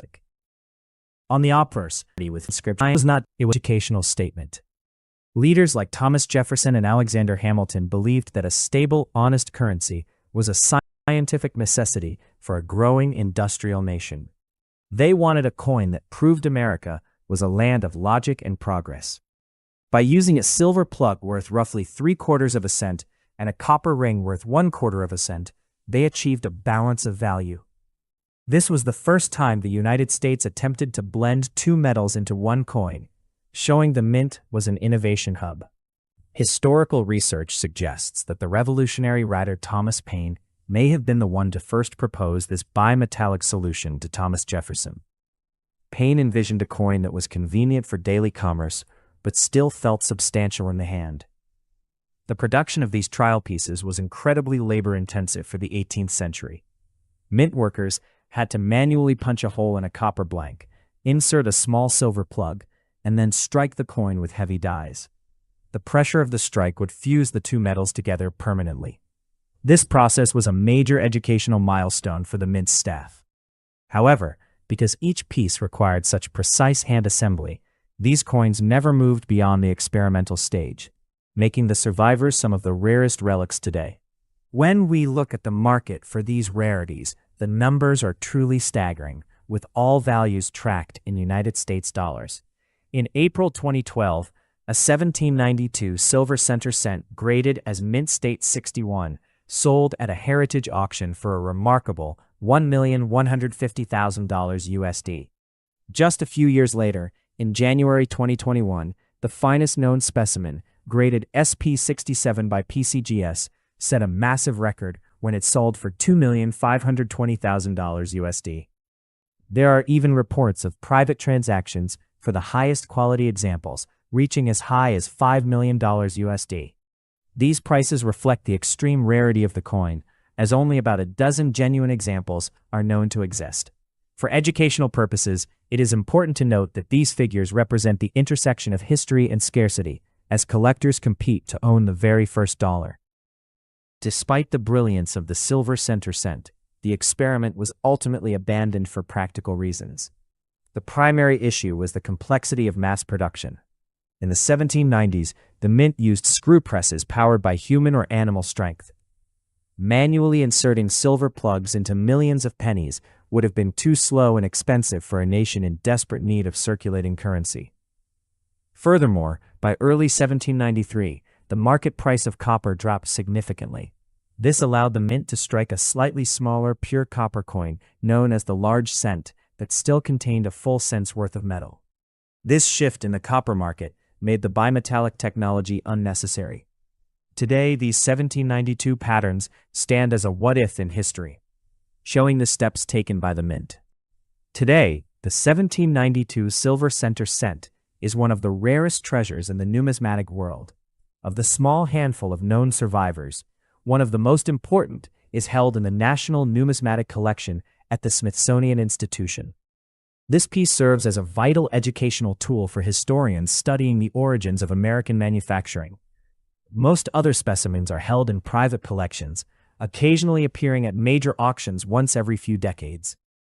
There are also related Judd II patterns, which were struck using the same dies but without the silver plug.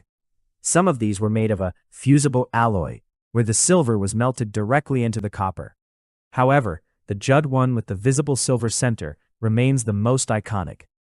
Finding one is the ultimate dream for any collector. Because of the million-dollar price tags, the 1792 silver center cent is a frequent target for fakes and alterations. Educational studies have identified several so-called silver center cents that were actually modified long after they left the mint. One famous example is the Morris specimen, which researchers discovered had a silver plug that was fabricated and inserted into a genuine 1792 copper coin at a later date. Experts use microscopic diagnostics, such as the specific shape of the hair curls on Liberty and the alignment of the letters in cent, to verify authenticity. Genuine plugs were fused under the immense pressure of the original strike, while fakes show signs of glue. This is why professional certification from services like PCGS or NGC is mandatory for these major coins. The 1792 silver center cent remains a powerful symbol of American trial and error. It teaches us that the path to a stable economy was paved with experimentation and a commitment to honest value. Even though the silver plug did not become a standard for our pennies, the spirit of that innovation led to the creation of the decimal system we still use over 2 centuries later. These coins are more than just expensive pieces of metal. They are historical documents that record the hopes and the scientific goals of the American leaders. Whether you are a seasoned collector or someone who loves the history of the United States, the story of the Silver Center reminds us to always look closer at our past. If you enjoyed this journey into the mint's experiment, Like and follow for more videos. Welcome to the Diggin' Dave, the premier destination for exploring the most fascinating errors in American numismatics. Today, we are analyzing the 1878 Morgan silver dollar, the legendary coin that launched the most popular series in United States history. But we aren't just discussing its silver content. We are hunting for a specific mint mark mistake that can turn a common relic into a high-value treasure. In 1878, the transition from old designs to new standards at the mint created several rare varieties that most people overlook. While a standard silver dollar is worth its weight in bullion, a rare mint mark error can command prices in the thousands of dollars. We want to ensure you have the educational tools to identify these anomalies before they vanish into private collections. Join us as we break down the diagnostics of the 1878 series and show you exactly where to look for the mistakes that define this inaugural year. Grab your magnifying glass and let's get started with this deep dive into the silver history. Our mission is to help you find the hidden wealth that might be sitting in your very own pocket right now. When you flip over an 1878 Morgan dollar, the first thing to check is the mint mark. The Carson City CC mark is the holy grail for many collectors in the USA. Because 1878 was the first year of production, the workers at the Nevada Mint were still calibrating their machinery. This led to variations in how the CC was punched into the die. Currently, in 2026, an 1878 CC in a circulated fine grade is valued at approximately $200. However, if you find one in a high mint state grade, like MS-65, the value can skyrocket to $2,500 or even higher at major auctions. The educational takeaway here is to look for the small round CC variety, which is the only authentic style for this specific year. Many fakes exist with larger mint marks taken from later dates, so verifying the size is crucial for authenticity. Collectors pay these premiums because the Carson City Mint had significantly lower production numbers than Philadelphia, making any surviving error from this branch a rare piece of American frontier history. It is a symbol of the Old West that continues to fascinate investors and historians alike in the modern age. One of the most famous mistakes in 1878 occurred on the eagle's tail. Initially, the eagle was designed with 8 tail feathers, but the mint quickly changed it to 7 to be more anatomically correct. This created the 7/8 tail feather variety, where you can see the tips of the original feathers peeking out from behind the new design. From an educational perspective, this is a transitional error that tells the story of the mint's rush to correct a design flaw. In terms of market value, an 1878 7/8 strong variety in mint state 63 is currently trading for around $500. If you are lucky enough to find a gem condition MS-65, the price can jump to $2,500. Even in lower circulated grades, these coins carry a premium over the standard 7-feather version, which usually sells for about $80. It is vital to look at the eagle's tail under a strong light. Those extra feather tips are the difference between a common silver coin and a rare collector's item that represents a unique moment in history. This specific detail is a favorite among variety hunters who enjoy the technical side of the coin collecting hobby today. As the mint continued to refine the 1878 Morgan, they eventually created a new reverse design known as the reverse of 1879.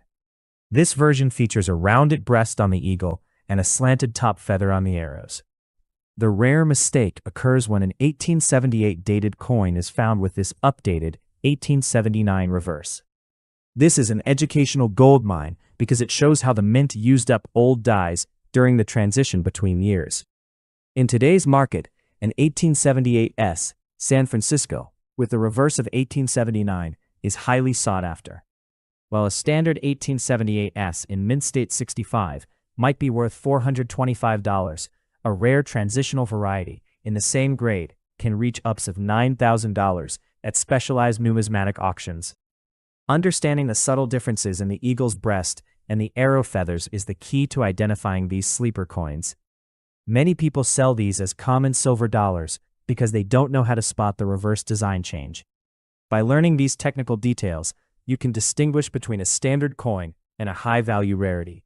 It is all about the subtle lines that make a massive difference in the value. For educational purposes, we must discuss the danger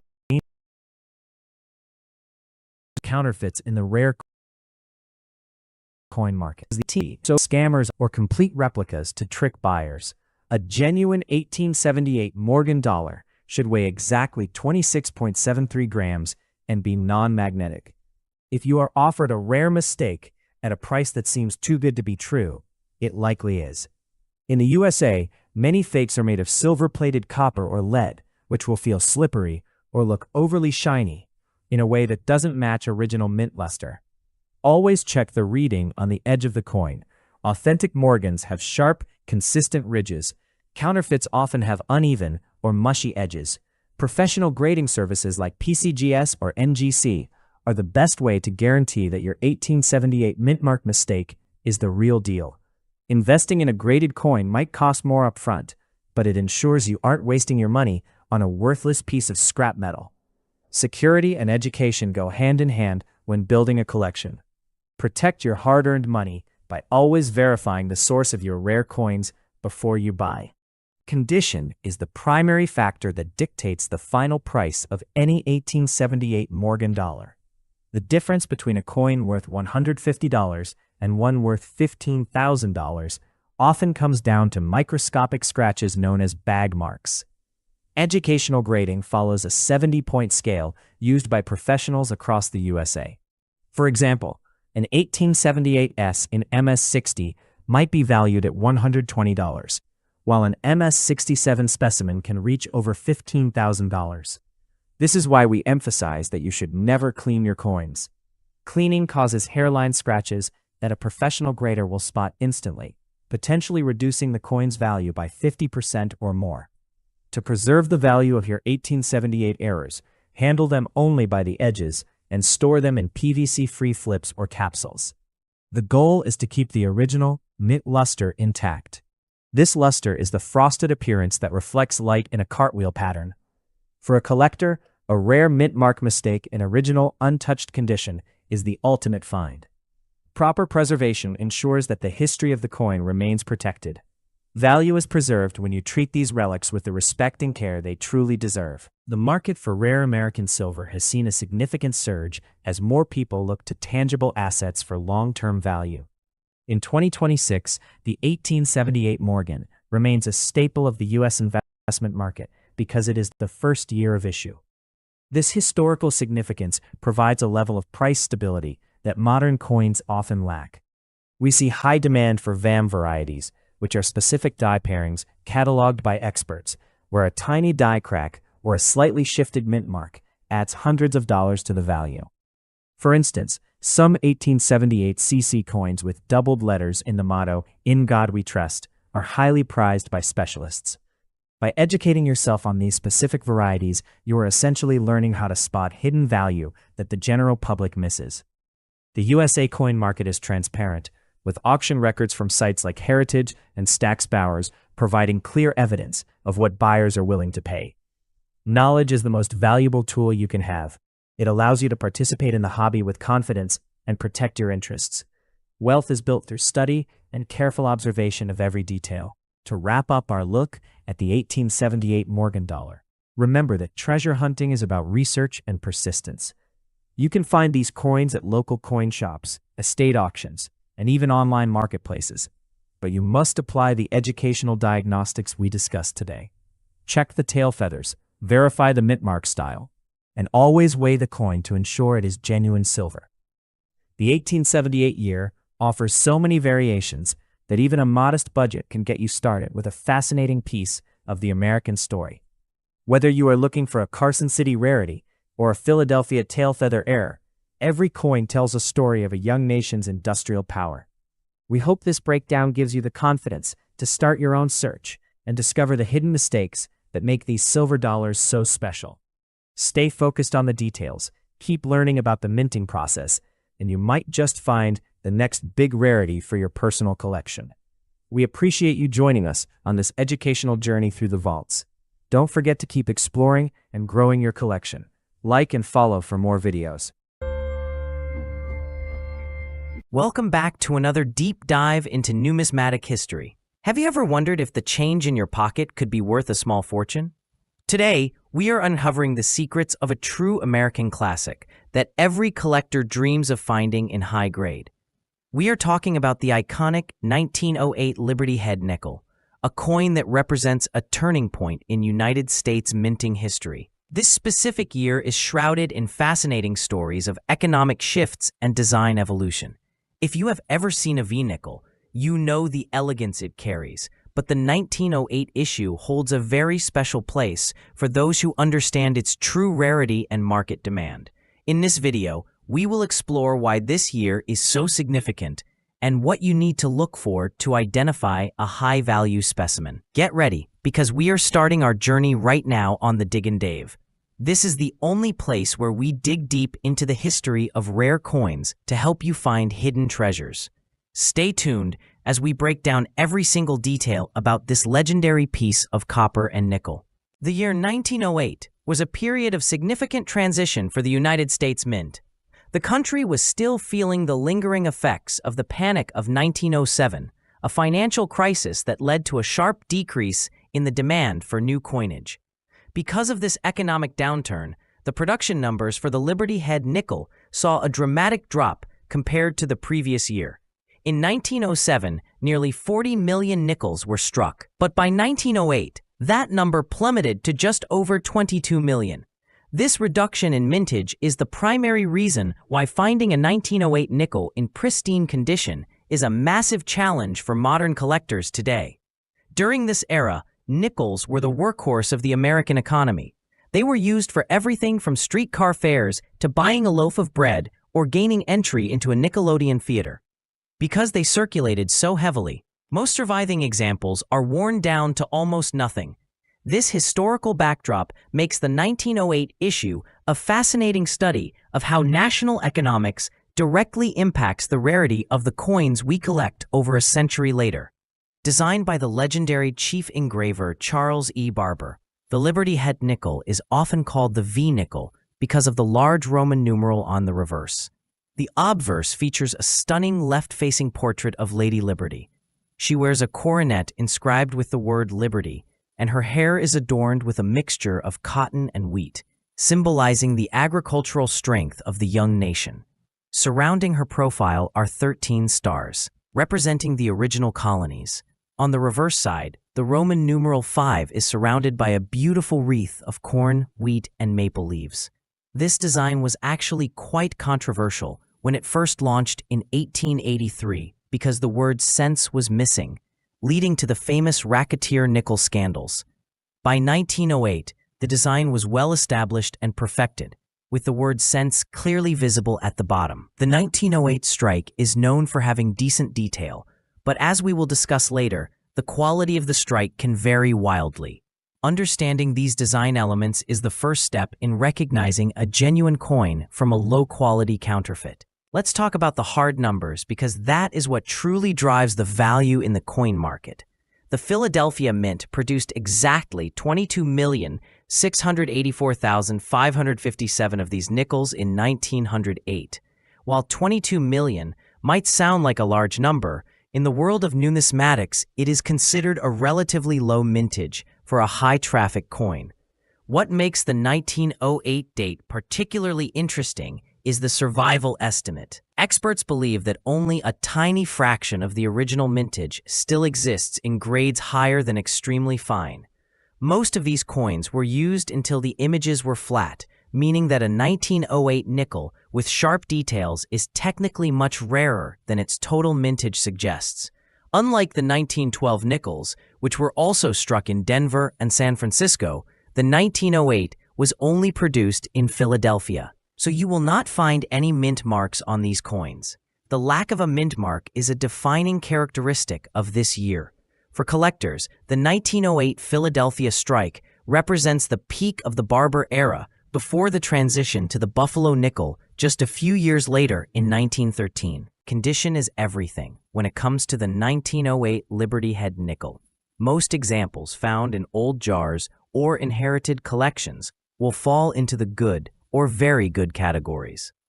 In these lower grades, the word liberty on the coronet is usually worn away or only partially visible. However, if you find a coin where the word liberty is sharp and all three leaves in the wreath on the back are distinct, you are looking at a much more valuable piece. Professional graders at PCGS or NGC look for specific wear points, such as the hair above Liberty's ear and the fine lines in the corn husks on the reverse. A mint state 60 or higher 1908 nickel is a true rarity. Coins in this condition still possess their original mint luster, which is the frosty sheen that comes off the dies during production. Because the 1908 issue was known for occasionally having weak strikes, finding one with full details and high luster is the ultimate goal. Even a small jump in grade, such as moving from an MS63 to an MS65, can result in a price increase of hundreds or even thousands of dollars. What is a 1908 Liberty Head nickel actually worth today? If you have a heavily circulated version that is worn flat, it might only be worth around $2 to $5.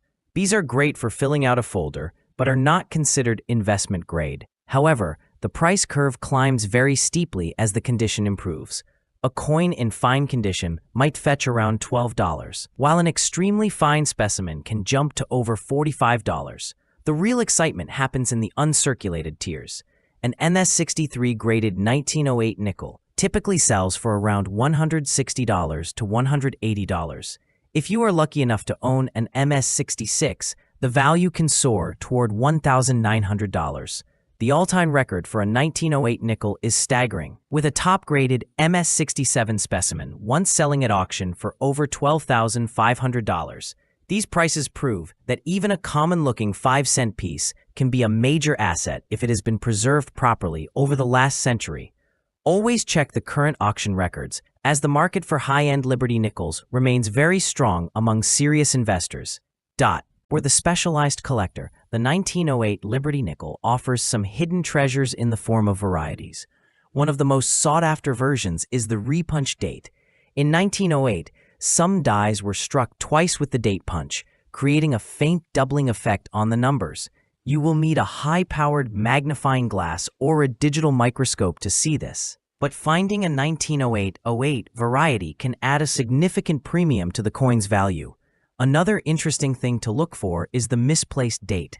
In some rare instances, the date was punched so far out of position that parts of the numbers can be seen in the denticles or even in the base of Liberty's neck. Furthermore, keep an eye out for die cracks. As the coin dies aged, they would often develop small fractures that appear as raised lines on the finished coin. While minor die cracks are common, large or dramatic ones can increase the desirability of your nickel. Exploring these tiny details is what separates a casual hobbyist from a professional numismatist. Identifying these errors is a great way to find value in coins that others might overlook. The 1908 Liberty Head nickel is more than just a piece of old metal. It is a direct link to the industrial age of America. From the elegant artwork of Charles Barber to the economic stories of 1908, this coin continues to captivate collectors worldwide. Whether you are a seasoned pro or just starting your first coin album, the search for a high-quality V-nickel is always a rewarding journey. Remember to handle your coins by the edges to preserve their condition and never clean those, as cleaning can instantly destroy their numismatic value. We hope this guide has given you all the information you need to identify and value your own 1908 nickels. If you have one of these in your collection, let us know its condition in the comments below. We love hearing about your finds and helping you understand the history behind them. Thank you for joining us today as we explored the fascinating world of vintage American coinage. Your support helps us keep digging for more historical facts and rare coin secrets. If you enjoyed this deep dive into the 1908 Liberty Head nickel, please like and follow for more videos. Could a single penny tucked away in an old jar actually pay for your next family vacation? If that penny is dated 1911 and carries a tiny S on the front, the answer is a resounding yes. Welcome back to the channel, where we explore the hidden treasures of American pocket change. Today, We are diving into a true legend of the Lincoln Wheat Cent series, the 1911 S. By the year 1911, the Lincoln Cent was only in its third year of production, having replaced the Indian head penny in 1909, while the main Philadelphia Mint was pumping out hundreds of millions of coins to keep up with a booming American economy. The San Francisco Mint was operating on a much smaller scale. The S Mint mark on these early Lincolns isn't just a letter. It is a hallmark of rarity from the Progressive era. Collectors view this specific coin as a symbol of early 20th century scarcity. If you have inherited a collection or enjoy coin roll hunting, the 1911 S is likely at the top of your must-find list because it represents the very beginning of the Lincoln legend. In the world of numismatics, the mintage figure is the ultimate law of value. To understand why the 1911 S is so special, you have to look at the massive gap in production numbers between the different mints that year. In 1911, the Philadelphia Mint produced a staggering 101 million pennies. The Denver Mint, which had just started making pennies that year, produced about 12 million. But the San Francisco Mint, they struck only 4,022,000 coins. Now, 4 million might sound like a large number in a vacuum, but you have to consider the survival rate over the last 115 years. Back then, pennies were used constantly for daily transactions, buying bread, newspapers, or candy. Most of these coins were worn down to smooth copper discs, lost in the dirt, or eventually sent to the melting pots. Today, the surviving population of 1911 S cents is incredibly small, especially those that haven't been damaged. This makes it a semi-key date, a coin so elusive that it often becomes the primary obstacle for collectors trying to complete a full Lincoln Cent album. Before you get too excited, you need to know exactly how to identify a genuine 1911 S. Grab your magnifying glass or a 10 times jeweler's loupe and look at the obverse or the front of the coin.